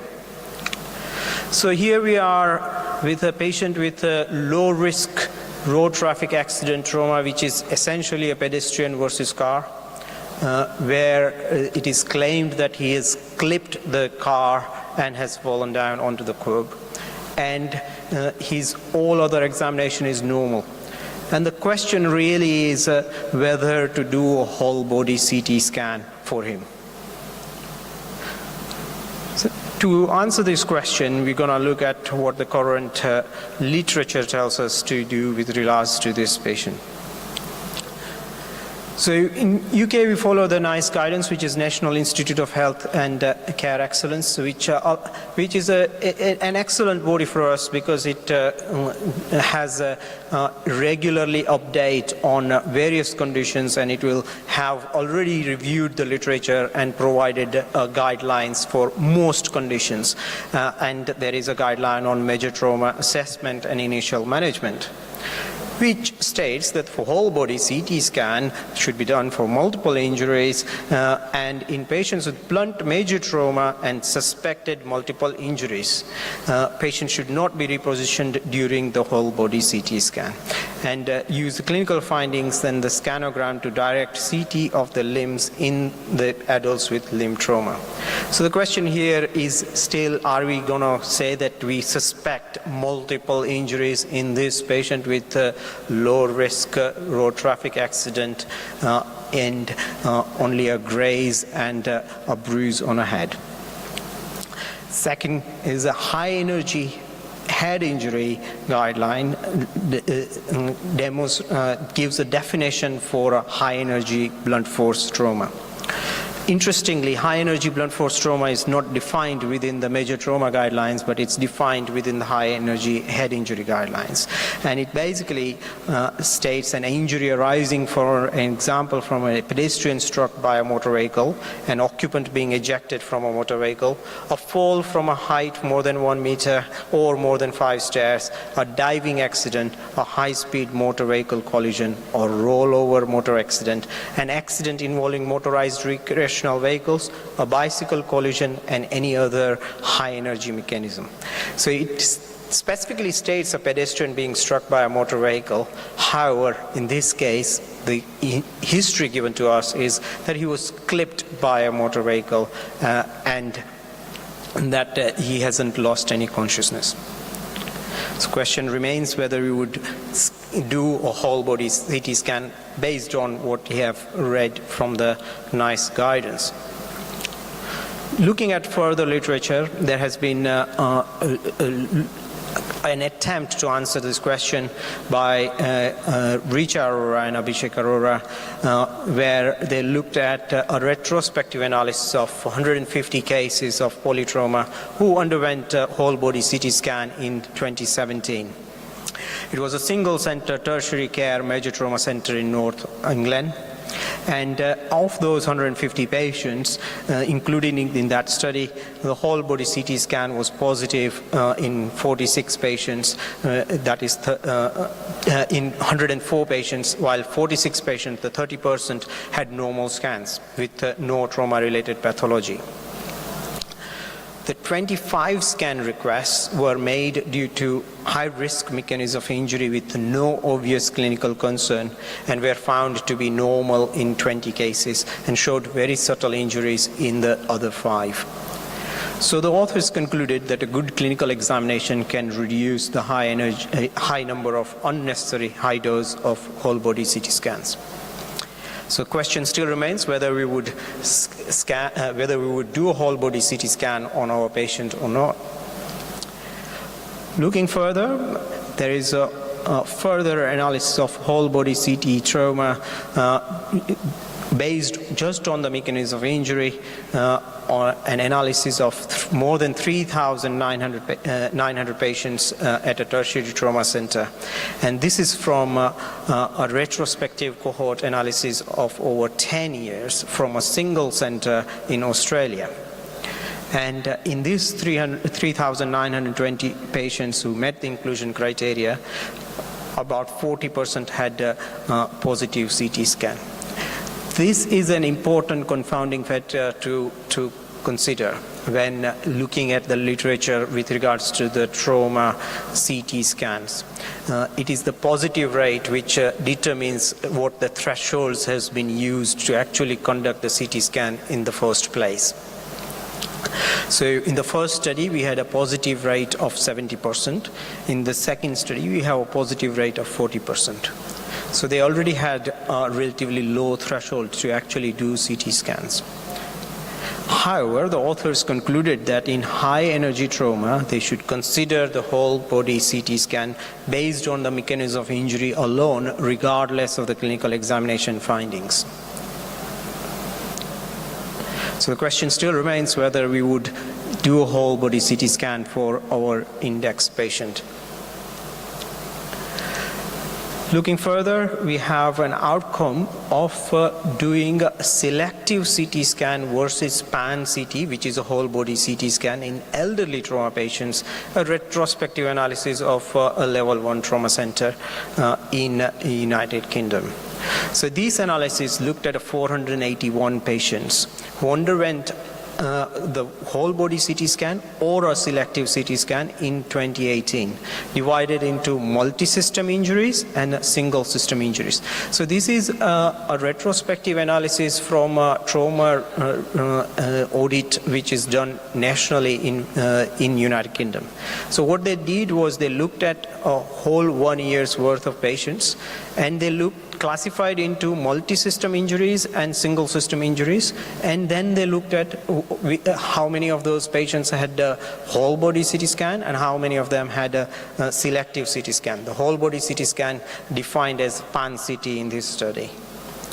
So it was a single center, tertiary care major trauma center in England, and interestingly, what they found that within the single system injuries, when comparing the pan-CT with the single system CT, there was no change in the mortality. However, there was a significant change in the length of stay between the two groups. The ones who underwent a single system CT, there was a significant number of patients who had longer length of stay. So the question still remains whether to do a whole body CT scan or not for our index patient. So our own experience at North Manchester, a colleague of mine reviewed retrospectively the presence of injury in elderly patients who had undergone whole body trauma CT. 66 elderly patients underwent a whole body CT scan over a 12-month period, and of which 39%, again comparable to the Australian study, had injuries identified on the CT scan. 86% were due to ground level falls. The remaining cases were due to falling down the steps or a low-speed road traffic accident, similar to what we have. So the question still remains whether to do a whole body CT scan in our patient or not. At this stage, I would want to take a view from our audience. How many of you would want to do a whole body CT scan on this index patient? Please raise your hands. So we have 2, 3, 4. So we have got about 5 people in the room who would want to do a whole body CT scan on this patient. So indeed, this patient actually underwent a whole body CT scan, and we found that he had 3 rib fractures, a small pneumothorax in the chest, and 2 stable fractures in his lumbar vertebrae in abdomen. His head CT scan was normal, as was his x-rays of his thigh, where the superficial injuries were there. So the patient was admitted to the trauma ward in a major trauma center after being transferred there, and was discharged 48 hours later without any procedural intervention, with rehabilitation and physiotherapy follow-up. So he was treated conservatively with no further intervention into his care. So conclusions: history matters. What we thought initially when we started, that he was clipped by a car, i.e. on the side of the car that he was hit and he's fallen down. In reality, he was hit in the front of the car from what we see from the injuries, and he has hit his head on the bonnet, and then he's fallen down on the ground. And these things matter. The exact mechanism of injury matters in trauma. At this stage, I would want to remind you of another case where a 12-year-old presented to an emergency department with a history of falling from a trampoline. Now, history was documented at triage, fall from a trampoline. She has walked in, she was examined, and she was then discharged. In reality, the child had actually had a fall after jumping on the trampoline into the air and then landing onto the ground. So rather than a fall from just a 2 foot high from a trampoline, it was actually a fall from more than the child's height after going up in the air from the trampoline and then landing onto the ground. And unfortunately, the child was then later diagnosed with lumbovertebral fractures, which were unstable and led to a spinal cord injury with paraplegia. So mechanism of injury in trauma matters, particularly in terms of the history taking. And when in doubt, consider the whole body CT scan. So mechanism of injury should be elicited diligently in hemodynamically stable patients with no identifiable body injury. The evidence of superficial injuries in 2 areas of body should raise suspicion and consideration for whole body CT scan. So this is the top tip here. This gentleman had a bruise on his head and a graze on his thigh, which alerted us to think that the body in the middle could have sustained an injury because there were 2 body parts which had contact with some form of blunt force trauma, whether it is from the bonnet or whether it is from lying down on the ground. We presume that the thigh injury is from the front of the car, and head is actually from him hitting his head on the bonnet of the car. In settings with adequate resources, the whole body CT scan should be considered irrespective of the examination findings in high energy blunt force trauma as defined by NICE, which includes pedestrian versus car accident of any speed in any setting with any history. If the car has hit a pedestrian, they should get a whole body CT scan irrespective of the examination findings. And in elderly patients with a fall from standing height, because in elderly patients, fall from standing height generates enough energy for sustaining significant injury.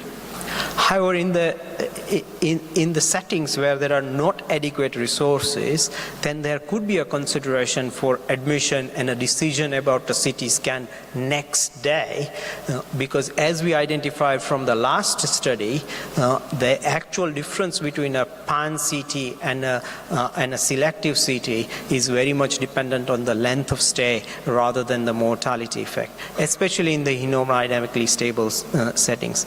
In the settings where we are, whole body CT scan is much more cost effective compared to actually admission into the hospital. These are the references which I have quoted during the talk. I'll take any questions if you have.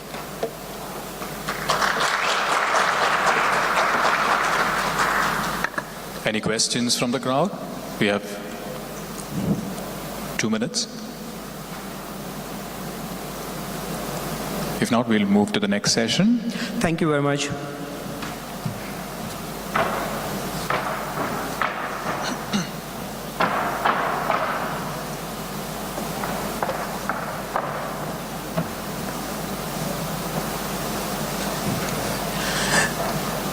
So I'm also moderating this session, and I would like to introduce the next speaker, Dr. Vimal Pillai. He's Professor of Emergency Medicine at Kasturba Medical College in India, and his skills include the coordinator for the Medical Simulation Center at Kasturba Medical College as well, and he's also a governing council member of Academic College of Emergency Experts in India. And he's going to be talking to us today about taming the bleed, viscoelastic assays in emergency medicine. Thank you, Dr. Himanshu. Welcome everyone. I guess we all had a big lunch. So we'll try to keep it interactive. I'm going to talk about, I'm a emergency physician working in India. I work in Kasaragod Medical College. I've got no financial disclosures for this talk other than the fact that I've been teaching resuscitation courses in trauma for more than a decade now. So what am I dealing with? I'm going to start off with an index case like before. So it's 3 a.m. in the emergency department. The usual story for all emergency physicians out here. Can I have a show of hands? People working in the emergency department? Okay. Residents in the Department of Emergency Medicine here. Okay, I've got a few residents in emergency medicine too. Perfect. I think you guys will make more use of this than the others. So you've got it's a typical case. It's a case that I've managed last month. 3 a.m. in the morning, you get a young male, head-on collision, comes up with some patterned aberrations over the chest, a big swollen thigh on the left side. The limb length is also discrete. Now he comes completely altered. How do you manage? I think people might talk about ATLS. Yes, sir.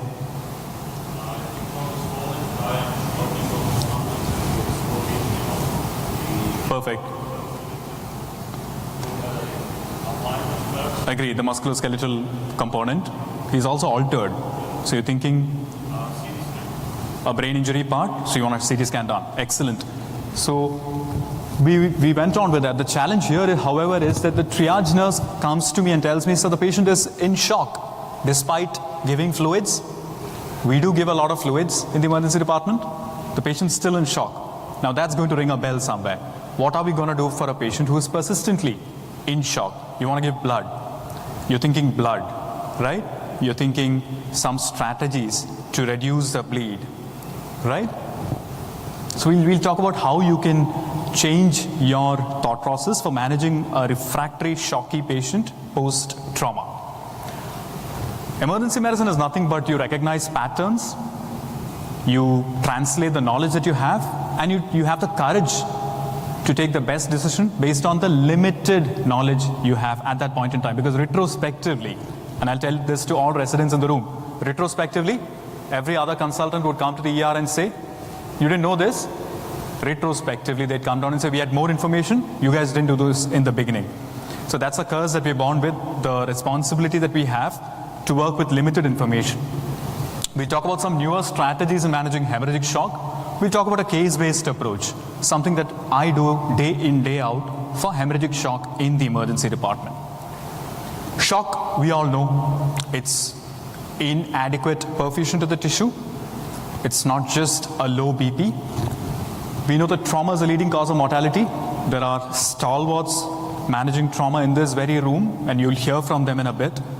Trauma, it just doesn't kill, it kills more than 40% of the world. It just leads to poor quality of life. And that is the reason we just don't need buildings for trauma care. We just need processes in place, systems in place for trauma right from the field to rehabilitation. That is what the focus should be. There's a need for rapid intervention in identifying and managing shock, specifically in the polytrauma victim. The biggest challenge that we have when you're managing trauma hemorrhagic shock is trauma coagulopathy.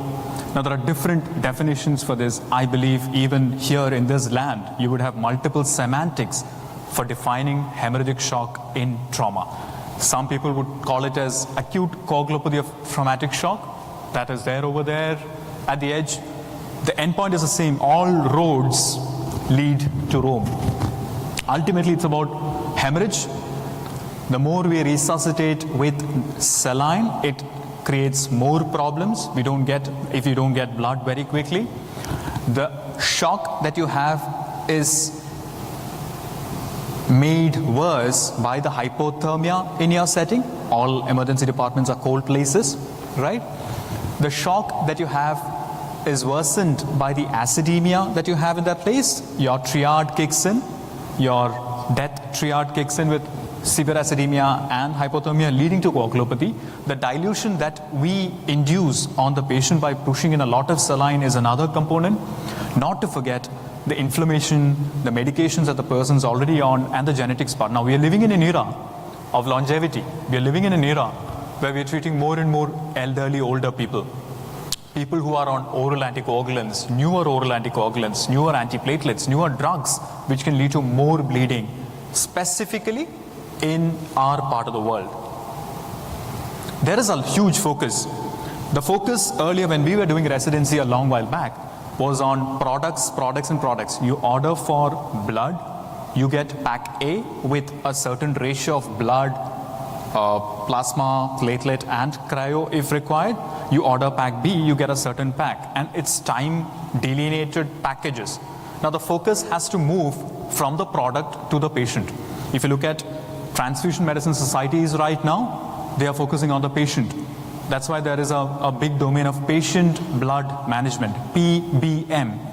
We are moving from massive transfusion protocol to massive hemorrhage protocol, where a systematic and a coordinated delivery of care to the patient is focused on. What are the benefits? It reduces wastage, it improves the interprofessional communication, it standardizes the process, there is faster blood reception, and more importantly, it reduces the variability in your treatment. The biggest challenge that we have is how do you establish it? How do you make it work?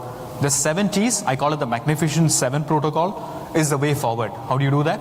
T, first, how do you trigger your massive hemorrhage protocol in your setting? You got to work on that. There are different stratification scores which have come in to trigger a massive hemorrhage protocol. There is an RABT score, there is an ABC score. Converge on a score that is accepted by your university, by your hospital, by your setting. Team prep and performance. It's important to sim again with all the stakeholders. You've got to get the transfusion medicine in. You've got to get the blood bank in. You've got to get the buy-in from the trauma surgeon. You've got to get the buy-in from the emergency physician. You've got to get the buy-in from the critical care physician. You've got to get the buy-in from the nurses. You've got to get a buy-in from the ancillary care lab guys. You got to get a buy-in from all these people together to run a system. So team prep and performance in advance. Tranexamic acid, I don't need to specify more about it. It's come into literature. It's proven its benefit again and again. We need to test early. We'll focus on testing. We'll focus on transfusion to target in a bit. We need to manage temperature. Hypothermia in itself, we know, aggravates the insult. It worsens the coagulopathy.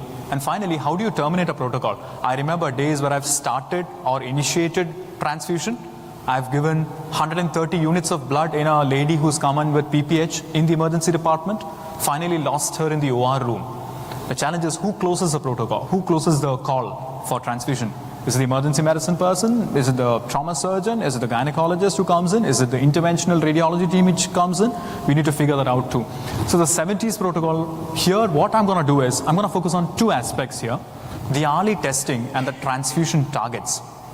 We're going to refine the way in which we're going to transfuse blood, one of the most precious commodities. How are we going to do that? We're going to do a dynamic strategy. And what do I mean by dynamic strategy? Everybody here, show of hands, how many people are doing PT, INR, APTT in your setting? Platelets, PT, INR, APTT, and fibrinogen in your setting in the hospital for coagulopathy? I guess everyone in the room. Anybody who's doing any dynamic testing, ROTEM or TEG? I think that is going to be the point of care test for hemorrhagic shock. This is the ECG for hemorrhagic shock for your trauma patient, for your polytrauma patient. And I'll tell you why. If you look at viscoelastic hemostatic assays, they give you a dynamic opinion of where you are in the cascade, whether you've got a hypocoagulability, whether you're hypercoagulable, whether you need cryoprecipitate, whether you need platelet, or you just need fresh frozen plasma. It's as simple as that. Who decides on the product? It is a patient who decides on the product. It is not the protocol of your hospital that decides, I need to give this patient pack A or I need to give this patient pack B. It should be the patient's hemodynamic status. It should be the patient's coagulopathy status which tells you, you need to give him more cryo. For example, all our PPHs need cryo earlier because we know that pregnancy leads to that state where your fibrinogen levels could be a little low. So the way you manage a PPH could be entirely and starkly different from the way you manage a polytrauma shock. And that could be entirely different from the way you manage an upper GI bleed in a decompensated liver disease with portal hypertension in the emergency department. Again, 3 hemorrhagic shock, 3 different flavors, 3 different ways in which you're going to transfuse blood. That is the dynamic strategy. More importantly, I want you to focus on the last line here. The ratio-based transfusion that everyone in this room is doing will be replaced by periodic testing massive hemorrhagic protocols in this decade. Write it down. By 2030, all trauma care systems, all emergency systems would move to massive hemorrhage protocol, which is a lab-based approach where you look at patients, where you look at strategizing blood product delivery to patients based on their coagulopathy status. The patient's going to dictate terms, not the protocol which is fixed in the hospital. Now, how do you do that? You need to look into using TEG or ROTEM. So my center, I use TEG. I have no financial disclosures. I don't work for any company. Thromboelastography is something that we worked on, not just for shock. We do a lot of TEG for snake bites. And 3 years back, we have a pandemic. I hope people still remember COVID. We used a lot of TEG during COVID, and it made a huge difference for us because COVID is a hypercoagulable state, and it helped us treat patients better. So we look into how it guides transfusion therapy. We look into how you get objective evidence for endpoints of resuscitation. Now, when you start blood transfusion, the biggest challenge for us is how do you alter the dynamics of blood transfusion from paper to the patient who comes in with shock. The biggest challenge for us is we depend on lactates, we depend on endpoints for perfusion parameters, which might not be the foolproof method. For example, you continue giving fresh frozen plasma or even platelets, or let's say other parameters other than cryo to a hemorrhagic shocky patient post-partum, it is going to be catastrophic. You are going to end up with a patient with possible transfusion-associated circulatory overload TACO and transfusion-associated lung injury. And we've burnt our fingers enough to know that you need to go for cryo early. Same thing with upper GI bleeds. You need to ensure that thrombocytopenia is not your target. Your target is the coagulopathy that the patient is coming with. And that can be worsened with our volume resuscitation in the emergency department. You need to dictate terms on how you can correct the same. Now, if you look into the method, it's all in a cup. I call it the cup and pin method. You take in a cup, a pre-warmed cup, either the cup rotates or the pin rotates. You have a shear strain on the cup. It forms a clot, a thin clot, and you measure the clot stability. The mechanical activity is converted into electrical activity. Where have you heard of that? Residents in the room? ECG. You look at mechanical activity or electrical activity, and you convert it into some mechanical activity on a piece of paper, right? So this is what happens with this also. You basically look into the formation of clot, the time to formation of clot, the rate of formation of clot, and the stability of the clot. Now, what do you get? You get something called a graph in TEG. Thromboelastography gives you a graph. You start off with vessel injury, and then you form an immature clot. You have the R time or the reaction time. For the residents in the room, R time is reaction time or the time to clot formation. You have the K time, which is a pre-specified clot strength or the strength of the clot. You have the alpha angle, which is a rate of formation of the clot. You have the maximum amplitude or MA, which tells you that it's a very mature clot. The clot is strong on its own. And you have lysis at 30. Now it has implications not just in trauma, but we in our region, we've got a lot of hump nose pit viper bites, pit vipers. They do lead to a lot of coagulation problems with us. COVID has led to a lot of coagulation problems. Again, we could have a lot of solutions to how to manage patients using this. Now, if you look at the first half, that leads to the clot formation part. And if you look at the second part, that leads to the fibrinolysis part. Now, what we need to do is, we need to use these parameters to just check up where your patient is. Is he in the clot formation pathway? Or is he in the fibrinolytic pathway? Where is he in that balance? I'm not talking about static parameters where you look at one fibrinogen level value and the fibrinogen is very low. But the time which is passed, when you get that value in hand, the patient would have received more blood, more fluid, and would have passed that strategy long ago. So you need to think of dynamic strategies here. So just to look at normal parameters, your R time would be 5 to 10 minutes. You treat it with FFP if your R time has a problem. Your K time Your kinetics time, it is a fixed strength of the clot. Your problem is with fibrinogen, you need to give cryo. If you have the alpha angle which is deranged, you think of cryo again because it's a fibrinogen problem, stabilization, strengthening of the clot. Now the next two, the lysis at 30 minutes would be because of fibrinolysis. So if that is excess, you need to think of tranexamic acid or caproic acid, epsilon aminocaproic acid. Now, maximum amplitude, you need to think of platelet dysfunctions also. So we had reviewed this in dengue patients with hemorrhagic shock. It's another important entity that this thing would help with. Now, let's look at a rough estimate for the learners in the room. The R time, the K time, and the alpha angle, if it's increased, you have hypocoagulability. The maximum amplitude and the lysis, if it's increasing, you have hypercoagulability. Let's get this straight. Now we're going to move into two cases, just two simple cases. We're going to figure out how this is going to help us. Now the first case is the index case which I started with. It's 3 a.m. It's an emergency department which is quite busy even at 3. I have that patient coming in post-trauma, young male, 23-year-old male, belligerent, completely drunk, post-trauma. We're thinking head injury. We're thinking hemorrhagic shock. The nurse keeps telling me, sir, he is still in shock. What do you do next?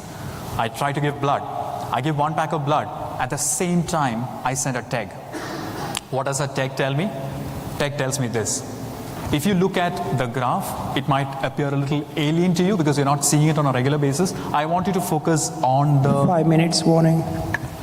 I wanted to focus on the table below. If you look at the table, your R time, your K time is a little deranged.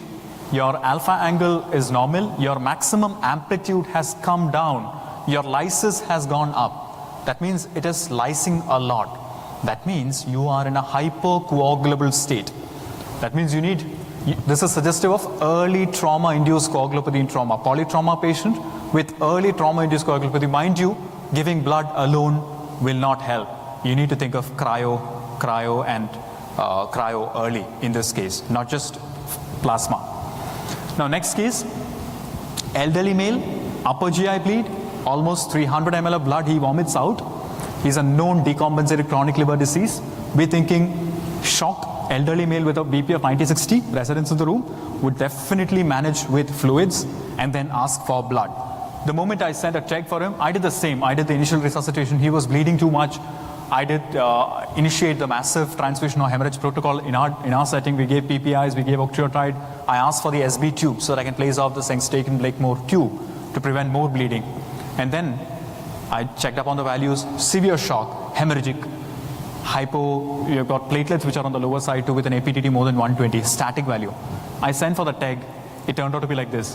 If you look at the values, again, the lysis is happening at a high level, at an extremely high level, the lysis is happening, and then you have the MA on the lower side. Again, suggestive of hypocoagulability.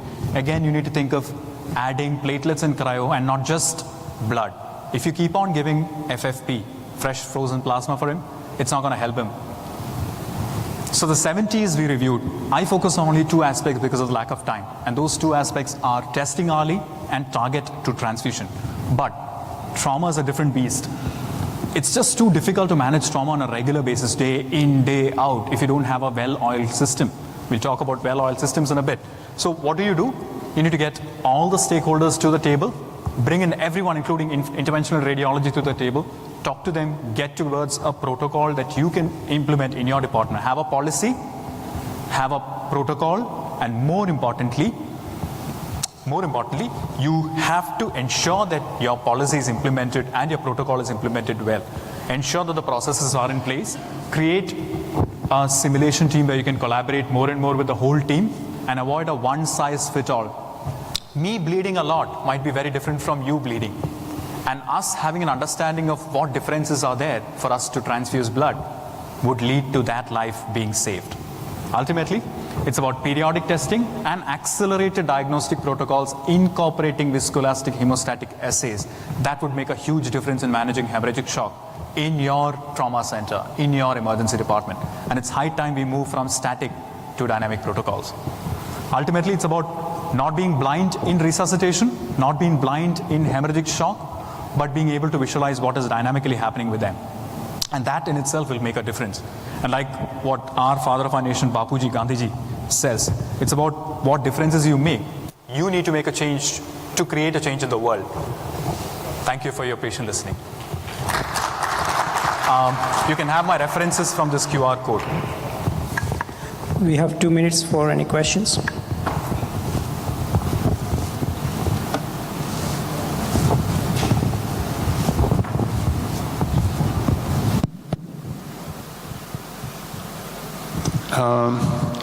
Like me, much of this room is working in the emergency department. Also in emergency, when we saw the hemorrhage shock trauma, our main goal as soon as possible to send the patient to surgery room.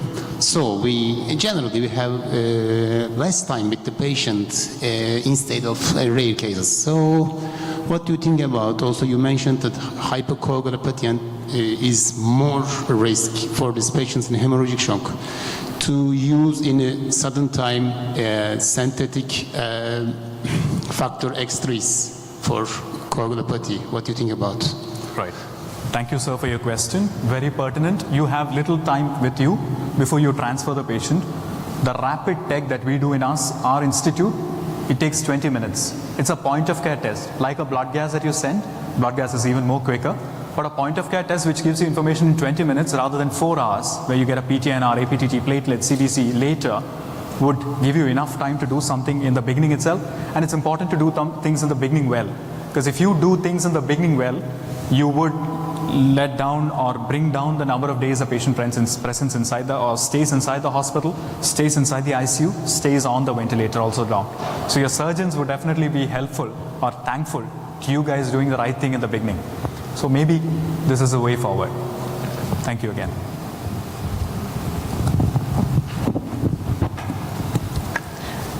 Thank you, Dr. Pillai. Thank you.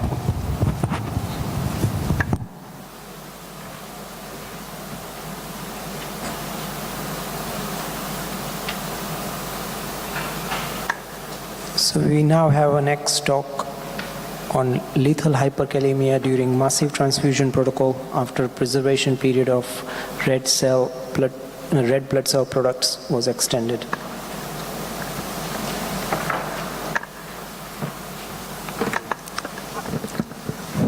Welcoming Professor Mizobata.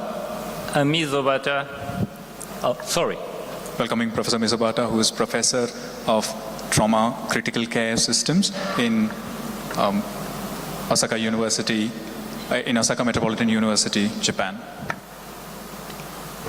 Thank you. I'm Mizobata from Japan, and I appreciate for EPAT and WASM for giving me this opportunity to present my study.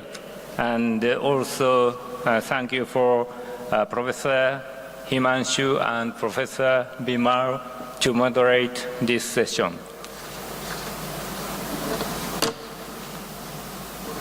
But first, I have no COI for today's presentation to be declared. Massive transfusion protocol is one of the effective procedures to improve survival rate in the severely hemorrhagic patients. There are several reports that the 1:2 ratio of transfusion of FFP, platelet, and RBC improves mortality of trauma patients in the studies using historical comparison design. In our institute, we implemented the MTP 10 years ago, and we enabled quick start of transfusion and keep 1:1 blood product ratio. In Japan, the Japanese Red Cross Society is working on the blood donation system and the supply of blood products to hospitals. Recently, the society issued a notice of their approval to extend the preservation period of red blood cell product. This extension is, of course, evidence-based and mainly promulgated to reduce costs and avoid the destruction of limited resources. However, when massive transfusions are administered under the massive transfusion protocol to treat hemorrhagic patients, the incidence of adverse events related to this change are not well known. We report our experiences with 2 cases of critical hyperkalemia during trauma resuscitation with massive transfusion protocol.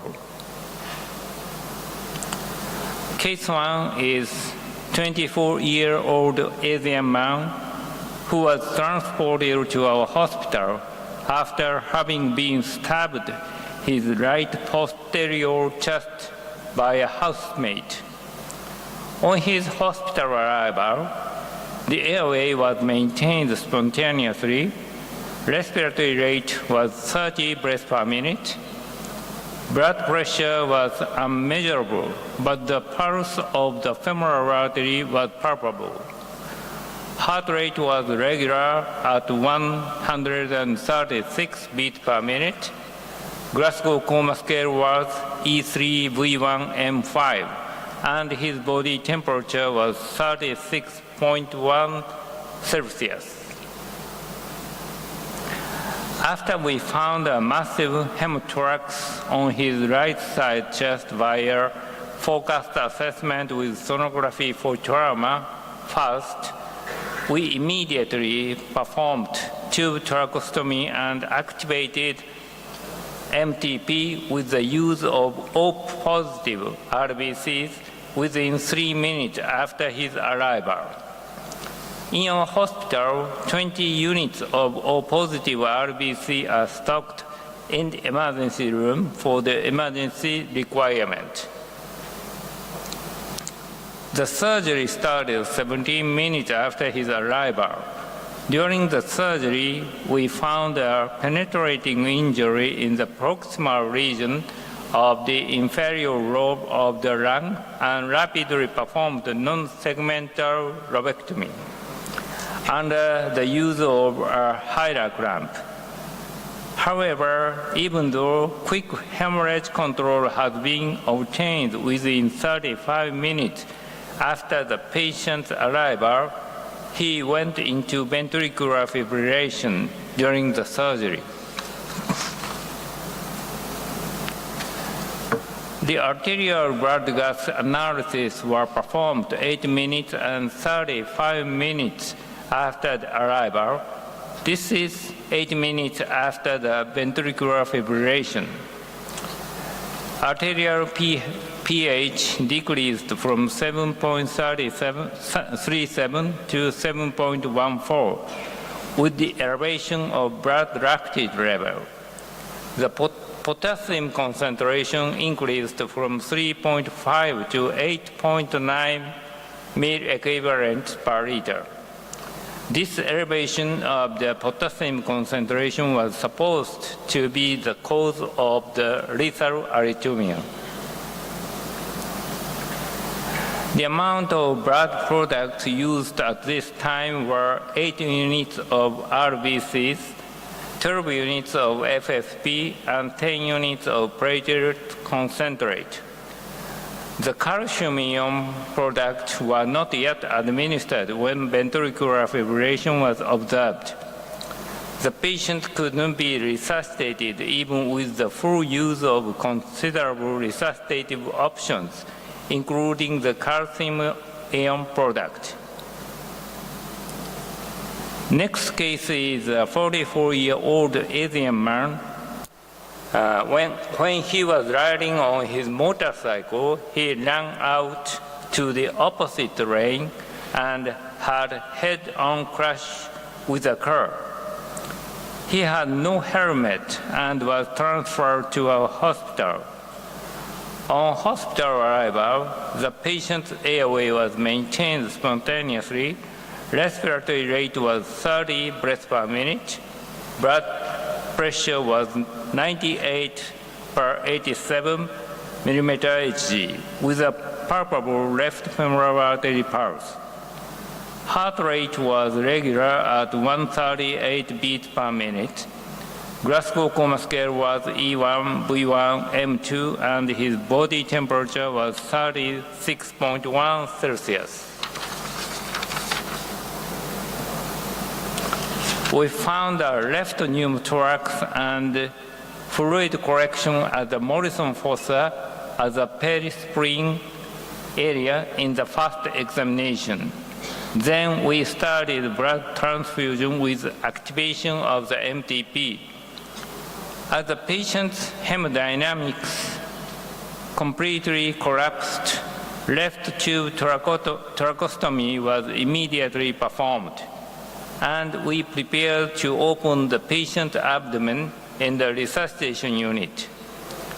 During the preparation for surgery, as we also obtained radiological information about the concomitant severe pelvic fracture, we initiated resuscitative endovascular balloon occlusion of the aorta lever, but didn't inflate the balloon yet.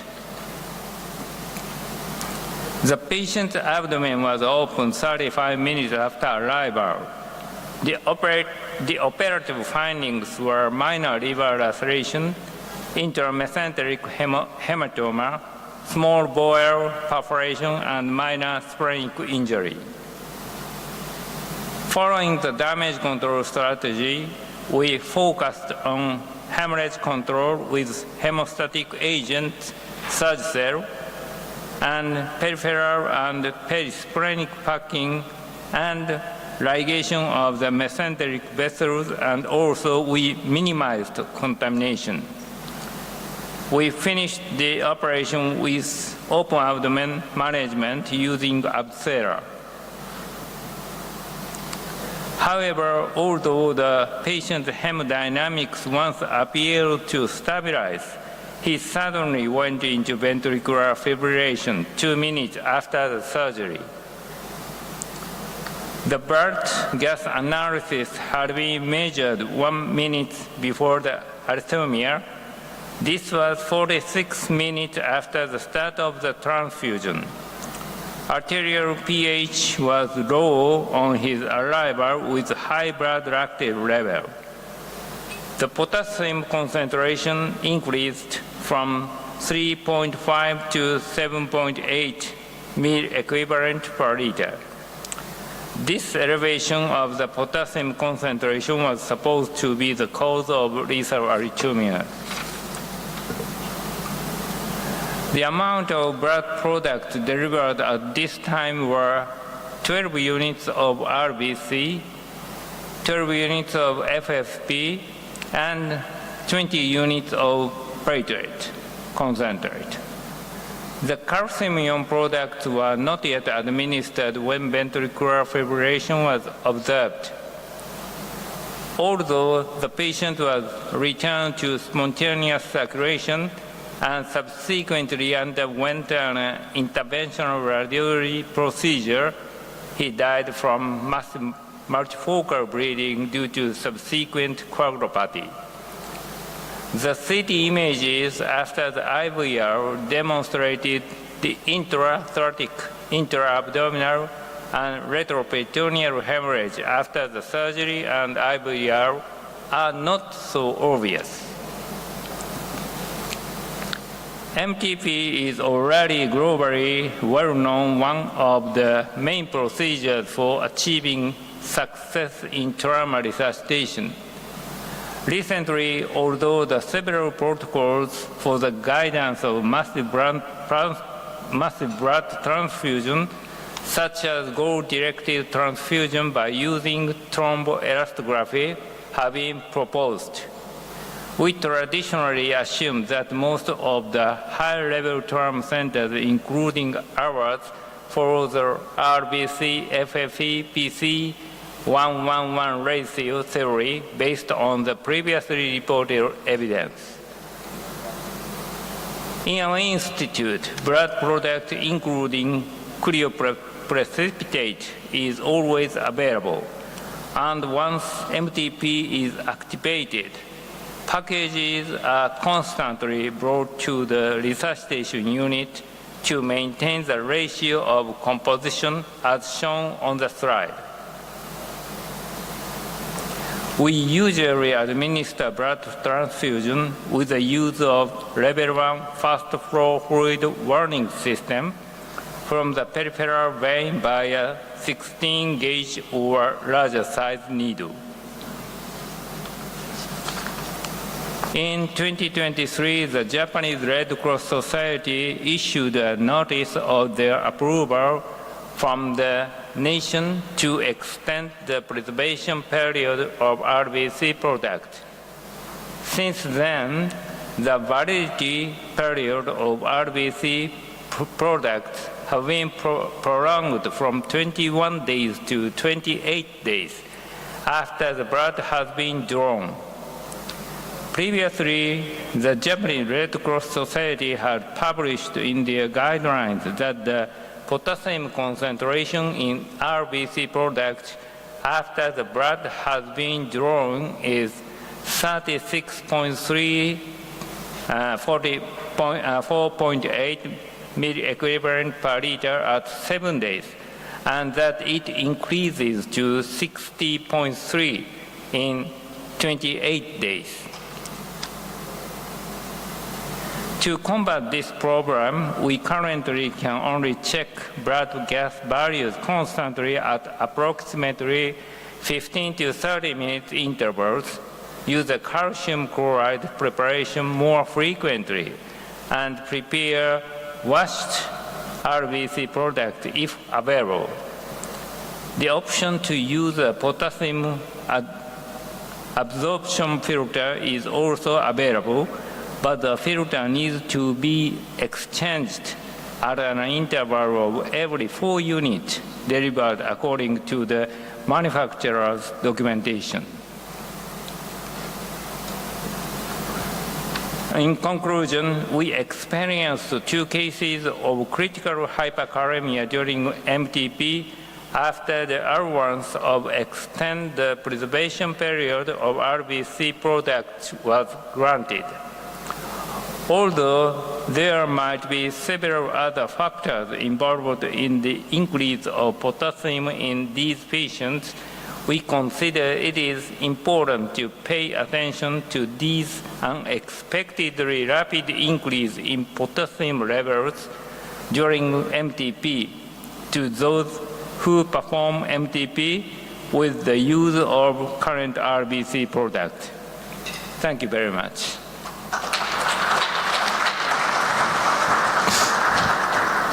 Thank you, Professor Misabata. Any questions for Professor Misabata?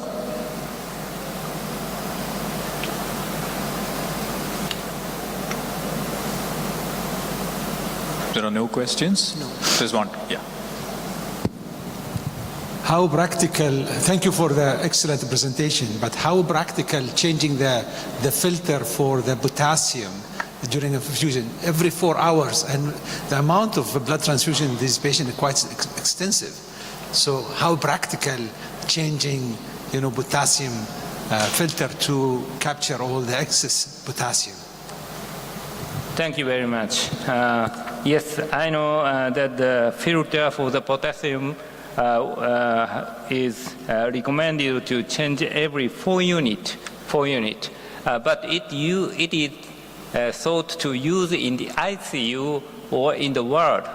For the mass transfusion protocol, the 4 units of RBC is infused very rapidly, so it is not practical to change the filter.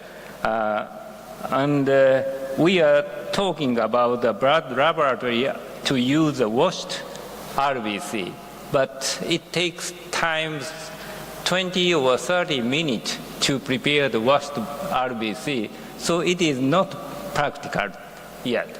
So now we are thinking about change the calcium administration.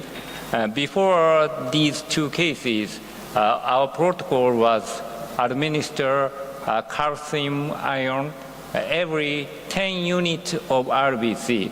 But now we change the protocol to check the potassium level and calcium level every 15 to 30 minutes and administer the calcium ion to prohibit the elevation of the potassium ion level. Thank you.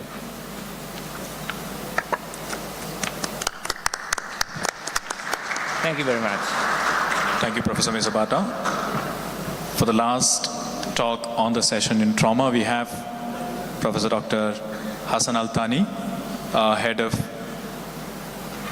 Trauma and Vascular Surgery Section at Hamad General Hospital, Qatar, who will be talking about acute kidney injury in trauma. What do we know? Over to you, sir. Thank you.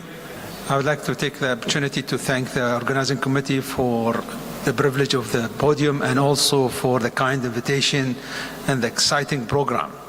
As usual, they never fail me to see an exciting program.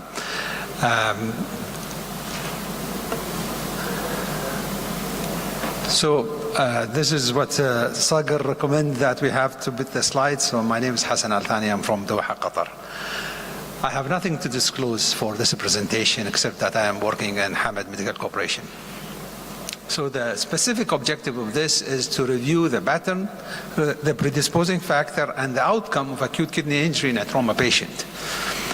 As we know, worldwide, the burden of kidney disease is rising, but the public awareness remains limited, and the public, including physicians, underscoring the need for effective communication by the stakeholder in the kidney health community.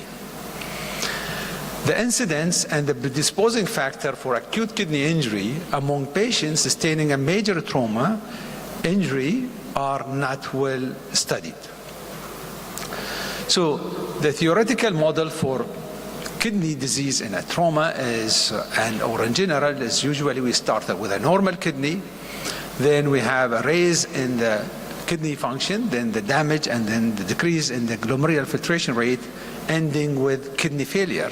So with the damage, the GFR start to decrease, and then the damage actually start to increase. With that, the complication start to build up, ending with the mortality of the patient. So the pathophysiology of acute kidney injury in a trauma setting is a similar things. We actually give a contrast for these patients when they come for scanning. We have a tissue damage, we have hemorrhagic shock, we have rhabdomyolysis and abdominal compartment syndrome, as well as the excessive fluid that we give the patient. There is a ischemia, reperfusion injury, hypovolemia, myoglobin is produced, systemic inflammatory process, renal oxidative stress, and then intrarenal vasoconstriction, and the abdominal compartment will result also in renal parenchymal effect with the renal vein compression and actually compromise. And then we'll have the excess of fluid with renal edema, and the inflammatory process will continue, resulting in the aggravation and the start of the immune modulation and stimulation. This will result in renal hypoperfusion and hypoxia, ending with acute kidney injury, and the insult continue with rescanning of these patients. So when we classify kidney injury disease, we have to look at 4 dimensions, and they are structural, functional, and outcome, and this is related to the duration and time. And there is a number of classification of kidney injury. Whatever you use, just stick to it. The main definition of this, and I have a big list of this, there's 2 things. One, the rate of serum creatinine raise, and also the urine output. And this is very important to actually address in any of the renal injury classification that you utilize. So recently, we actually looked at the predisposing factor and outcome of acute kidney injury after a blunt trauma in our center for 10 years. And the aim of the study is to look at the pattern, predisposing factor, and the outcome of acute kidney injury in our level 1 trauma center in Qatar. So it is a It is a retrospective study for all the patients who were admitted at Hamad Medical Corporation from 2011 to 2021. We investigated acute kidney injury. During this study, we had 140 patients out of 17,000 admitted during that period of time, which make it 0.8% of the total number of patients who were admitted. And the mean age of these patients is 40 plus or minus 20 years. When we look at the demography and clinical characteristic of patients who did not develop acute kidney injury to a patient who developed acute kidney injury, we can see that renal injury patients were older. The comorbidity is significantly high, including hypertension, diabetes, and the history of coronary artery disease. Also, associated injury were significantly high in a patient with acute kidney injury. Head injury, chest, abdomen, and pelvis all significantly high, as well as the extremities. And when we compare the amount of blood transfusion and the activation of massive transfusion protocol, we can see that acute kidney injury patients were receiving more blood and more activation of massive transfusion protocols.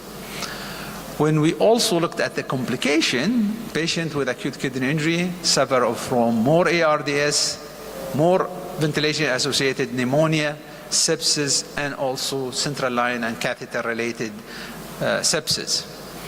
And the length of stay of the patient in the hospital with acute kidney injury were significantly higher in comparison to a patient who did not develop acute kidney injury. Ventilation requirement is high, and hospital length of stay was also significantly high, with significant mortality. 65% of the patients who developed acute kidney injury died while they are in hospital. The mechanism of injury, majority of these patients were blunt injury. Road traffic accident was accounting for 41%, and then pedestrian is 25%, and the rest, whether it's a fall from height or a thud or others. The presentation of these patients to the trauma room, we had 32% of the patients with acute kidney injury presented with hypotension. 17% had cardiac arrest on the presentation. Myoglobin level on admission was 1,200 and increased after 24 hours to 2,088. The need for vancomycin in these patients was 7.9%.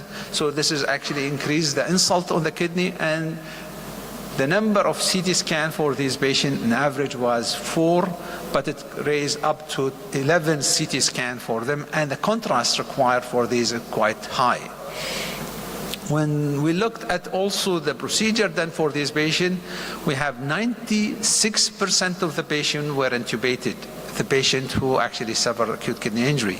Hemodialysis was required in 64% of the patient, and patient who survived and off dialysis was 23%. And there is patient recovered from acute kidney injury with normal kidney function is 32%, and with not normal kidney function but did not require dialysis was 32% also, and 7% of these patients require ECMO. The stage of acute kidney injury, the majority were stage 3, high stage of actually acute kidney injury, and renal replacement therapy was required in 6.4% of the patient. Patients who had direct renal injury were accounting for 6.5%, and we actually published a paper looking at this patient who actually had direct kidney injury, and that can be reviewed in this paper. But when we also compare survivor versus non-survivor of these patients who had a kidney injury, we can see that the age of the one who did not survive were older, more hypotension, more cardiac arrest, and also shock index was high, and Glasgow Coma Scale was low for the patient who did not survive. Also, the associated injury was higher in terms of head injury and chest injury, whereas the pelvic and lower was also high. The other abdomen and the upper extremity were not statistically significant. also the severity of injury was much higher. ISS was 33.7 plus or minus 12 for non-survivor in comparison to 25%, 25.5 ISS. And as I said, all the patients who did not survive with acute kidney injury were intubated in the scene or in the emergency setting. And 30% of them underwent laparotomy and 6% had craniotomy. Complication was also significantly higher for the patient who who did not survive. And the main thing when we look at the multivariate regression analysis for the predictor of mortality for acute kidney injury were age, hypotension, and injury severity score. And this is actually a chart of all the patients who actually had the kidney injury, and you can see they are classified into stage as well as direct injury and non-direct injury. And the majority of the cases in our group were having a stage 3 injury with higher mortality. 70% of these patients died from their acute kidney injury. And the Kaplan-Meier for these patients showed stage 1 injury had the best survival. There is no much difference between stage 2 and 3 for these patients with acute kidney injury in terms of survival.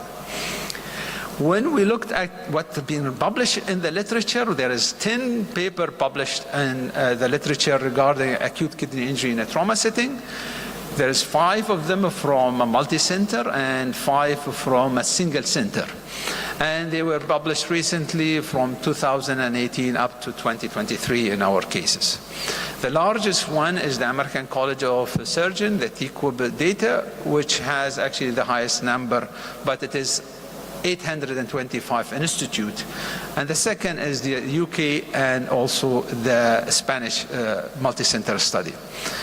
The duration of the study in our case is 10 years and a half, and in the UK is 10 years, and the rest were between 2 years and 4 years.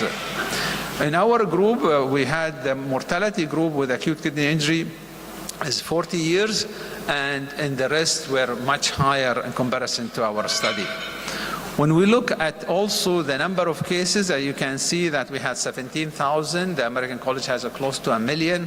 But the percentage of the cases we had, the lowest is 0.8%, which is similar almost to the American is 1%. The highest was actually, the paper was coming from Al-Zaghazigh University in Egypt, which is a single center, and they have 50% of the patient who developed acute kidney injury with severe. The ISS score was high in our group, it's 30, but in the Egypt study was 41. And we had a low Glasgow Coma scale. The mortality, unfortunately, in our group was 65%, and in the Egypt one is 70, but in the rest of the studies goes as low as 2.1% in the Japanese population. So when they looked at actually the risk of mortality score with a severe acute kidney injury, you can see that the higher the score, the higher the mortality as demonstrated in the graph here. So in conclusion, acute kidney injury is not uncommon among the trauma patient and associated with high rate of a prolonged hospital stay and mortality. Early detection and prevention of acute injury should be a priority in such high-risk population. I would like to thank you for actually the privilege to present, and I thank the organization committee for the invitation. Thank you, Professor Altani. Any questions from the crowd?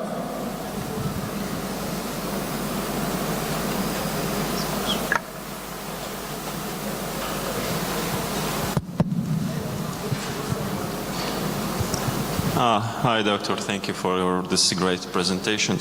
I have one question as I'm a new emergency medicine resident, so I have this inquiry about the rhabdomyolysis.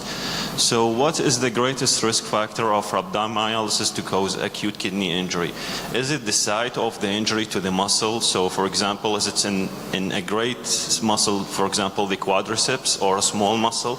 Or is it the duration of the injury since the muscle is crushed until we detect the myoglobin in the urine so we can determine the acute kidney injury is being already detected? Thank you. Thank you. Excellent question. Actually, rhabdomyolysis is associated with both what you said. It's the size of the muscle and the timing of actual intervention. The best treatment for rhabdomyolysis is actually early detection and early treatment. And early treatment means need for fasciotomy should be done early, stabilization of bone, resuscitation appropriately with the fluid, and stabilizing the hemodynamic status of the patient. That's how we deal with it actually to reduce the rhabdomyolysis. And you need to follow it. We do actually follow rhabdomyolysis in the first 24 hours, and after that we don't. Just we see the trending, whether it's going up or down. But that's an excellent question. Thank you. Any other questions? There are no questions. We are wrapping up the session on time. There's one more question.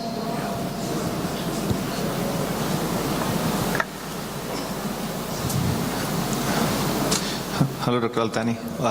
About AKI in trauma patients, the crush injury point was a very excellent point regarding the injury pattern. But when it comes to preventive strategies to prevent AKI, is there still an accepted norm to have a prevention algorithm in terms of fluid, or if there is a crush injury, we start with bicarbs early, estimating rhabdomyolysis, or we make sure that the pressures are maintained? Because if the patient is in hypovolemic shock, there is a high chance that there would be a kidney injury. Now, the new papers suggest that the creatinine and contrast don't go hand in hand. Right? So in trauma patients, we use a lot of contrast when it comes to CT angiography. So the angiography has now become prominent in all traumas. So technically, we know that if there is hypotension, there is a chance that we will have kidney injury or there could be a kidney damage. But we still go ahead and scan the patients beforehand without knowing whether there is kidney injury or not. So do we have renal protective strategies which are mentioned in hypovolemic patients to make sure that the three major factors, that is hypotension, rhabdomyolysis or crush injuries, prolonged hypotension and the use of contrast, when they come together, that could be, so is there a renal protective strategy which has been discussed or highlighted in literature? That's a good question. In a trauma setting, the best renal protection method is resuscitating the patient early. By resuscitating is trying to stabilize the patient hemodynamically. When you achieve that, you actually achieve the renal protection method. Adding medical treatment, we know that it is not working for a trauma patient, and therefore, in my management of these patients, we looked after the ABCs, and the amount of contrast is factors, we know that, but if the patient requires it, we better do it, because unfortunately when we miss injury, that will actually worsen the condition of the kidney and the patient, and therefore, the best treatment is manage the patient as ABC, and bring them to hemostasis very quickly. Thank you. Thank you, Professor Altani. Requesting all speakers to come on stage and Professor Dr. Bashar to come on stage along with Dr. Sagar for a photograph.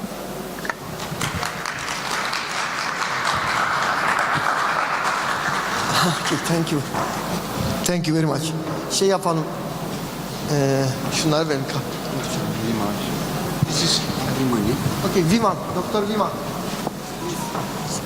Soruyor. Çekil karını.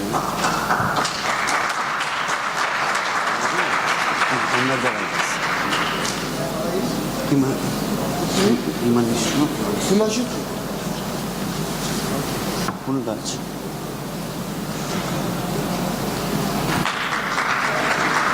Bir de şey abi. Yasemin su.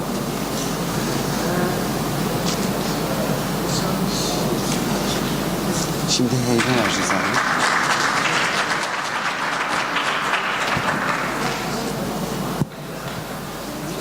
Hasan el tane için heybe de bir şey. Şunu vereceğim. Dur Fatma. Oh, this is so good.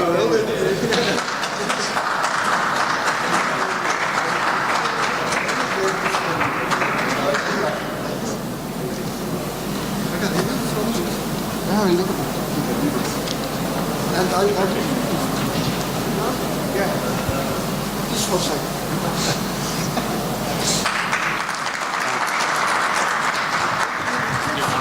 Tamam, in aşağıya.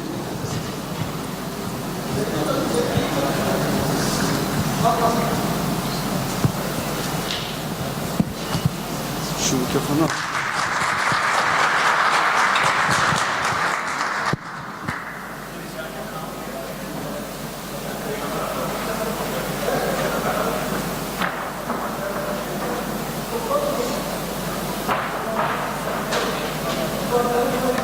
So we'll bring this session to a close now. We had excellent sessions about low-risk trauma decision-making, then a hemodynamically shocked patient using tech-guided MHP protocol, and then two cases with unfortunate outcomes following major trauma. And finally, Atuder ve Vacem Başkanı Sayın Profesör Doktor Başar Cander. Bir diğer konuşmacımız ise Altınbaş Üniversitesi Klinik Farmakoloji Bilim Dalı'ndan Sayın Profesör Doktor Barkın Berk. Sempozyumumuzun ilk konuşmasını yapmak üzere değerli dernek başkanımız Sayın Başar Cander'i buraya davet ediyorum. Buyurun hocam.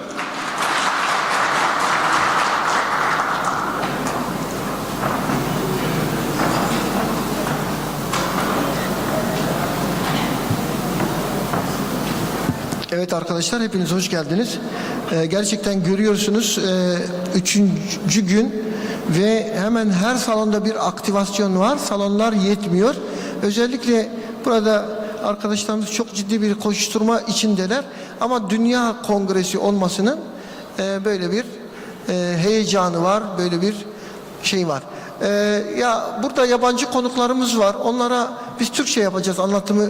Kulaklık getirebilir misiniz yabancı konuklarımıza? For Hasan El Tani and other maybe Sagar and okay.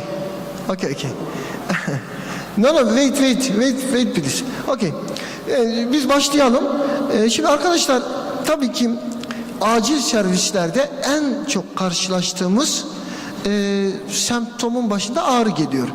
Ama düşünün, mesela birinin bacağı ağrıyor veya omuzu ağrıyor veya boynu ağrıyor şikayetiyle geldiğinde ilk hissettiğimiz duygu nedir arkadaşlar?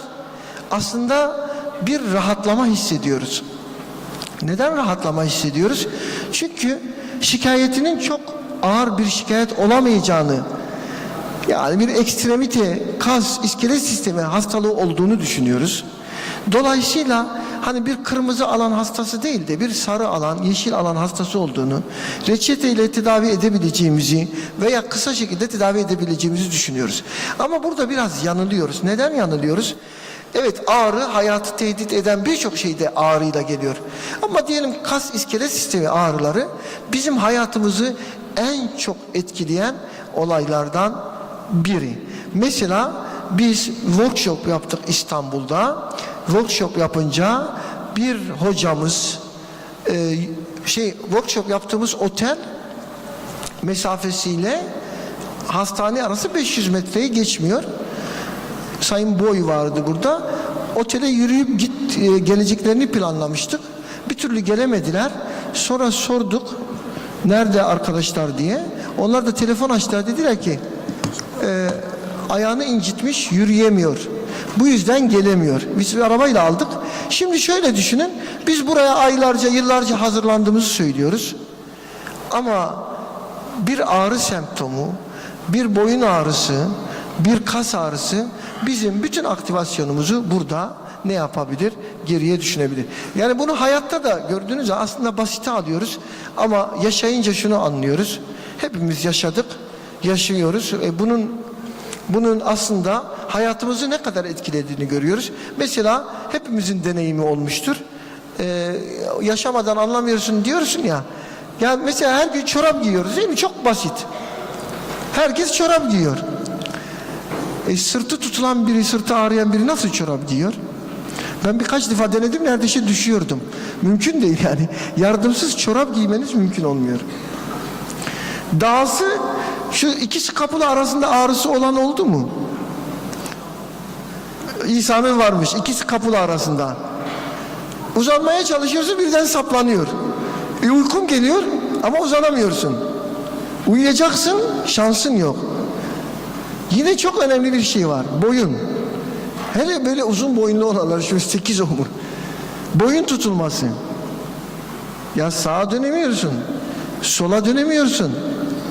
Yani hayatımızı o kadar etkiliyor ki bu ağrı. Hastalar için de bakıyorsun, ya bir şey yok ya, işte kas ağrısı geçer, şunları kullan.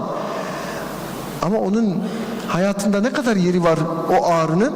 O yüzden bizim bu tedaviye çok dikkat etmemiz gerekiyor arkadaşlar. Şimdi kas iskelet sisteminde hepimizin bildiği şeyler var. İşte kemikler, eklemler, kaslar, pasif elemanlar ve aktif elemanlar olarak söyleyebiliriz. En genel belirtiler ne? Ağrı, işte sabah tutukluğu, hareket kısıtlılığı, kas kitlesinde azalma, krepitasyon, hassasiyet, halsizlik vesaire, bunlar semptom olarak karşımıza çıkıyor. Tabii bunlar bizim hayatımızı, sosyal hayatımızı engellemek yönünde çok etki ettiğini az önce belirttik. Ama bunun dışında da şuraya görüyorsunuz arkadaşlar, herhalde şuradan göstermem mümkün, pardon, geriye alabilir miyiz? İleriye alalım, bir daha ileri. Evet, şurada görüyorsunuz. Şunu nereden? Evet, acile başvurma, ölümcül olmayan hastalık yükü içinde.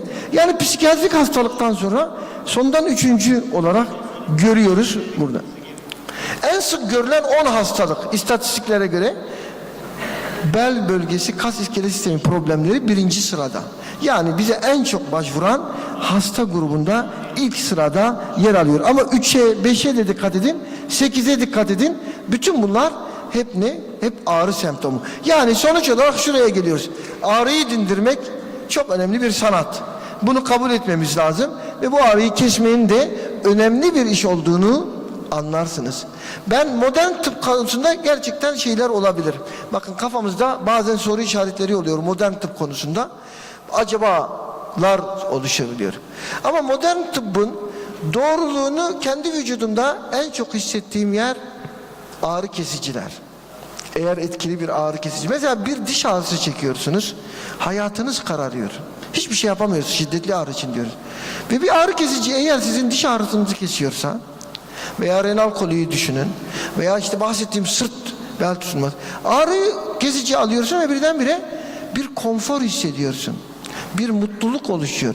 Dolayısıyla arkadaşlar ağrı kesmenin bir doktorun en önemli görevlerinden biri olduğunu unutmamamız gerekiyor. Bu yüzden de tabii ki biz ağrı kesicileri çok fazla kullanmak, çok fazla yazmak durumdayız. Bunun için de mutlaka ağrı kesicileri çok iyi tanımamız gerekiyor. En sık kullandığımız ilaçlar olduğu için.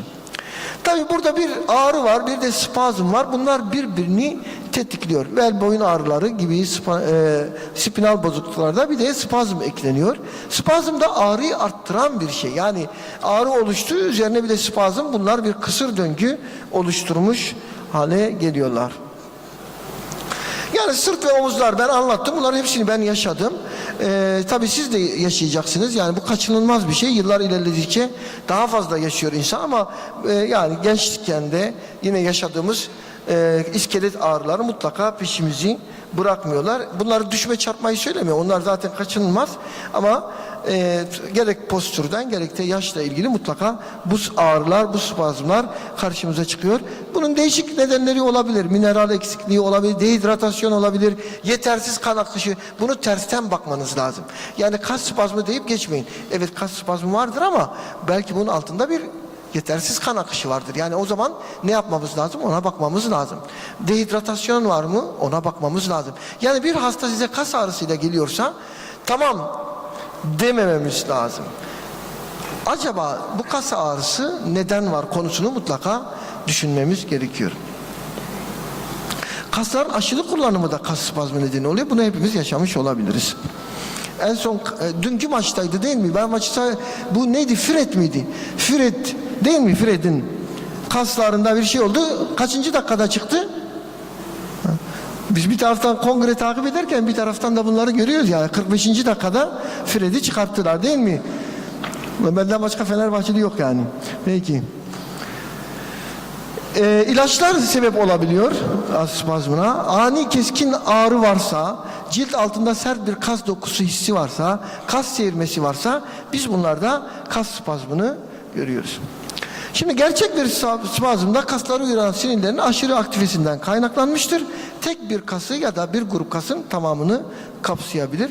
Kas yorgunluğu, yaralanma, kasların aşırı kullanımı gerçek kramplara neden olabiliyor. Bir ani bir ağrı ve sizi hareket ettirmiyor. Vücudun su kaybetmesi, sodyum eksikliği gerçek krampların diğer neden. Yani acilde çok fazla karşılaşıyoruz tabii sodyum eksikliğine, hiponatremiye ve bu da bizim için önemli.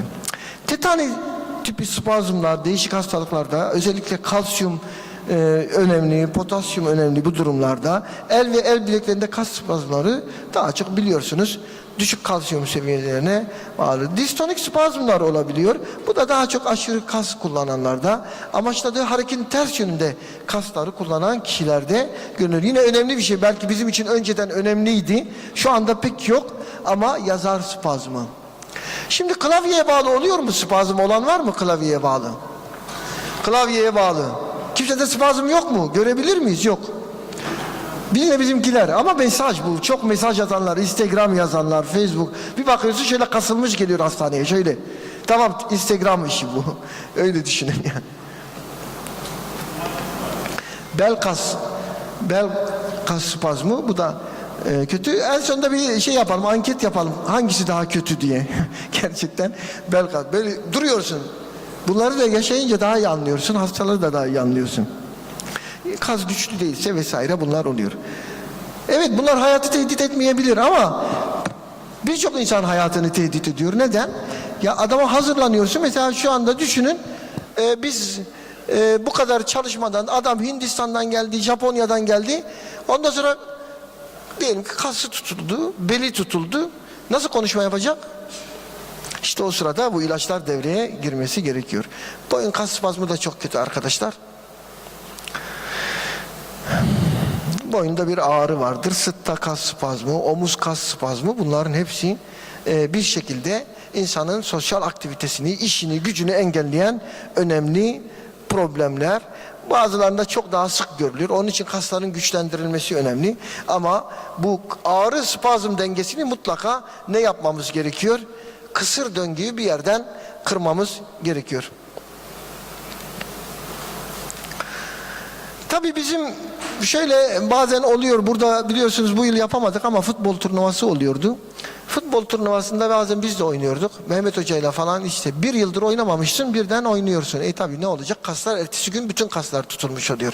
Futbolcular neden ısınma hareketi yapıyor? Çünkü kasların birden hareket etmemesi için demek ki burada korunmak lazım. Yine yemek yedikten hemen sonra egzersiz yapmayın. Hani yemekten sonra yürüyüş yapalım diyenler. Mesela Zeynep Hoca 2'de 1 tutturur. Orada konuşuyor, bizi dinlemiyor. Zeynep Hocam yemekten sonra yürüyüş bak kas spazmı nedeni oluyormuş. Kahve, çay ve çikolata gibi bol miktarda nikotin içeren besini az tüketin. Kahve, çay, çikolata gibi bol miktarda. Allah Allah. O zaman biz niye sigara içmiyoruz? Madem bunlar nikotin bu kadar içeriyor diyorsun. Bunlar mı nikotin içeriyormuş yoksa falan diye düşünmek lazım. 2 litre su içmemiz lazım. Süt, portakal suyu, muz gibi kalsiyum, potasyumdan zengin besinler ve stressiz bir yaşam diliyorum sizlere. Bu nasıl yaşanıyorsa. Sonuç olarak arkadaşlar tedaviye geçeceğiz. Tedavide bakın ağrı kesici yazarken aklımıza gelen en önemli şeylerin başında nedir? Şimdi Murat Seyit önümde olduğu için soruyorum. Ağrı kesici de ilk aklına gelen ne? Yazarken ne düşünürsün? He? Hızlıca etki etmesi. Bu ofansif, bak ofansif duygu. Bu duyguyu yaşayanlar genelde farklı. Ama eğer şöyle deseydi ki o önemli, yani mesela hızlı etki değil de mesela başka ne denebilir? Atakan'a soralım yanında. Atakan. Ha işte bak bu da defans. Bak biriniz defans, biraz ofans. Şimdi defansif olanlar şöyle düşünür. Zarar vermeyin. Bunların tıptaki kuralı şu. Önce zarar verme. Aman ilaç veriyor, zarar vermesin. Bu futbolcu olsa defansta oynar yani. Gol yemeyeyim der yani. Diğer taraf ise hızlı etki etsin. Bu işe gol atayım, kazanayım. Bunların tıptaki karşılığı ne? Salondan alalım. Sema sen duymuşsundur, söyle karşılığını. Yok. Bu diğerleri önce zarar verme. Bunlar önce yarar ver prensibiyle hareket ederler. Onlar diyorlar biz gol atalım da golleri sonra bir şekilde çıkartırız. Gol yesek de olur. Gol atalım önce, sonra bir de. Ama şu ağrı kesici yazarken bunları düşünüyoruz ama ilaçları düşünürken de güven duygusunun çok önemli olduğunu görüyoruz. Güven duygusu. İşte burada mesela 20 yıl, 30 yıl, 40 yıl kullanılan ilaçlar güven konusunda biraz daha ön plana çıkıyorlar. Hele kendi deneyiminiz de olmuştur bu ilaçlarla. Bu önemli. Dolayısıyla tedaviyi yaparken semptomatik yapıyoruz. Güven duygusuna önem veriyoruz. İlaca güveniyoruz. O ilaca güveniyor olmamız lazım. Tabii burada fizik tedavi yapılabilir, lokal ısı uygulamaları yapılabilir.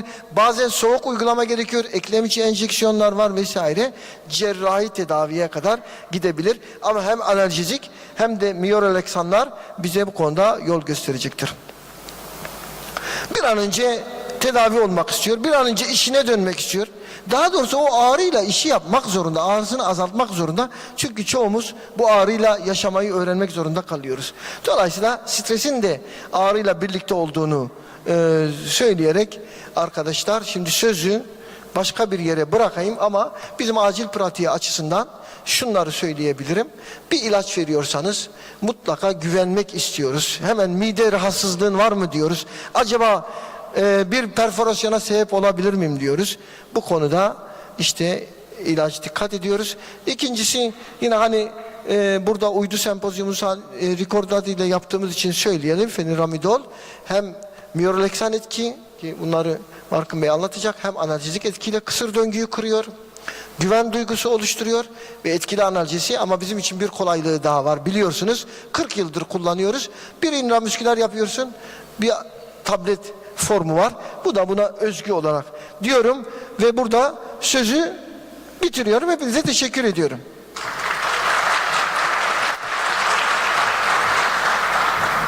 Siz ben anons edeyim hocam. Profesör Doktor Barkınberk Altıntaş Üniversitesi'nden daha önce de misafir etmiştik. Bu konularda uzman olan bir hocamız buraya geldiği için, teşriflediği için teşekkür ediyorum. Buyurun Sayın Hocam.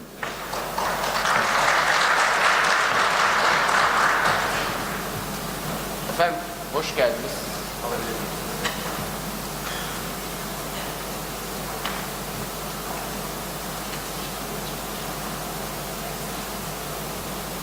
Tamam, zorlamayalım. Buradan konuşalım, sıkıntı yok. Efendim hoş geldiniz. Şeref verdiniz. Hem sizler hem uluslararası konuklarımızla beraber burada olmak oldukça güzel benim için. Çok basit bir soruyla başlamak istiyorum. Eğer sizin için uygunsa. Genç, yaşlı, erişkin hepsinin ortak problemi her geldiğinde ne oluyor? Ağrı. Tabii ağrı dediğimiz zaman ağrı ile ilgili olarak birçok şey söyledi hocam. Bağlantılı olarak spazmla ilgili de birçok şey söyledi. Bütün bunların hepsinin temel kaynağında, özellikle mesela spazmın temel kaynağında bir homeostatik dengenin bozukluğu söz konusu. Dikkat ederseniz replasman tedavilerin hepsi aslında homeostatik dengenin tekrar yerine getirilmesiyle bağlantılı olan, özellikle iyonik dengenin yerine getirilmesiyle bağlantılı olan tedaviler. Bunun haricinde 2 tane opsiyonumuz var. Ya analjezik vereceksiniz ya antiinflamatuar vereceksiniz. Başka bir çaremiz yok baktığımız zaman.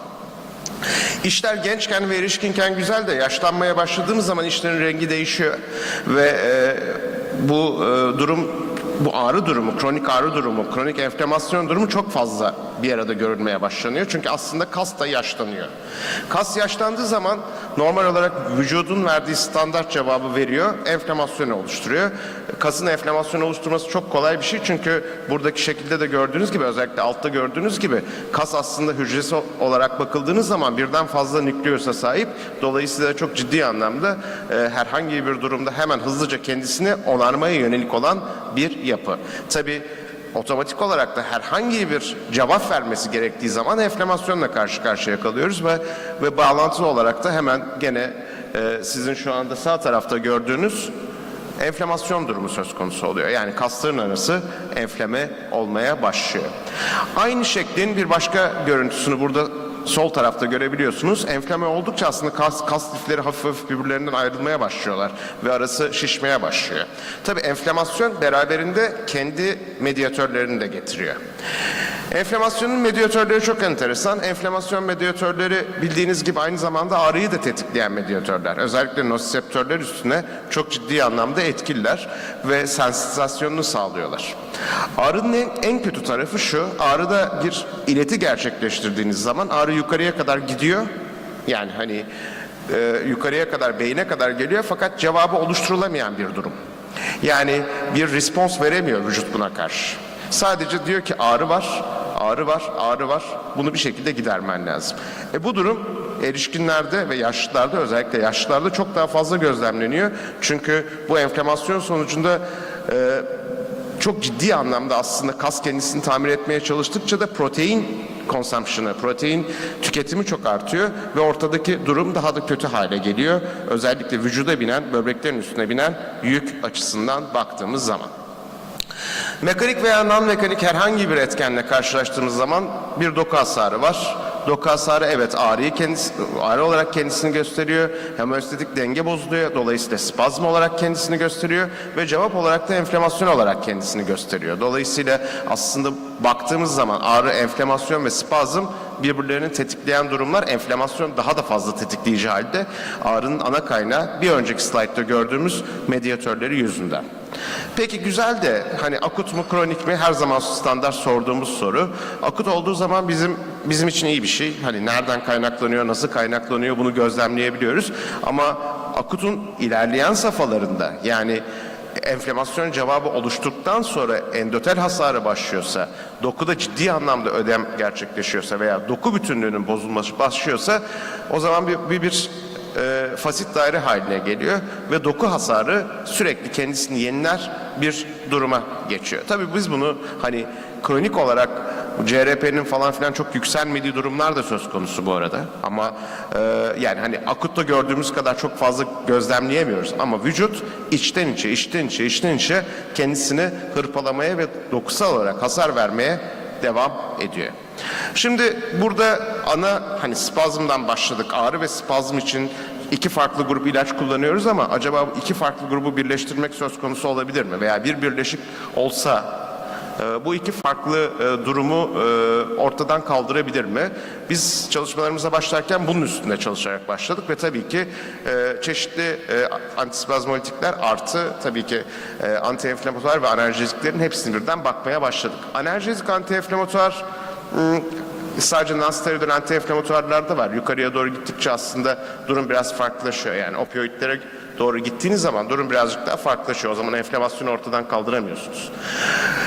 Bunu birleştiren bir tane yapı var mı diye bakarken feniramidol önümüze çıktı. Feniramidol baktığımız zaman hani doz olarak 400 mg film tableti olarak günde 3 kez kullanabileceğiniz, 1 veya 2 tablet halinde veya 800 mg'lık 3 mililitrelik enjeksiyonluk çözeltisiyle kullanabileceğiniz bir birleşik. İlginç olan tarafı çok hızlı etki gösteriyor. Yani ilk 10-15 dakikada etkiye başlıyor ve maksimum yarım saat içerisinde etkisini maksimize edebiliyor. Tabii bu özellikle acil serviste çalışıyorsanız sizin elinizi çok kolaylaştıran bir durum. Çünkü çok hızlı bir şekilde aslında cevap alıyorsunuz ve bu cevapla beraber de fenomenal özelinde hızlı bir şekilde hastayı rahatlatabiliyorsunuz. Özellikle spesifik olarak kas iskelet sistemi akut ağrılı kas spazmlarının semptomatik tedavisinde endikasyonu var. Hem ağrı hem spazm açısından baktığımız zaman. Feniramidolün çok enteresan bir özelliği var. Verdikten sonra, dolaşıma geçirdikten sonra biriktiği yer aslında kas kütlesinin kendisi. Yani spesifik olarak dağılıma giriyor, kasta depolanıyor, tekrar dağılıma kastan devam ederek yavaş yavaş salınarak devam edebiliyor. Fenomenin ikinci bir özelliği daha var ki özellikle bir nöropatik durum söz konusu olursa, düzensiz sinir iletimi durumu söz konusu olursa fenomenin kendi metabolitleri de ilaç olarak kullanılabiliyor. Bunun yanı sıra asetilkolin salınım kavşaklarında herhangi bir şekilde değiştirmeksizin düzenli iletim sağlayabiliyor sinir hücresinin üstünde ve de bağlantısı olarak da eğer hasta kronik spazm geçiriyorsa spazm oluşturma özelliğini veya spazm oluşma olasılığını da düşürüyor. Tabii ki mutajenik ve genotoksik etkisi de bulunmamakta. Baktığımız zaman fenomenolojinin en büyük olaylarından bir tanesi, yani enflamasyona giden yolda niye fenomenol çalışmayı seçtiniz, niye bu konuda kafanız hani gidip de fenomenolü nereden buldunuz derseniz aslında prostaglandin yolağı üstünde de etkili olması. Çünkü ağrı mekanizmasını aslında prostaglandin mekanizmasını inhibe ederek sağlıyor. Prostaglandin E2'yi inhibe ediyor ve nosiseptörlerin de bu şekilde uyanmalarını azaltıyor ve periferik sinir ucunda da bu uyarıyı oldukça düşük seviyeye çekiyor. Ağrı oluşum eşiğini de supraspinal ve spinal seviyede de arttırıyor. Bizim işimiz sizinkinden biraz farklı. Bizim işimiz hastayla değil, bizim işimiz moleküllerle. Moleküller dediğimiz zaman birçok farklı molekülü aslında özellikle başka bir etkisi var mı, nasıl bir etkisi var şeklinde deneyerek işimize devam ediyoruz. Daha önce yaptığım konuşmalarda bunlardan bahsetmiştim. Aslında bu bir repurposing çalışması ve de hani fenomenol yapısal olarak da aslında siklooksinaz enzim inhibisyonu gösteren yapılara çok ciddi anlamda benziyor. Ama buradaki kritik kısım şurası. Santral sinir sistemi depresyonu yapıyor mu, yapmıyor mu? Fenomenolojinin bir özelliği daha var ki santral sinir sistemine geçişi çok az. Biraz sonra başka bir deney setiyle beraber bunu tekrar söyleyeceğim. In silico çalışmalarda gerçekten de siklooksinazın aktif yöresine etkisini çok net olarak gözlemleyebiliyoruz. Şimdi geçmişte yaptığımız çalışmalara ek olarak bir kısım yeni çalışmalar daha yapmaya başladık. Özellikle fenomenolojinin kendisinin adsorpsiyon, dağılım, metabolizasyon, eliminasyon açısından diğer nonsteroidal antiinflamatuarlarla veya diğer antispazmolitiklerle karşılaştırdığımız zaman durumu nasıl bunu gözlemlemeye çalıştık yaptığımız çalışmalarla. Bunlar da aslında in silico çalışmalar fakat klinikteki genel durumla da şu anda örtüşür vaziyette. Oral absorpsiyon açısından bakıldığı zaman fenomenol %100 absorbe olabilen bir molekül ve ilginç şekilde pasif transportla bağırsak lümeninden hızlıca geçebiliyor. Yani %100 bağırsak lümeninden transfer edebiliyorsunuz. Bu iş için herhangi bir ek kuvvet kullanmıyor vücut. Çok rahatlıkla bağırsak lümeninden dolaşıma pasif transportla geçirebiliyor. Serum albümüne bağlanma oranı oldukça düşük ve aynı şekilde de pasif transportla kan doku epiteline geçiş sağlanabiliyor. Bu da bizim çok hani gene kas dokusu üstünde nasıl rahatça depolanabildiğinin bir göstergesi aslında bizim açımızdan. Yani kasta depolanıyor, kasta depolandıktan sonra salınıyor diyoruz ama hani gerçekten böyle bir durum var mı? Gerçekten de var. Yaptığımız çalışmalar ciddi anlamda da dokuya çok hızlı transport olabildiğini, enerji gerektirmeden transport olabildiğini gösteriyor.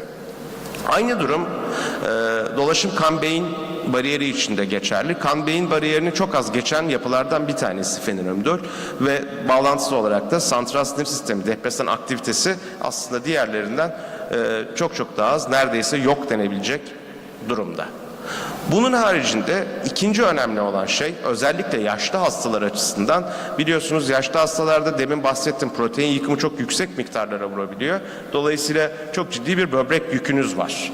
Siz kronik bir antiinflamatuar, kronik bir antiinflamatuar kullandığınız olarak veya kronik bir ağrı kesici kullandığınız zaman en büyük probleminiz böbreklerde oluşturduğunuz yük oluyor. Dolayısıyla bakıldığı zaman böbrek üstündeki yani böbrek hücrelerinin üstünde de bir toksik etkisi olup olmamasını da bakmak zorundayız. Sağlıklı insan böbrek hücrelerine baktığımız zaman fenomenolün sitotoksik etkisinin çok düşük olduğunu gördük. Diğerlerine oranla aslında böbrek hücrelerini çok daha az hırpalıyor veya çok daha az yaralıyor bir ağrı kesici ve antispazmolitik olarak. Tabii bunun yanı sıra bir de kalp krizi oluşturma riskimiz var biliyorsunuz. Özellikle kalp krizi oluşturma riski nonsteroidal antiinflamatuarlarda her tipi potasyum kanallarının inhibisyonuna dayalı olabiliyor çoğu zaman. Baktığımız zaman bunda feniramidolün çok az bir miktarda yaptığını görüyoruz. Diğerlerine oranla inhibisyon, her tipi potasyum kanallarının inhibisyonu çok düşük. Tabi hemen buradan enflamasyon sonuçlarına geçmek lazım. Gene enflamasyon için yaptığımız sonuçlarda yani antienflamatuar sonuçlarına baktığımız zaman da siklooksingenaz 1 ve 2'yi diğerlerine oranla daha dengeli olarak gerçekleştirdiğini görebiliyoruz in vitro eseylerde. Aynı şekilde ağrı için baktığımız zaman da ağrı kesici etkisinin diğerlerine oranla çok daha yüksek olduğunu görebiliyoruz hayvan deneylerinde ve gene hayvan pençe ödem testlerinde antienflamatuar aktivitesi ibuprofene oranla daha iyi, dexametazona benzer olduğunu gözlemleyebiliyoruz. Buradaki en önemli şeylerden bir tanesi bizim dokunun içerisindeki o stokinleri veya mesajları dengede tutuyor olmamız. Çünkü günün sonunda enflamasyon bir cevap ve enflamasyonun temel mantığı da dokunun iyileştirilmesine yönelik olan bir cevap. Doku iyileştikçe enflamasyon azalıyor aslında kademeli olarak ama bu azalım yani bu dokunun iyileşme sürecini hızlandırabilir miyiz veya antienflamatuarlar bu dokunun iyileşme sürecini geciktiriyor mu kullandığımız zaman sorulardan bir tanesi bu. Birçok antienflamatuarın ortak olarak yaptığı şeylerden bir tanesi özellikle interleukin 1B ve TNF alfanın aynı anda inhibe edilmesi ve dolayısıyla dokunun tedavisini geciktirebiliyorlar veya daha net söylemek gerekirse tedavi için gerekli olan moleküllerin birbirleriyle haberleşmesi